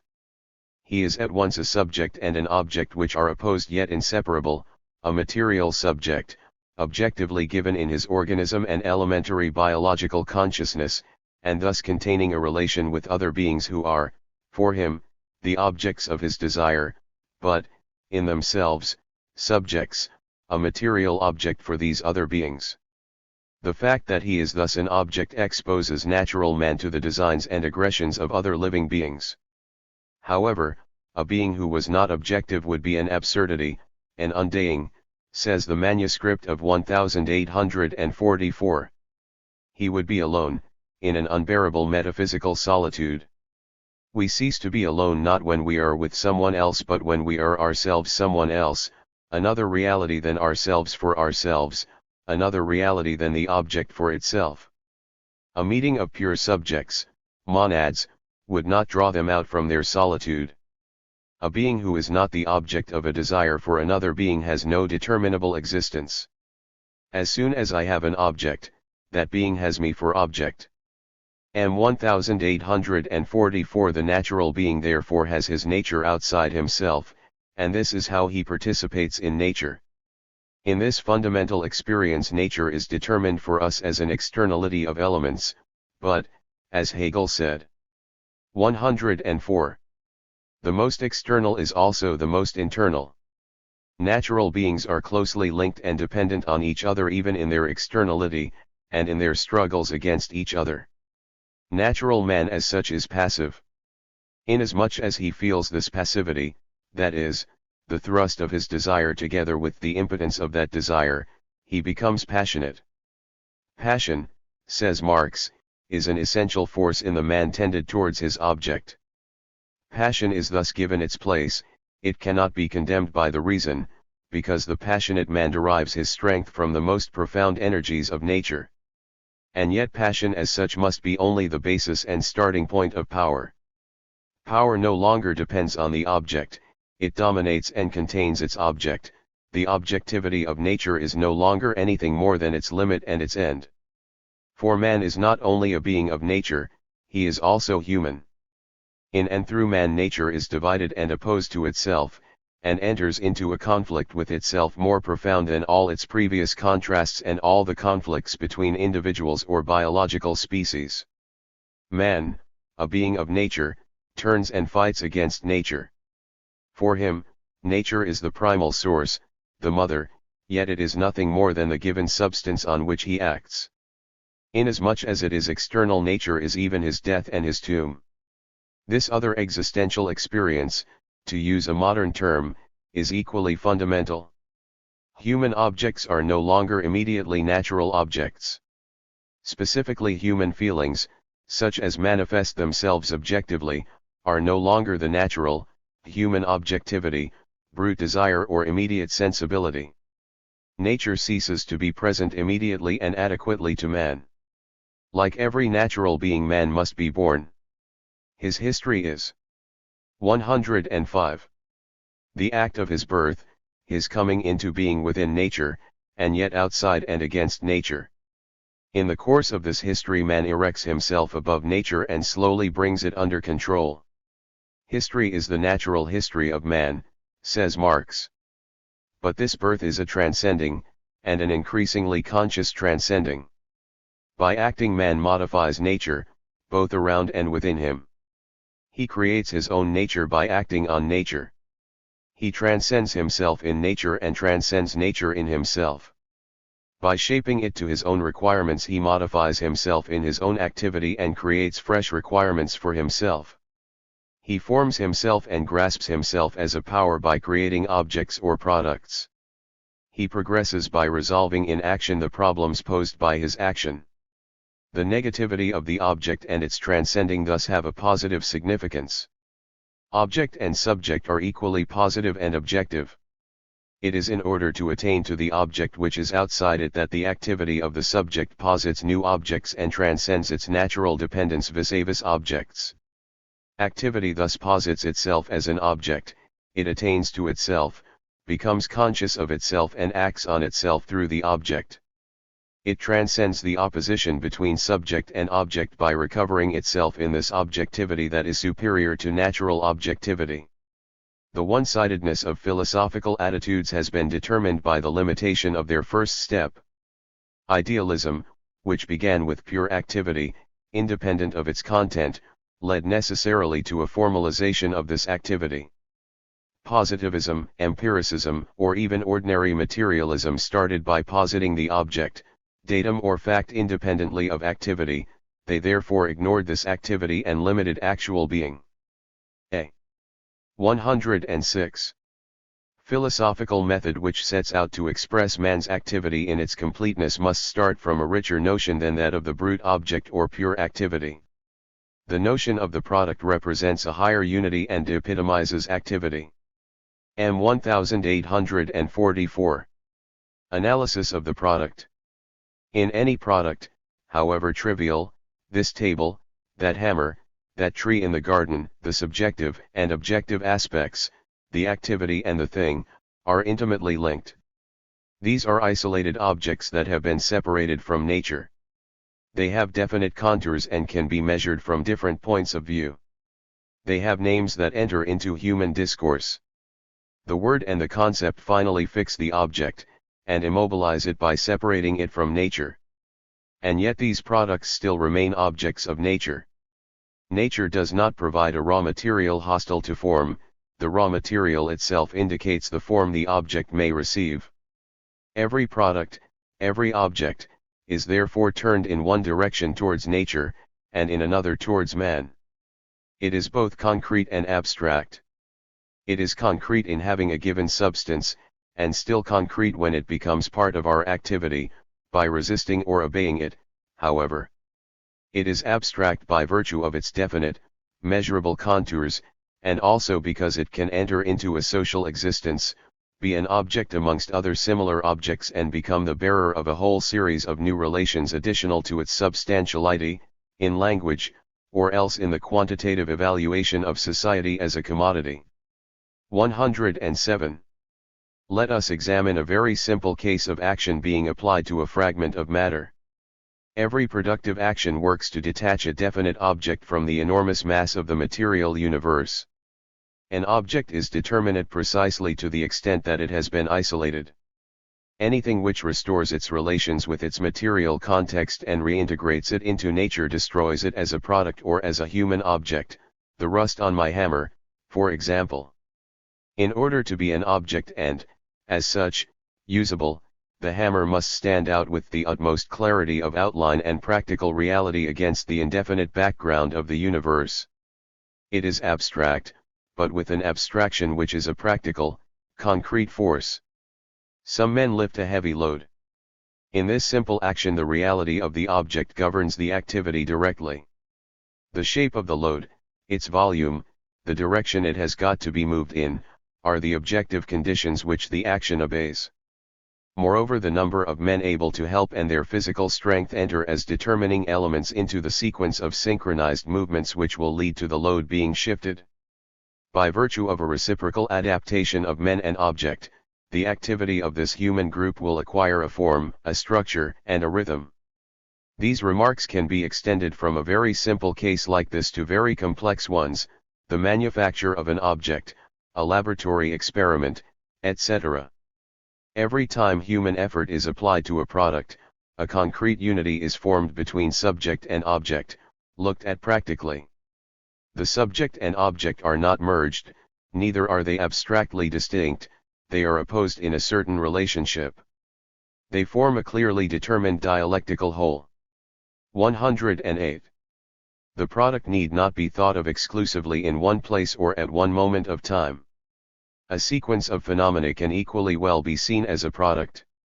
I put some water on the fire. The container protects the liquid from all the outside disturbances which might hinder the desired result. The combination, fire, container, liquid, must be considered as a product of the action, likewise the successive series of phenomena, the rise in the temperature of the liquid, its coming to the boil. This series is isolated in time, just as the combination of objects is isolated in space. Such a grouping of phenomena, consolidated in time, is known in scientific terms as a determinism. From one point of view the series is real, material, and concrete, from another it is abstract in the most precise sense of that word, since to abstract means to separate or detach. The starting point for this abstraction is not in the mind, but in the practical activity. The essential characteristics of sense perception cannot be correctly deduced from an analysis of thought, but from an analysis of the productive activity and of the product. Abstraction is a practical power. All production presupposes the organism, the hand, the eye, the brain. It also presupposes the need. Organism and need are both plastic. Man's tendencies are not given right from the start in all their clarity, power, and rationality. The product which corresponds to a tendency helps to fix it, to make it conscious and differentiate it. It reacts both on it and on the organism. Man's hand, his eye, and his brain are shaped and perfected, in both the individual and the species, by the use he makes of them. All production presupposes other determinations. 109. Of the practical activity too, and especially an instrument or a technique. The instrument enables us to act on objective reality. It is itself an objective reality, an object of nature. It does not act on nature from outside but as one fragment of nature reacting on other fragments. We might try from this point of view to classify instruments and distinguish between, a. those instruments which enable us to detach certain fragments from nature. In relation to the interdependence of natural phenomena, these have a destructive or abstractive character. Examples are the pickaxe, the hammer or the arrow, pure quantity and quality, geometric space, etc. b. Those instruments which serve to preserve the fragments thus obtained, to protect them in their isolation and to orientate the determinism subtracted from nature. Examples: the paint which prevents ironwork from going rusty, containers of any sort, substantives. Indeed, in one sense, language, from the brief word of command up to scientific discourse, is an instrument. c. Those instruments which then enable us to fashion the fragments that have been maintained in their isolation. d. Finally, all the results of man's activity, to the extent that they serve to satisfy a need. Such a classification generalizes the notion of instrument. A house is an instrument, with a certain efficacy in time and space, likewise the community of those working together for a common purpose, and likewise, finally, geometric and social space, clock time, etc. A technique is the combination of movements and operations aimed at a certain result, a combination that is then constituted into a determinate series, itself isolated, determining because it is determined, exactly like an instrument or object. It must be noted that as thus then the technique is a moment of the activity, not the whole of it. It is determined, constituted and consolidated as the experiment proceeds. The technique as such therefore is not the originator of the product or of the determinations of the product such as abstraction, significance, value, or the relation of the object to the need, the organism and the activity. The technique is formed, it is a result. It is not conscious at the outset and only afterwards is it described and handed on orally. Neither physical techniques nor mental ones are directly understood, right from the beginning. Hence the discoveries of the ethnographers, who have established the juxtaposition in the primitive mind of correct techniques along with strange interpretations of them. Oddly enough this surprises them. As if the same juxtaposition could not be found in ourselves, in our own day and age, in relation to physical or even to intellectual techniques, inspiration, the mystery of creation, etc. At a very advanced stage, once a large number of techniques have become conscious and been handed on explicitly, once both their specific and their general features are known, once particular techniques such as logic have been consolidated and have provided consciousness with a skeleton, then and only then do we become precisely aware of activity and techniques. Originally, consciousness was, so to speak, located inside the thing, inside the result of the action and inside the objective form given to the product. We discover what we are in what we do. The activity involved in production proceeds first of all hesitantly, by trials and errors that are then rectified. Gradually, the operation itself is consolidated and becomes a technique, after which active man examines his technique with a view to improving it and drawing from it conclusions concerning the properties of the object. He goes from the product to himself, then from himself to the product. Consciousness is formed practically, through activity crystallizing into set methods and procedures, far more than through any withdrawal or retreat on the part of the subject. In this way a painter tests himself out and discovers himself in his earliest attempts, after which he perfects his technique and modifies his style. It would be absurd to suppose that a painter might develop his gift and become conscious of it without actually putting brush to canvas. For him, painting is not merely an excuse, an occasional manifestation of a hidden talent which existed beforehand. Yet such is the hypothesis formulated by idealism about mind. The activities of integration. The analysis of the isolated product can be compared with the philosophical analysis of the understanding or Verstand. The production of isolated objects, which separates these objects and determines aspects and properties of them, contains the principal characteristics of the Verstand, in that it is an intellectual activity which isolates and defines, which works to express the particular significance of objects and strives to become a technique of thought. Grammar 112. Technique of analysis, formal logic. The understanding is the function of the distinct, the individual, and the instant, of the praxis on the scale of the individual or the isolated object, of the practical objective. Consideration of the isolated object is only a first step for thought. The fundamental operation of philosophy has always been the reconstruction of the whole. Thinking man has always sensed that the isolated object was inconceivable by itself, that the abstractive activity itself must also be comprehended, that is, linked to the complex of the conditions that determine it and the aims it pursues. He has always sensed therefore that the initial datum, that is the whole, must be recovered, by comprehending it or bringing it under the control of the reason. The intuitive or primitive mentality preserves a keen awareness of this whole. Whenever it pictures objects or causal series to itself, it feels the need to reintegrate these products immediately into the totality.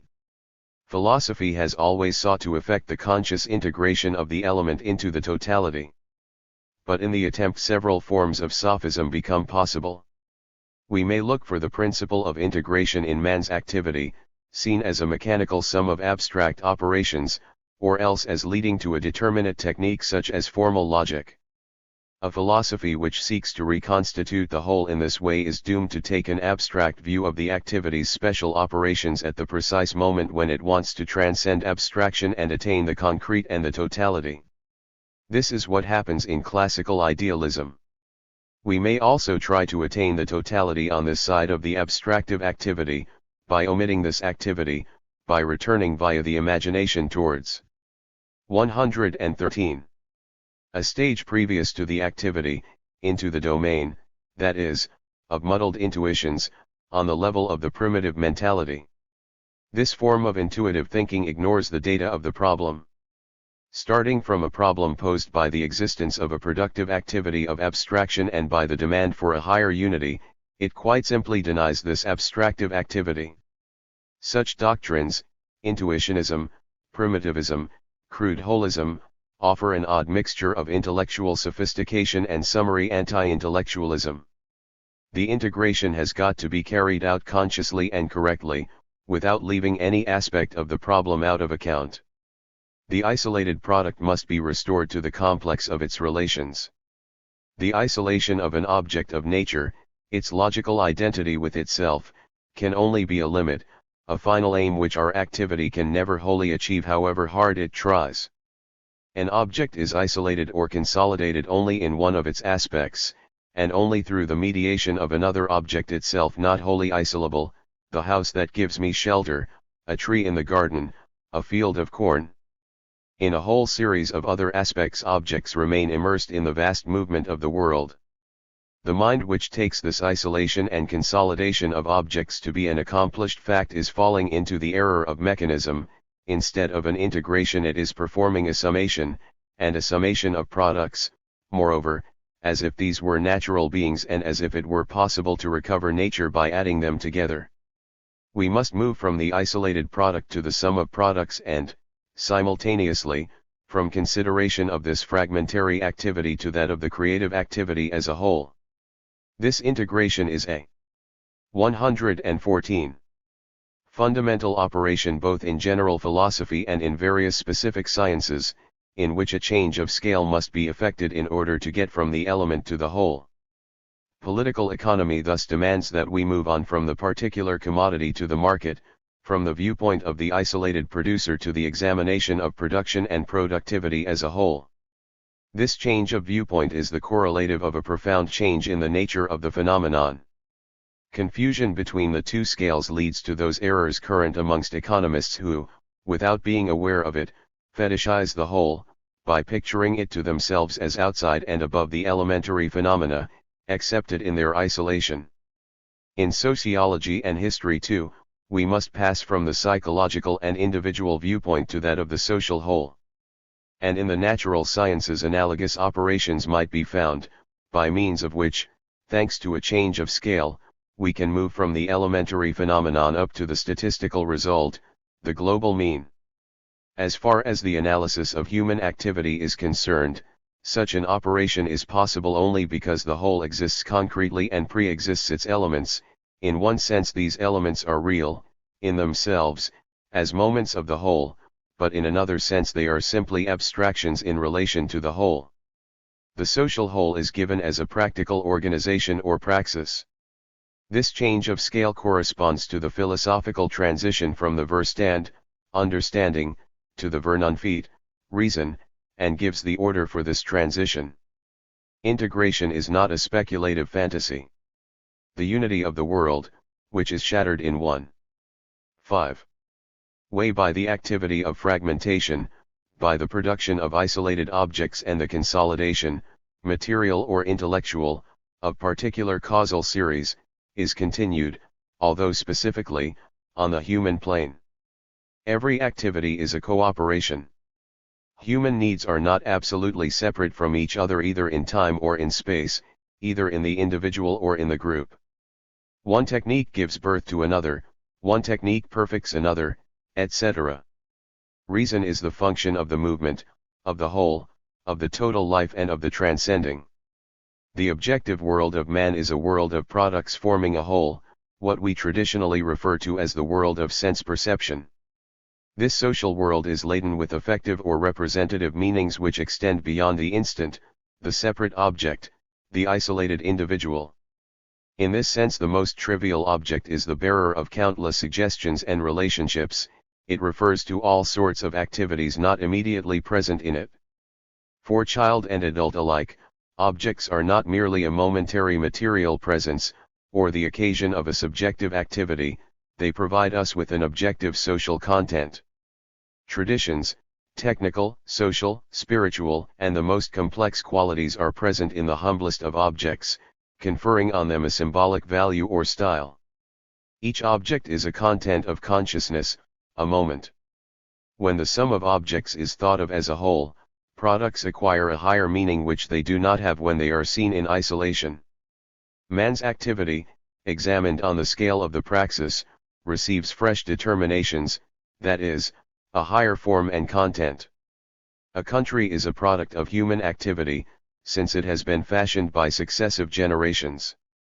The 116. Very face of the earth, the landscape, and the whole of nature such as it exists for us at this moment, are a product with the two aspects implied in that term, the subjective and the objective. Human consciousness thus appears in its relation to the sum of products. This relation is a profound one even where an artist is concerned, who creates himself and grasps himself in his work and in the succession of his artifacts. It becomes more profound still when a historical community is concerned.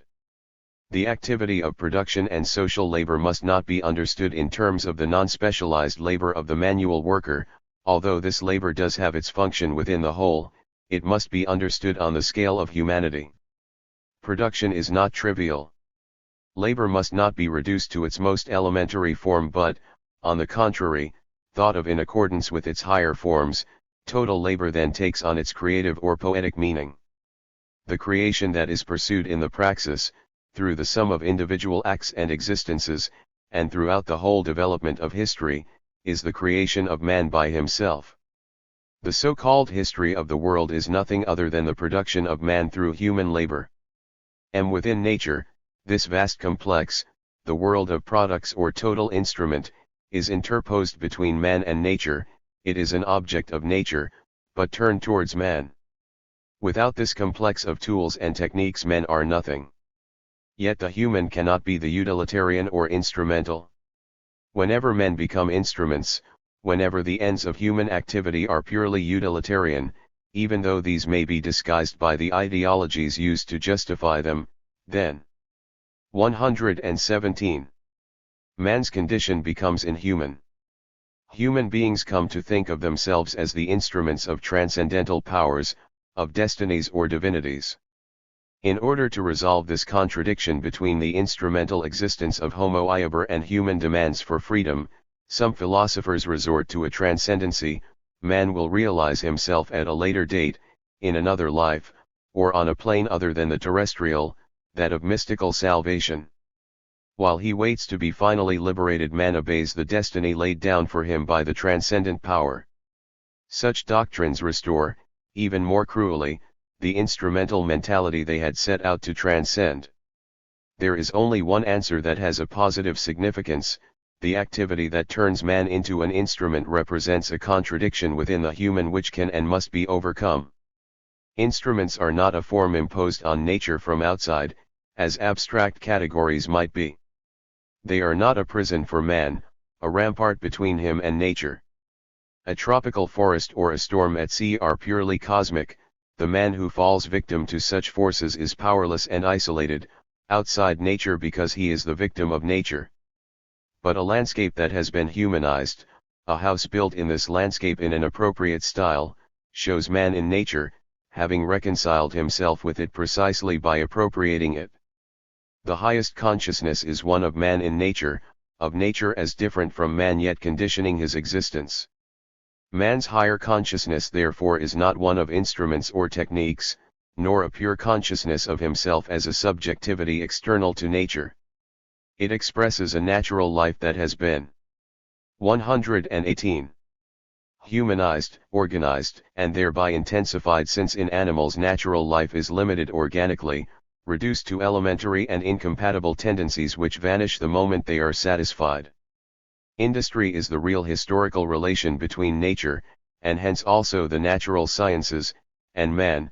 This is why, if we think of it as an exoteric unveiling of the essential forces of man, we can also understand the human essence of nature, or the natural essence of men. The natural sciences then renounce their abstract and material, or rather idealist, tendency. They become the basis of a science of man, just as, at the present time, they have already become, albeit in an alienated form, the basis of a truly human life. The idea of one basis for life and another for science is false. Nature, such as it becomes in human history, is the nature of man. M1. In the course of his history, the human being becomes isolated in one sense from nature, yet in this way he contracts with it a more profound relationship and a higher unity. Man is a naturally limited being who behaves as a whole, who becomes an active subject, a spontaneous life working to consolidate himself and raise himself up. Man, a finite being who opens up infinite possibilities for himself, is capable of raising himself to a higher degree of 1. For the last 100 years, as Marx had foreseen, the sciences have been moving towards unity.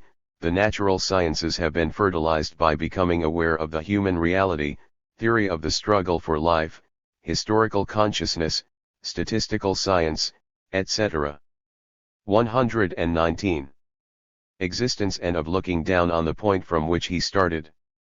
Man is a movement which is constantly turning back to its starting point in order to reassume it and raise it to an ever higher level, a being who contains his entire becoming within himself and gradually brings it under control. His limitation and abstraction are transformed into a source of power. It is in fact the most limited thing about him, his abstract understanding, the ability to immobilize objects and instruments and concepts, in their separateness, which becomes the principle of this increasing power. Man's consciousness expresses his authority over things, but also his limitation, since it can be attained only by way of abstraction and logic, and in the consciousness of the theoretical man who is alien to nature. Consciousness expresses therefore both the finitude and infinitude of man. Herein lies his inner contradiction, which forces him constantly to deepen and transcend himself.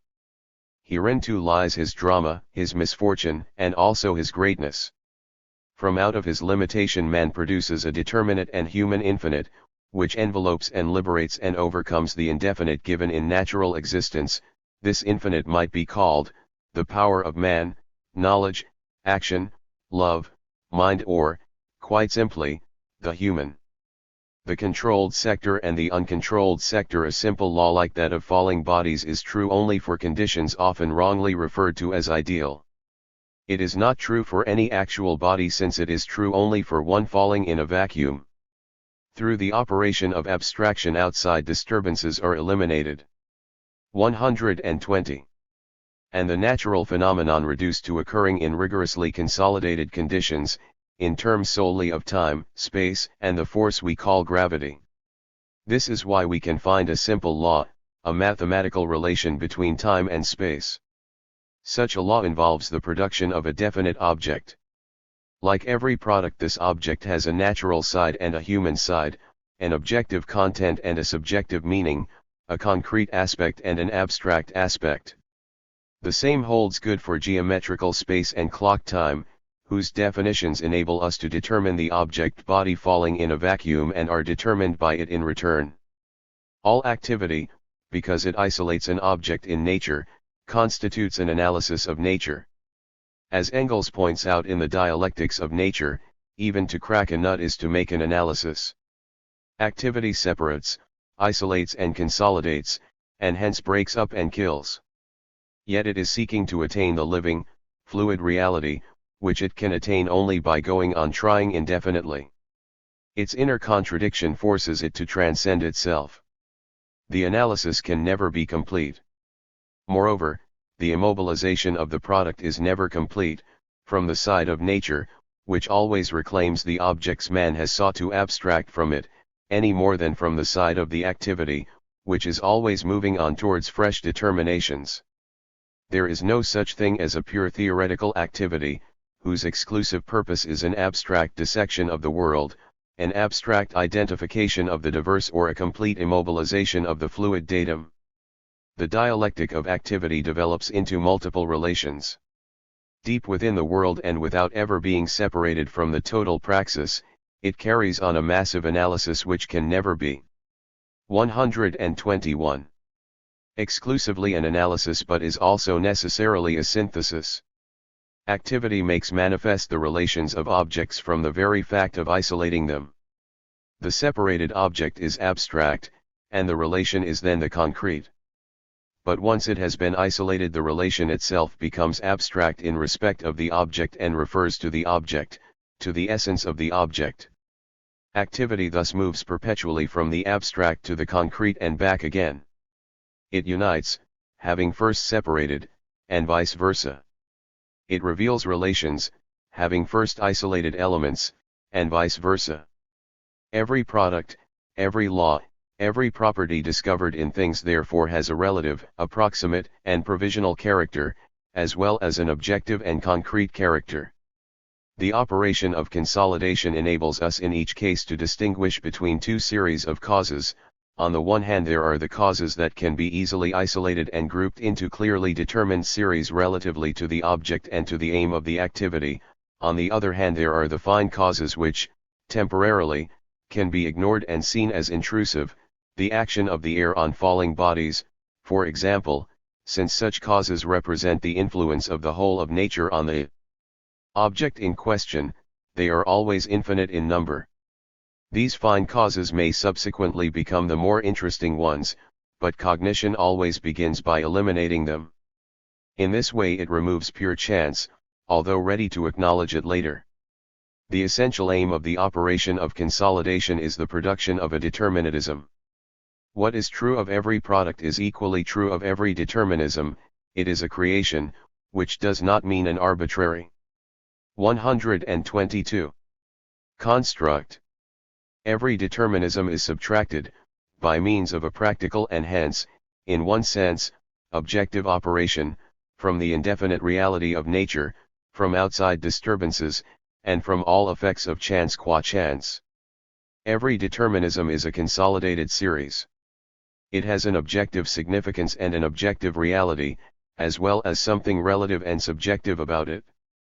Temporarily isolated, it acquires its significance from the relationships which inquiry can make manifest only by isolating it.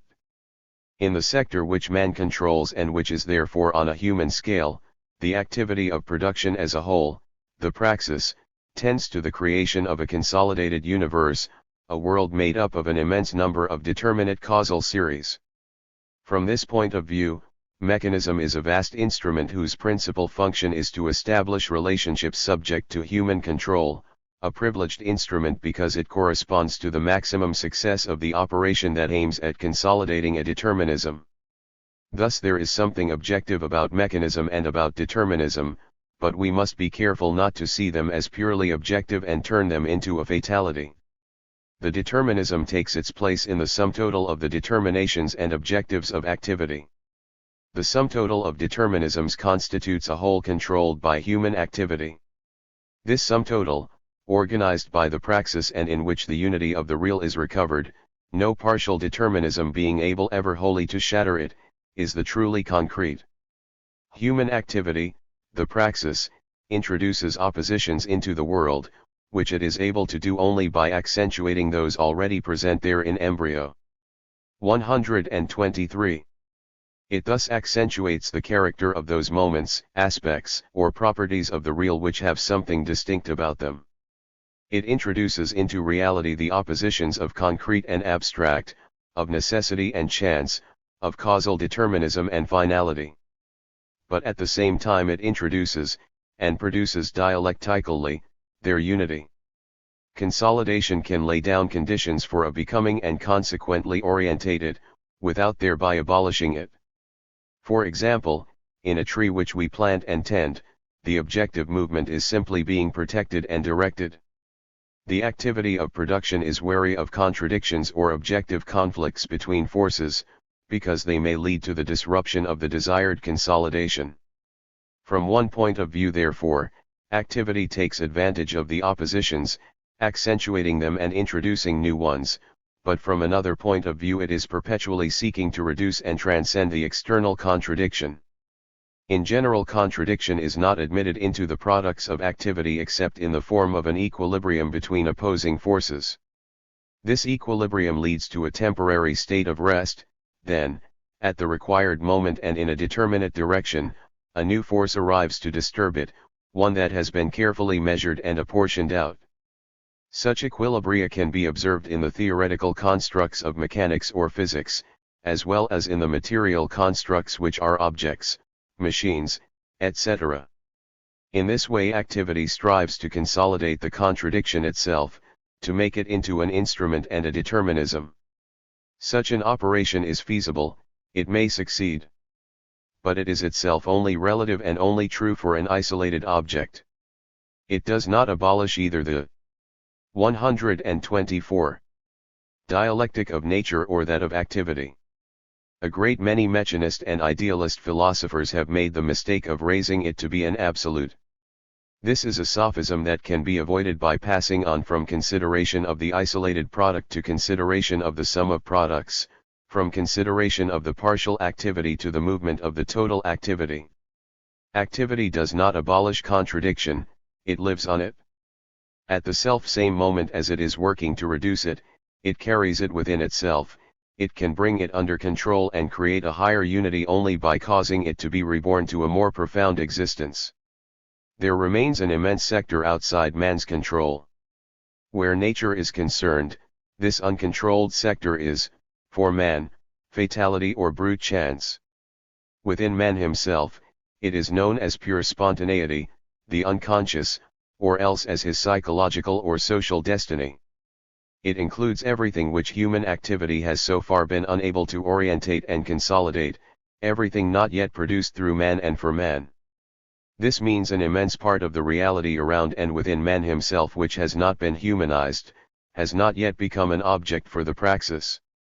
The activity of production contains within it this, the most profound of all contradictions, the agonizing opposition between man's power and his powerlessness, between the existence of one sector of reality that has been brought under control and consolidated by man, and another still in its natural state, between what makes man's life and what causes his death. At every moment man finds himself cut off from what gives him his being and what he has not yet managed to master. Thus does his essence. 125. Find itself vitally threatened, finds itself being dissociated and uprooted from existence. Spiritually or materially, man dies. This uncontrolled sector still includes, alas, almost the whole of man's natural and biological life, almost the whole of his psychological and social life. His power, which had seemed so great, suddenly appears infinitely fragile and susceptible. This sector is determined in the first place as existence, or external reality, and we can at once see that it is this existence which is the most inward and intimate. Our attitude towards this uncontrolled sector may be to explore it by non-scientific means, to interpret it, or to project more or less arbitrarily onto it a consciousness that belongs to the controlled sector. These phenomena, of exploration, interpretation, and confusion or projection, appeared as soon as the controlled sector came into existence. Exploration has been conducted by methods of literary or poetic expression, interpretation and projection have given rise to myths and religions, which are essential elements of ideologies. The primitive mind, however, contained rational elements inasmuch as it made manifest the newborn activity of production and its relation to the most difficult progress of the human mind must be seen as that whereby the fancy has subjugated the real and in which the continuity of the experimental sciences has taken shape, thanks to which the human race will accomplish the dominion of thought over the planet it inhabits. The progress of the world goes from dreams, sorcerers, and auguries, from oracles and prophets, through the golden gate of artistic fancy, towards the world of a universally valid science which submits the real to human knowledge. Wilhelm Dilthey, Gesamtschriften, 2nd ed., Leipzig, 1921, p. 343. 126. World. Primitive man had a more developed sense of the world's oneness, cf. the sociologist's mana, than the fragmented man of our modern society. He had a muddled but vital perception of the unity of opposites. The so-called pre-logical mentality, for which contradictory beings can constitute a unity, contained an element of truth not acknowledged by the ethnographers, who have judged it in terms of the rigid criteria of formal logic. Faced by the vast sector outside man's control, this primitive mentality also includes an attitude inspired by the sector that is under control and by the consciousness appropriate to that sector. To be more exact, it extends arbitrarily the consciousness it has borrowed from the controlled sector to the uncontrolled sector. The primitive mind believes it can get results by arbitrary techniques, by various forms of magic. This magic was at once an interpretation of the praxis. Primitive man was answering the question, why do we obtain such and such a result in such and such an action, an illusory but reassuring extension of the power of techniques to realities both unknown and full of menace, a projection of human consciousness over the whole world, and, finally, an exploration of the unknown, poetically as well as, at times, practically, in the case of medicine, alchemy, etc. The different forms of magic and religion do not seem to have originated in one pre-logical mentality, Lefebvre, nor in one original magic from which have come both religions and sciences, Fraser, nor, finally, in a religion of sociological origin which inspired the whole of primitive behavior, Durkheim. The forms that are at present separated or opposed, religion, science, art, have 127. Resulted from the sociologically determined differentiation of the productive activity. Human consciousness, based on this activity but involved in the agonizing conflict between it and the world outside human control, including our physiological and sexual impulses, etc., has sought a solution in religion, and in aesthetic expression. All these forms of activity imply a sort of indirect attempt to understand and to govern the world outside our control. Scientific knowledge alone can fully realize this dominion. But if rational elements existed in the primitive mind, elements of intuition intended to complete formal logic, then, inversely, the modern mind contains countless survivals of primitive ways of thought. The presence of the uncontrolled sector is more fascinating, more terrifying for us than it was for primitive man. Our authority is undermined, our rationality threatened. It seems that we must, at all costs and by any means, take possession of this uncontrolled sector. Mythical activity therefore persists. We are not content merely to explore the sector by methods heralding its conquest, such as certain psychological methods. Nor are we content to express it aesthetically. We still want to picture it to ourselves, to console ourselves in it or else to disarm it, to render it harmless. Hence the persistence of religion, hence too the invention of new myths and new forms of magic. We can see how difficult it is to defend reason on purely rational grounds. Either reason is a living power, an activity that fights to conquer both in the world and in man, a power creative of order and unity, or else it is an impotent form, destined to give way to mythical interpreta. 128. Tions which fetishize the elements of nature, or social products or both at once, the earth, race, state. If reason remains purely internal, it cannot fail to succumb to external authority. Physical determinism. Such a determinism cannot be absolute, it is relative and so approximate. It is relative to the human scale, to man's activity and to the aims of this activity. We have got constantly to extend it and make it more thorough, and link up new causal series and new fragments of the world with more far-reaching theories and objectives. We have got therefore constantly to be examining critically the degree of determinism we have attained, whose truth can be found only in later, more extensive determinations, in which the critique of this determinism is reunited with the analysis of the activity that produced it. The degree of determinism reached by a certain science can only ever be thought of therefore as a moment. In other words, every mathematical, physical, chemical, biological, etc., determinism remains always open on one side to the whole of nature and on another side to the activity of men. Here we meet again with the idea of the formation and consolidation of a world, our world, the one in which we are. This consolidation is relative and approximate.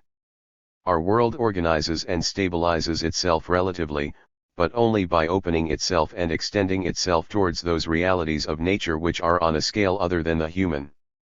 Such changes of scale pose fresh problems, the fine causes move into the forefront of our investigation. The 129. Relations thus obtained are not solely relations of the part to the whole. The scientist introduces the notion of statistical determinism and formulates laws which cannot be deducted logically from the laws valid on another scale. This extension of our world has therefore been marked by the discovery of qualitatively distinct degrees of reality, whose laws are statistical in relation to the quantitative elements of which they are comprised, but, in their turn, atomic in relation to higher degrees and wholes. One man's world thus appears as made up of emergence, of forms, in the plastic sense of the word, and of rhythms which are born in nature and consolidated there relatively, even as they presuppose the becoming in nature. There is a human space and a human time, one side of which is in nature and the other side independent of it. It is obvious, for example, that the human rhythms, biological, psychological, and social time scales, the time scale of our own organism and that of the clock, determine the way in which we perceive and conceive the world and even the laws we discover in it. But human time is abstract only from one point of view, the variable t of the physicists, from another it is a fact of nature. The laws we discover may reflect our own duration, but they also have an objective meaning. To use a Hegelian formula, the tranquility of phenomena is measured by our own rhythm, but 1. In a book inspired by dialectical materialism, a philo. Sophie for a Modern Man, London, 1938, the English scientist, H. Levy, gives a lucid account of these relations, without using any mathematical apparatus. Cf. especially p. 148 et sec. 130. Our rhythm is immersed in the rhythms of nature, and this is why foresight and induction are possible. We must not picture physical nature to ourselves as a juxtapositioning or sum of determinisms external one to another. Every determinism is a product, not an abstract construct of the pure intelligence but a product of the praxis. The sum total of determinisms is thus a vast product of activity, an immense object, the world. This object must be understood partly in terms of nature and partly in terms of the productive activity, which is itself a whole not absolutely separate from nature. It is absurd, in any case, to try and picture nature in itself. In terms of determinism, nature cannot in itself be either indeterminate or determinate. Pure nature, that supremely concrete existence, is also, for us, the emptiest of abstractions. It lies on this side of all determinations, as indifference or a spontaneous becoming, Selbstbewegung, as yet indeterminate for us, except in the most general and abstract laws of the dialectic. To insist on determining nature independently of the activity which, grounded in nature, penetrates it and comprehends it, by linking its scattered elements organically together, is to pose an insoluble problem, a metaphysical problem which can be answered only by a myth. It is to try and think a world independently of the conditions under which a world can exist, independently of the idea of the world. The multiplicity of determinisms poses the problem of their unity. The activity of production breaks up the natural object into these determinisms, whose multiplicity is relative to the different sciences, Tech. 131. Niques and specialized forms of knowledge. The link between them therefore is man, actual, active man. In order to be able to shape his world and overcome nature, he has been obliged to fragment his activity and the objects of his activity. He has been obliged to think of himself from different angles, as a physical, tangible, and visible being, as a biological being, as dependent on mathematical calculations, etc., and likewise the other beings of his universe. The multiplicity of determinisms reveals objective articulations of the universe, and especially the existence of degrees that have a specific reality. However, it must not be taken as an absolute. This multiplicity is only momentary, for man is one and the world around him a whole. The breaking up of the universe into partial determinisms is constantly being overcome in life and in practice, and the dialectical unity continually reproduced. This will tend towards the higher unity to the extent that man manages to realize himself, to make of himself a specific unity enveloping nature. Then the natural sciences will be subordinated to the science of man, the science of man will be subordinated to natural science, the two will form a single science. Causal series and determinism start from man and lead back to man. This analysis can be summed up in the formula, the physical determinism is man in nature. This definition has to be taken in a dialectical sense. By stressing what is objective in the determinism, it shows that each determinism is located within the actual activity of a natural being acting on nature, of living man. In order to be understood in their multiplicity, in order for their objectivity to become conceivable. 132. And, at the same time, for their unity to be determined, the sciences demanded dialectical theory of knowledge and the productive activity. Social determinism. Marx summed up the dialectical, complex, and eventful character of the historical becoming in a striking formula: human affairs have generally progressed by their bad side. The precondition for most great civilizations has been slavery. Revolutions and wars have been needed before limited civilizations could be destroyed and surpassed. It needed the decadence of the ancient world for its limitations from the point of view of thought and social structure to pass away. The bad side gnaws away at and destroys the existent, bringing about its crisis and decline, and causing the elements of a new social reality to appear. In the first place, the negative is an accidental manifestation, then it becomes a new essence, appearing to begin with in a humble, external, and sporadic form. Once its originally isolated and impotent elements have increased in number, it asserts itself as a new degree of reality. Thus did the first merchants of the Middle Ages give birth to the bourgeoisie, while the first proletarians were ruined artisans, rare at first in the 16th century, then increasingly numerous until the new social reality, the new class, appeared. The reality of a social object is comparable to that of material objects. A social object is a product of activity, abstract from one point of view, real and concrete from another, on which we are able to act for the very reason that it is objective and resistant. 133. Dialectical materialism. But not a reality given to us in its natural state. A typical social object, the market, still exercises today a power over human beings exactly like that of the realities of the uncontrolled sector of nature. Within it are concealed the known and the unknown, appearance and reality.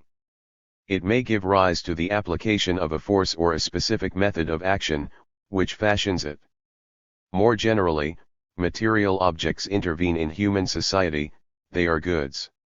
They are a stimulus to social activity, to human needs and relations, but they also impose certain determinations on this activity. In particular, the scarcity of consumable objects has, right from the earliest times up until our own day, though we are now entering on the age of plenty, unleashed struggles and rivalries that have extended the natural struggle for life into the realm of the social. The objects or products of human activity do not lose this initial characteristic when they become the bearers of social relations, or when they give birth to specifically social objects such as the market. They continue to determine struggles and contradictions within man's activity. From the general rivalry emerge the struggles of certain powerful groups, the social classes.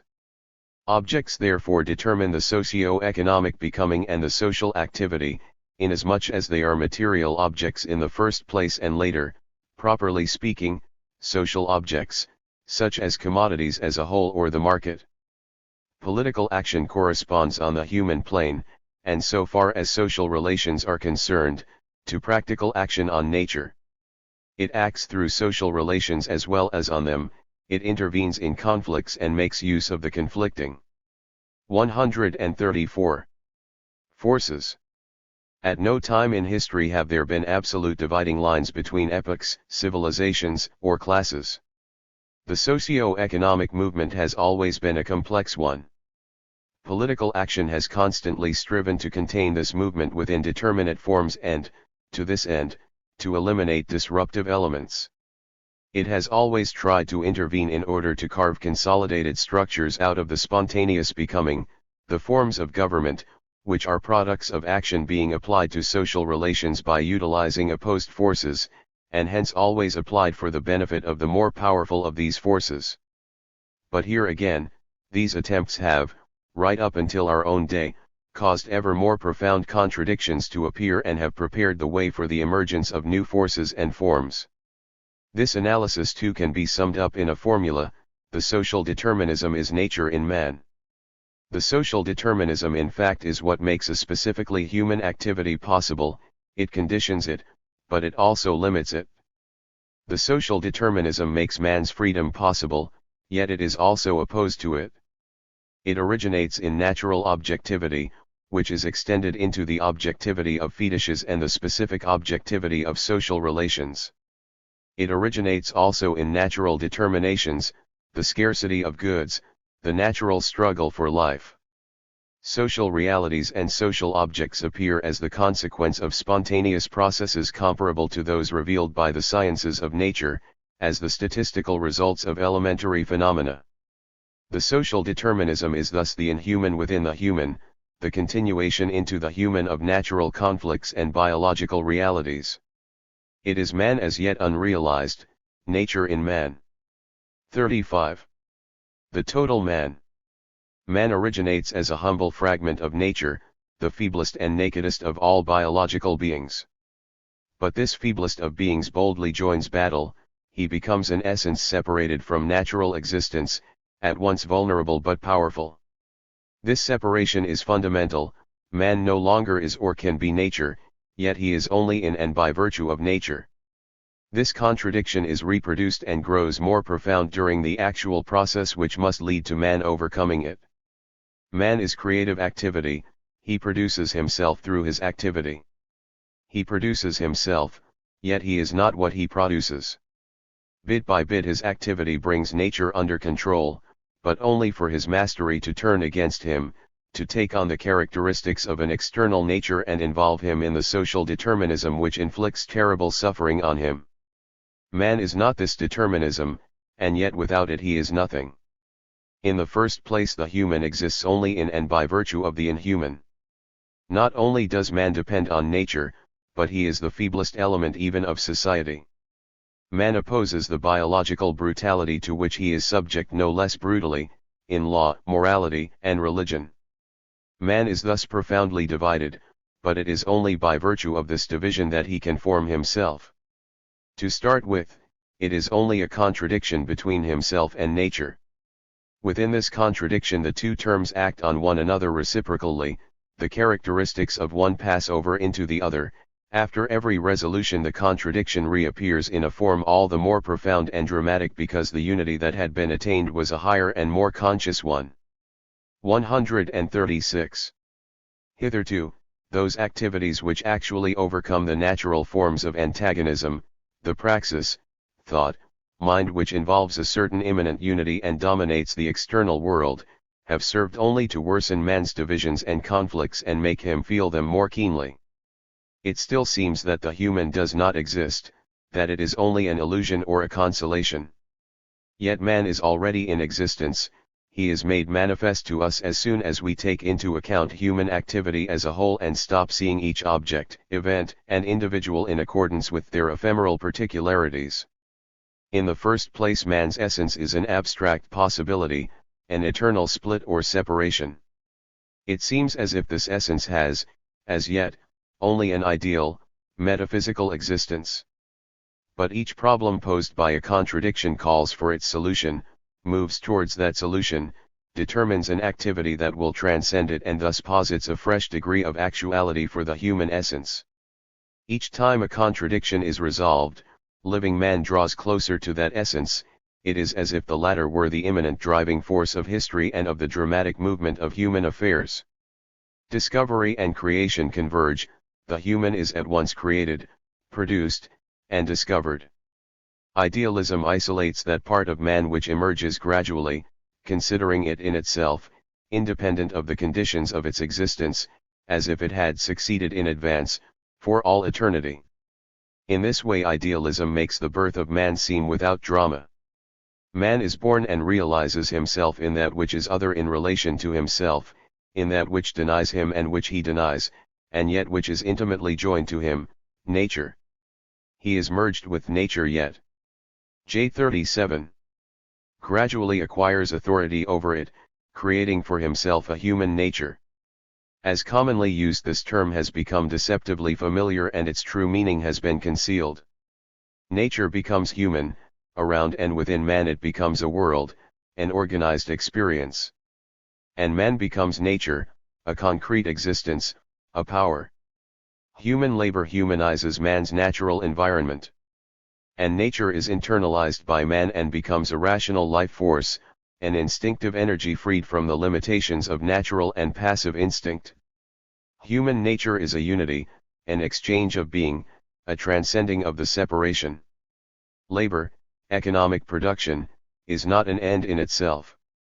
The essential outcome of production, is the existence of man. Nature is the inorganic body of man. Man lives off nature, which means to say, nature is his body, with which he must remain linked by a constant process in order not to die. That man's physical and spiritual life should be in touch with nature, merely means that nature is in touch with itself, for man is part of nature. But it is in the elaboration of the world of objects that man affirms himself as a specific being. This production is the active life of his species, thanks to which nature appears as his handiwork and his reality. The object of labor is therefore objectification and the specific life of man, in so far as he duplicates himself, not intellectually, as in consciousness, but really, in action, and contemplates himself in a world created by him. 138. Social history is the history of man's appropriation of nature and of his own nature.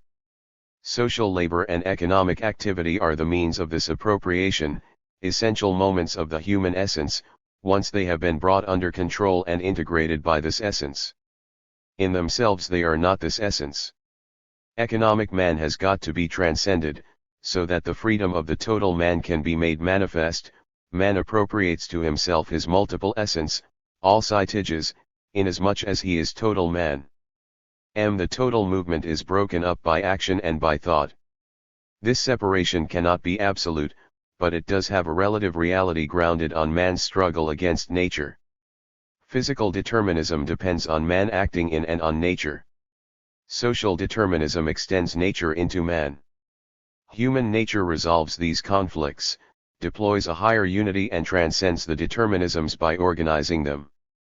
Just like nature seen in its totality, human nature is spontaneity, Selbstbewegung, but an organized and rational one. The total man is all nature, within him he contains all the energies of matter and of life, and the whole past and future of the world, but he transforms nature into will and freedom. Products and the forces of production are the other of this total man, in which he may be destroyed. The independence of economic forces, the destiny of modern man, must be understood and brought under control. As soon as the objectivity of the social process is defined as such, it is already on the way to being transcended. It is united with the activity of the active and already objective human subject, and supplies him with a new objective content. It is subjectified in him, but only so. 139. That a more objective human activity can arise, which can take itself more effectively as the object of an action, produce itself more rationally and be its own conscious creation. The various forms of destiny have always been this other of man. History has been irreparably bloody and tragic too in so far as no destiny can be justified in respect of those who endure it, but only by the human future which all forms of destiny at once prepare for and paralyze. Yet history has not been a meaningless chaos of anecdotes and acts of violence. Such a view of history denies history, which can exist as such only by virtue of its living subject, the total man who forms himself through history. Man has not yet been born, he is still in the throes of childbirth, as unity and resolution he is hardly even a presentiment. As yet he is only in and through his opposite, the inhuman within him. As yet, he is dispersed throughout the multiple activities and specialized forms of production into which reality and the newborn consciousness of human nature are broken up. As yet, he is conscious of himself only in what is other than himself, in ideologies. Once the creative activity has become diversified, social man continues to discover himself in the results of his action, but the products invested with consciousness cease to be immediate, as they are for primitive man or for children. They become social and abstract. A new sort of product appears, spiritual products, and henceforward there are 3 degrees of external yet essential production: material products, social objects properly so called, and spiritual products. From one point of view these last are objects, they are external to the consciousness of 140 human individuals. In another sense they depend strictly on the activity in a given social framework at a particular moment of history. These ideologies express both the global activity of social groups, the level attained by their practical power, and the breaking up of the world and of consciousness into fragmentary activities. They disguise the true relations. The activity that seeks to become conscious of itself in them is uprooted from itself and, so to speak, carried out of itself. Ideological representations transpose the human onto the plane of things, of external substances, gods, destinies, absolute metaphysical truth. These spiritual things are superimposed on material things, with which they have no conscious relationship, until men are made to lose all awareness of their own creative activity. The objectivity of spiritual products contains an element of illusion, but this appearance is turned into a reality. Men believe that their social representations have a transcendent origin and organize themselves accordingly, as this belief is taken over and exploited politically. Theoretical alienation thus becomes practical alienation, by reacting on the praxis. Myths and fetishes seem to be endowed with a real power, the power that men have in fact conferred on them and which is nothing but their own power being turned against them. In another sense, these products contain a truth. They express concrete human life by transposing it. They become the elements of ways of life or cultures which have always had a partial validity, and certain of which, especially Greek life and culture, can perhaps be integrated into the modern world once this has been organized and renewed. In general, such 141 ways of life resulted from the repetition and accumulation of the humblest actions of practical life. History displays, however, in most great civilizations, a distressing contradiction between the magnificence of ideological justifications, costumes, and words, and the monotony of everyday gestures. Only the future will be able to resolve this form of contradiction between consciousness and reality. Ideologies are effective essentially because people believe in them, but, bit by bit, consciousness withdraws from such products, and reconquers itself through reflection and through the development of a real dominion over the world. All ideologies have been transcended in history, after a greater or lesser period of unhappy consciousness. Thought and the human reality are formed through ideologies, but only by transcending them and freeing themselves from them, so that they can finally posit themselves as real activities. Even today, at a time when his dominion over nature is already great, living man is more than ever the victim of the fetishes he himself has raised up, those strange existences, both abstract and real, brutally material yet clad in ideologies that are alluring and sometimes even bewitching. A new consciousness is needed, tenacious, rational and sceptical, in order that these fetishes should be unmasked and in order that the reason should not be swept away out of control. Dialectical materialism seeks to be the expression and the organ of this consciousness. Living men still do not fully understand their essence and their true greatness. The analysis of the production of man by himself shows that all the 142 philosophical definitions of man's essence correspond to moments of that production. The term production is essential, because it contains the other terms and explains them, because it contains and presupposes in man nature, action, and knowledge. It is a word frequently understood very trivially, because it is used in its most limited sense, but it signifies the whole greatness of man. Its truth is not yet self-evident because even today human life is not produced consciously and does not comprehend its own production. It moves within fetishism, as a mode of existence and of consciousness. The object produced by labor, is opposed to man as an alien being, as an independent power. Just as, in religion, the spontaneous activity of the fancy, of the brain and the human heart, acts on the individual in a way that is independent of him, as an alien activity, either divine or diabolical, so the activity of the producer is not his own spontaneous activity. His vital activity, the productive life of man, appears to him only as a means, in order to satisfy a need, the physical need to survive. Life itself appears only as a means. All production is an appropriation of nature by the individual, within and by means of a social form. Kpo to say that today man's essence is still alienated means above all that the forms of our society do not permit this appropriation of nature by the individual. What ought, in ethical terms, to be an end in itself is still only a means, man's creative activity, his essence, his individuality. The present situation is intolerable because the 143. Human reality is more profoundly dissociated than ever.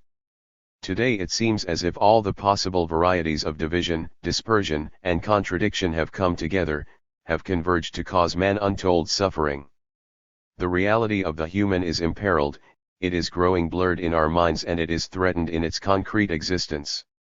A time has come when everything that men had looked on as inalienable has become an object of exchange or of barter, and can be alienated.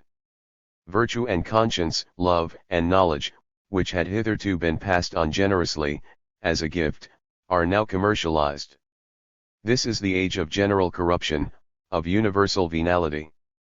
The need for money is the one true need engendered by political economy, with the result that the quantity of money is becoming more and more the one essential quality of man.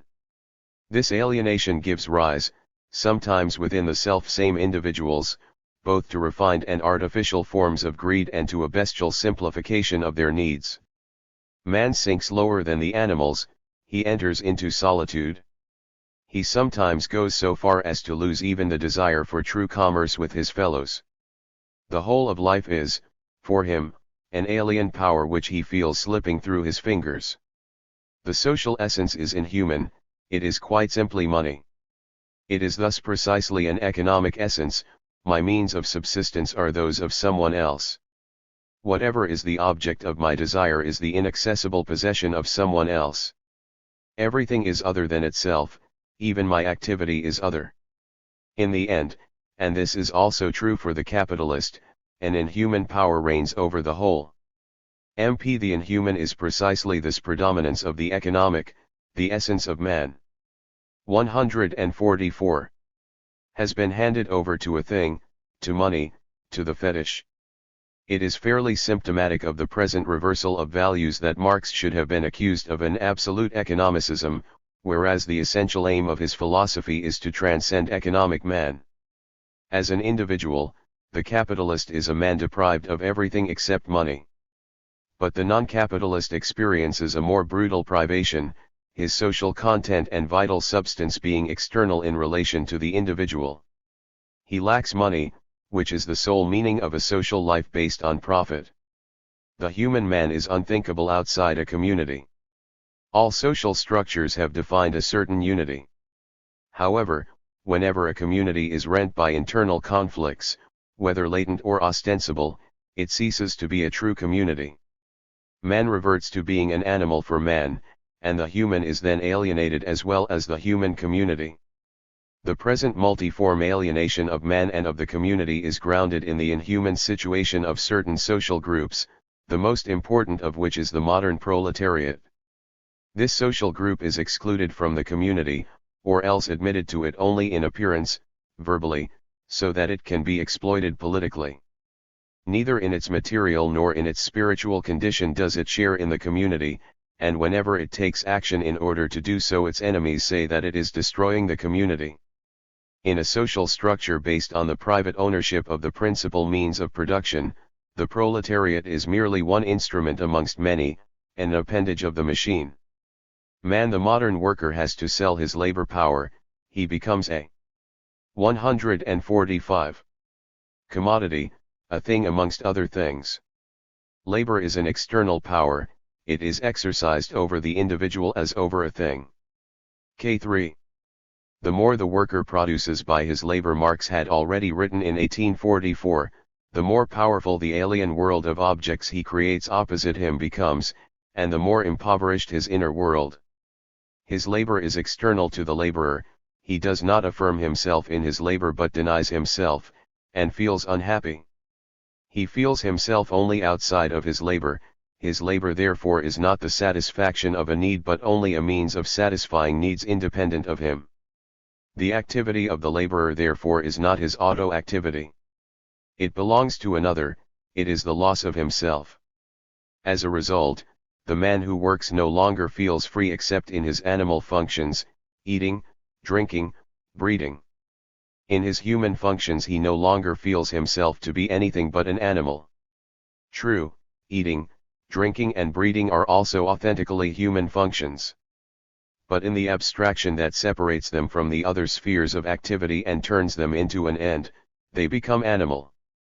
This relation is that of the laborer and of his own activity inasmuch as it is alien to him. M. The producers are thus, both as individuals and as a group, separated from and deprived of the goods they have created. The producers as a whole do not receive the material products as a whole in order to consume them. The economic consequence of this is the relative surplus production which turns the 146 abundance that is today a possibility into a privation, into a crisis, into political and economic conflicts. The life of the human community is broken up. Creative activity becomes a means for the individual, who is thus separated from the community.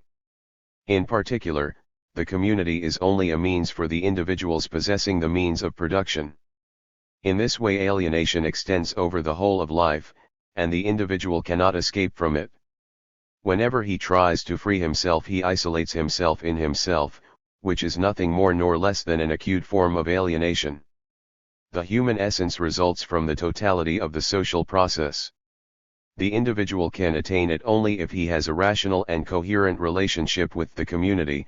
He must neither separate himself from the community nor lose himself in it. However, in our own society, in which relations appear to have been inverted, the individual may believe that he is realizing himself by isolating himself, in which case he is more profoundly deprived still, and cut off from his base, from his social roots. He can grasp himself only as a theoretical abstraction, as soul, inner life, ideal, or as a biological being, body, sexual desire. He fosters and reproduces within himself, in a more severe form, the dissociation of the community. The contradiction within him is multiform, between the unconscious and consciousness, between the natural and the human, between the social and the individual, between instinct and rationality, between content and form, between practice and theory. The proletariat is the concrete element of this society, its practical aspect. Through its labor it is in constant contact with the materiality and 147. Resistance of things, with the contradictions of given existence. Dialectical materialism has taken shape as an expression of the proletariat, although it transcends the limitations of the proletarian condition precisely by becoming aware of them, in the name of philosophical culture, of economic science and of all the hopes of social reformers. The proletariat therefore possesses certain essential elements of the human. On the other hand, the bourgeoisie possesses certain other equally essential elements, rationality and culture. These last, simply because they have become separated from the first, have become abstract and formal. The community of man has been replaced by the more or less concealed exercise of violence over an essential part of man, by the infinite dispersion into individualism and the rivalry of competing individuals. This dispersion has manifested itself even within individuality itself. The concrete, practical, or natural element has become separated from the rational or cultural one. Rationality brings the concrete content under control by violence. The spiritual powers, deprived of a content, function abstractly. The cultured individual has become the theoretical man described by Nietzsche. The material and spiritual dissociation of our society can only get worse. It has entered necessarily into its decline, as is confirmed by the specifically economic analysis. To put an end to this situation, we have got to transcend the social structure which subordinates one class to another and subjects one profound element of the human reality to another, because these human elements are wielded by conflicting groups.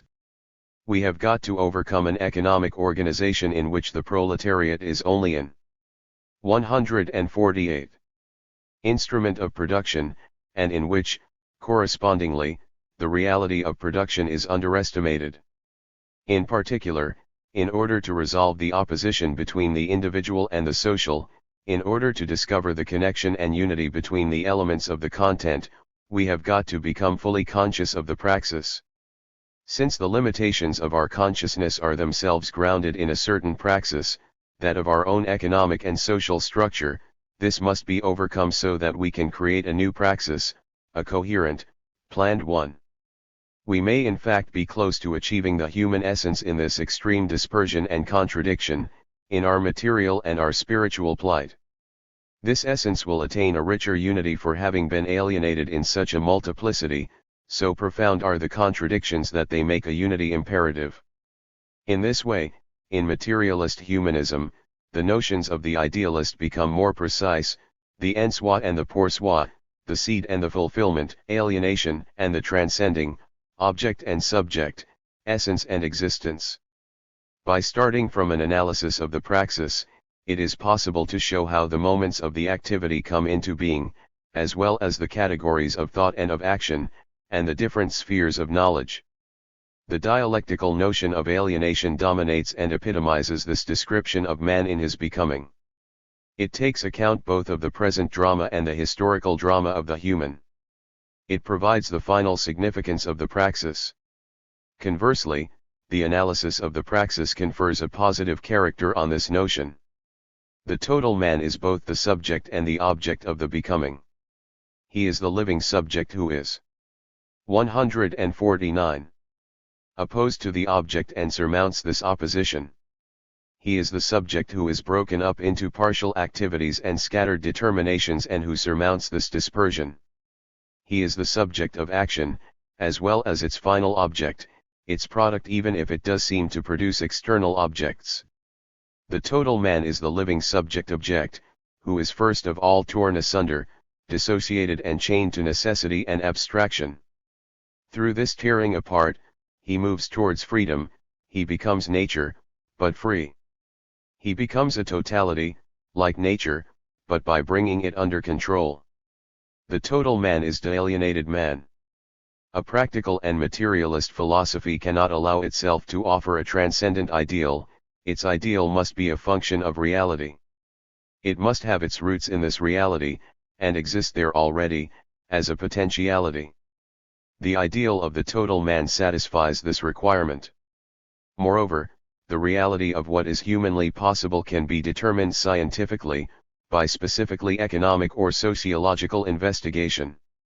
Human alienation will end with the return of man to himself, that is to say in the unity of all the elements of the human. This perfect naturalism coincides with humanism. It will create the human man by preserving the entire content of his evolution. This is the true end of the quarrel between existence and essence, between objectification and the affirmation of self, between freedom and necessity, between the individual and the species. It resolves the mystery of history and knows that it resolves it. This organization of the human community will not put an end to history but rather to man's prehistory, his natural history, before he became fully one. Marx Engels Archive, 3. 150. Differentiated from the animals. It will inaugurate the era of an authentic humanity, in which man will control his own destiny and try at last to resolve the specifically human problems, those of happiness, knowledge, love, and death. He will have been freed from the conditions that made these problems insoluble. For example, biological inequality between individuals is an undeniable fact, but it is monstrous to make use of this fact, or accentuate it so as to profit from it. In a human society such problems will be posed and investigated with a view to solving them practically. Concrete social equality will not abolish natural inequalities but, on the contrary, will display them, by giving individual talents the opportunity of fulfilling themselves. After which the war must be carried to the biological element, in order to bring that under control, and in order to discover and conquer the necessities stemming from heredity, geographical or racial inevitability, etc. As thus defined, humanism has a quantitative aspect. It is based on the development of the forces of production. It also has a qualitative aspect. Every human community has a quality or style.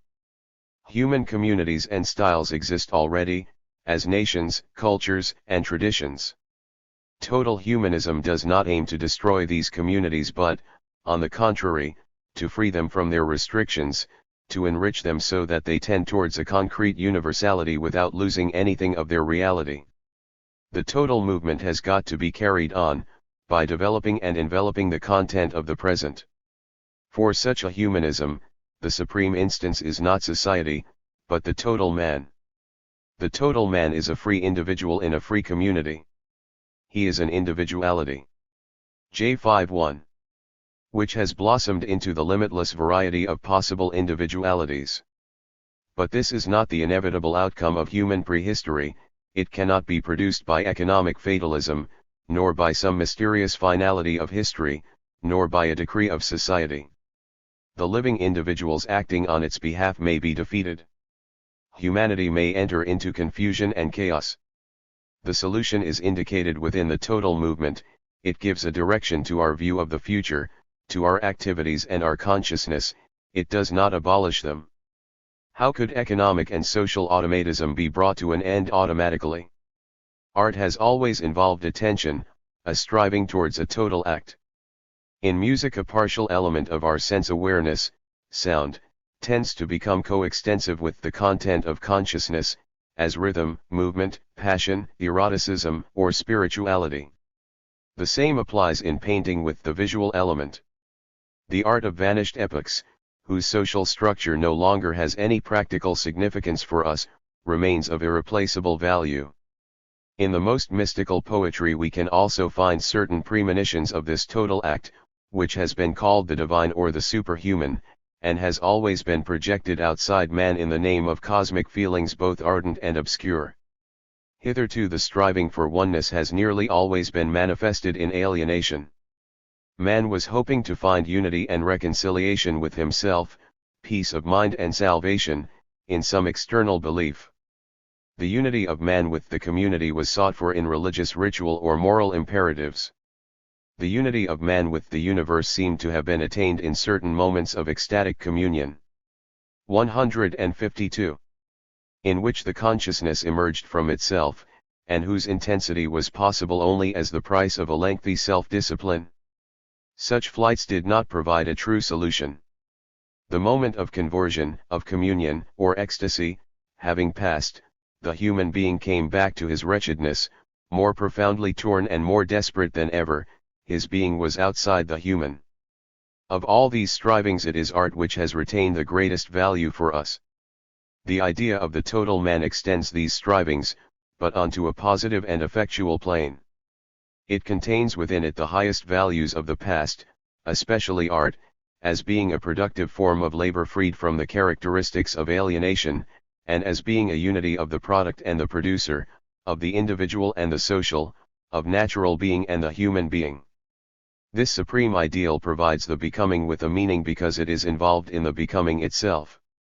The total man is the idea, that idea which idealism reduced one-sidedly to the theoretical activity, and which it thought of as outside life, ready-made in the absolute. Ultimately, the total act would be supremely individualized as well as coextensive with the life force, supremely rational as well as supremely spontaneous. Yet, immersed in the rhythms of nature, it would be a unique presence. But the highest, the most profoundly human and total consciousness, can still only accentuate the first and most profound of contradictions, that between being and nothingness, or between life and death. No doubt man will never be able finally to conquer death and possess his being without fear of losing it. But man fights against death, the human man is the 53. One who has accepted the challenge. Nor is it only in front of him that he finds the ungraspable power of nothingness, for death has accomplices amongst men. The human man rejects all complicity with death, but pledges himself thereby to the struggle against death's accomplices. The perishable individual has, in his ego, more than himself, he has man, mind, and being. The human man will seek to hand on and perpetuate this being, to make it more extensive and more profound, to participate in being to the utmost. In this way he fights against death in himself. The theoretical man must thus pledge himself to recover, elucidate, and transcend a vast human reality. He must open his abstract, theoretical, and formal ego to the world. The new philosophy depends on a real act and on an exigency, not on a postulate, an abstract alternative, an arbitrarily chosen value or a fiction. Its task is to make effective the connections implicit between all the elements and aspects of the content of the human consciousness and being. In this quest, the only criterion is a practical one, to eliminate whatever arrests the movement, whatever separates and dissociates, whatever hinders the transcending towards the total content. The philosophical mind and action which are not content with a merely formal position or a wholly theoretical outlook, can seek to avoid the hiatus between form and content by grasping immediately a certain concrete content. But if the move to grasp a partial content is restricted to this one element of 154, the real, it necessarily erects it into an absolute, it turns it into a fetishized form. For example, we may grasp as a content, the psychological reality of the individual, the national community, the spiritual reality of man, the human need for unity and reality. Each of these moments of the real, once isolated and hypostatized, becomes the negator of the other moments and then the negator of itself. Limited and transposed into a form, the content becomes oppressive and destructive of its own reality. Thus nationalism becomes the enemy of national realities, liberalism allows liberty to perish, spiritualism becomes the adversary of the living spirit and individualism that of the concrete individual, while totalitarianism is opposed to the total realization of man. Philosophically, to proceed thus turns a partial truth into an error precisely by positing it in the absolute. It creates a meta-something. Racialism is a meta-biology, the theory of nationalism a meta-history or meta-sociology. Such a procedure involves all the risks of metaphysics. By rejecting a part of the content it gives sanction to and aggravates the dispersion of the elements of the real. It ignores the contribution of other spheres, and thus appears as a specialized or partisan procedure. It expresses a defense mechanism of the individual or of his group, rather than a mind directed towards the solution. For the mind that is truly anxious to resolve these problems only one way lies open, it must strive to grasp the total content. It is this striving which will define the philosophical life. Paris, 193.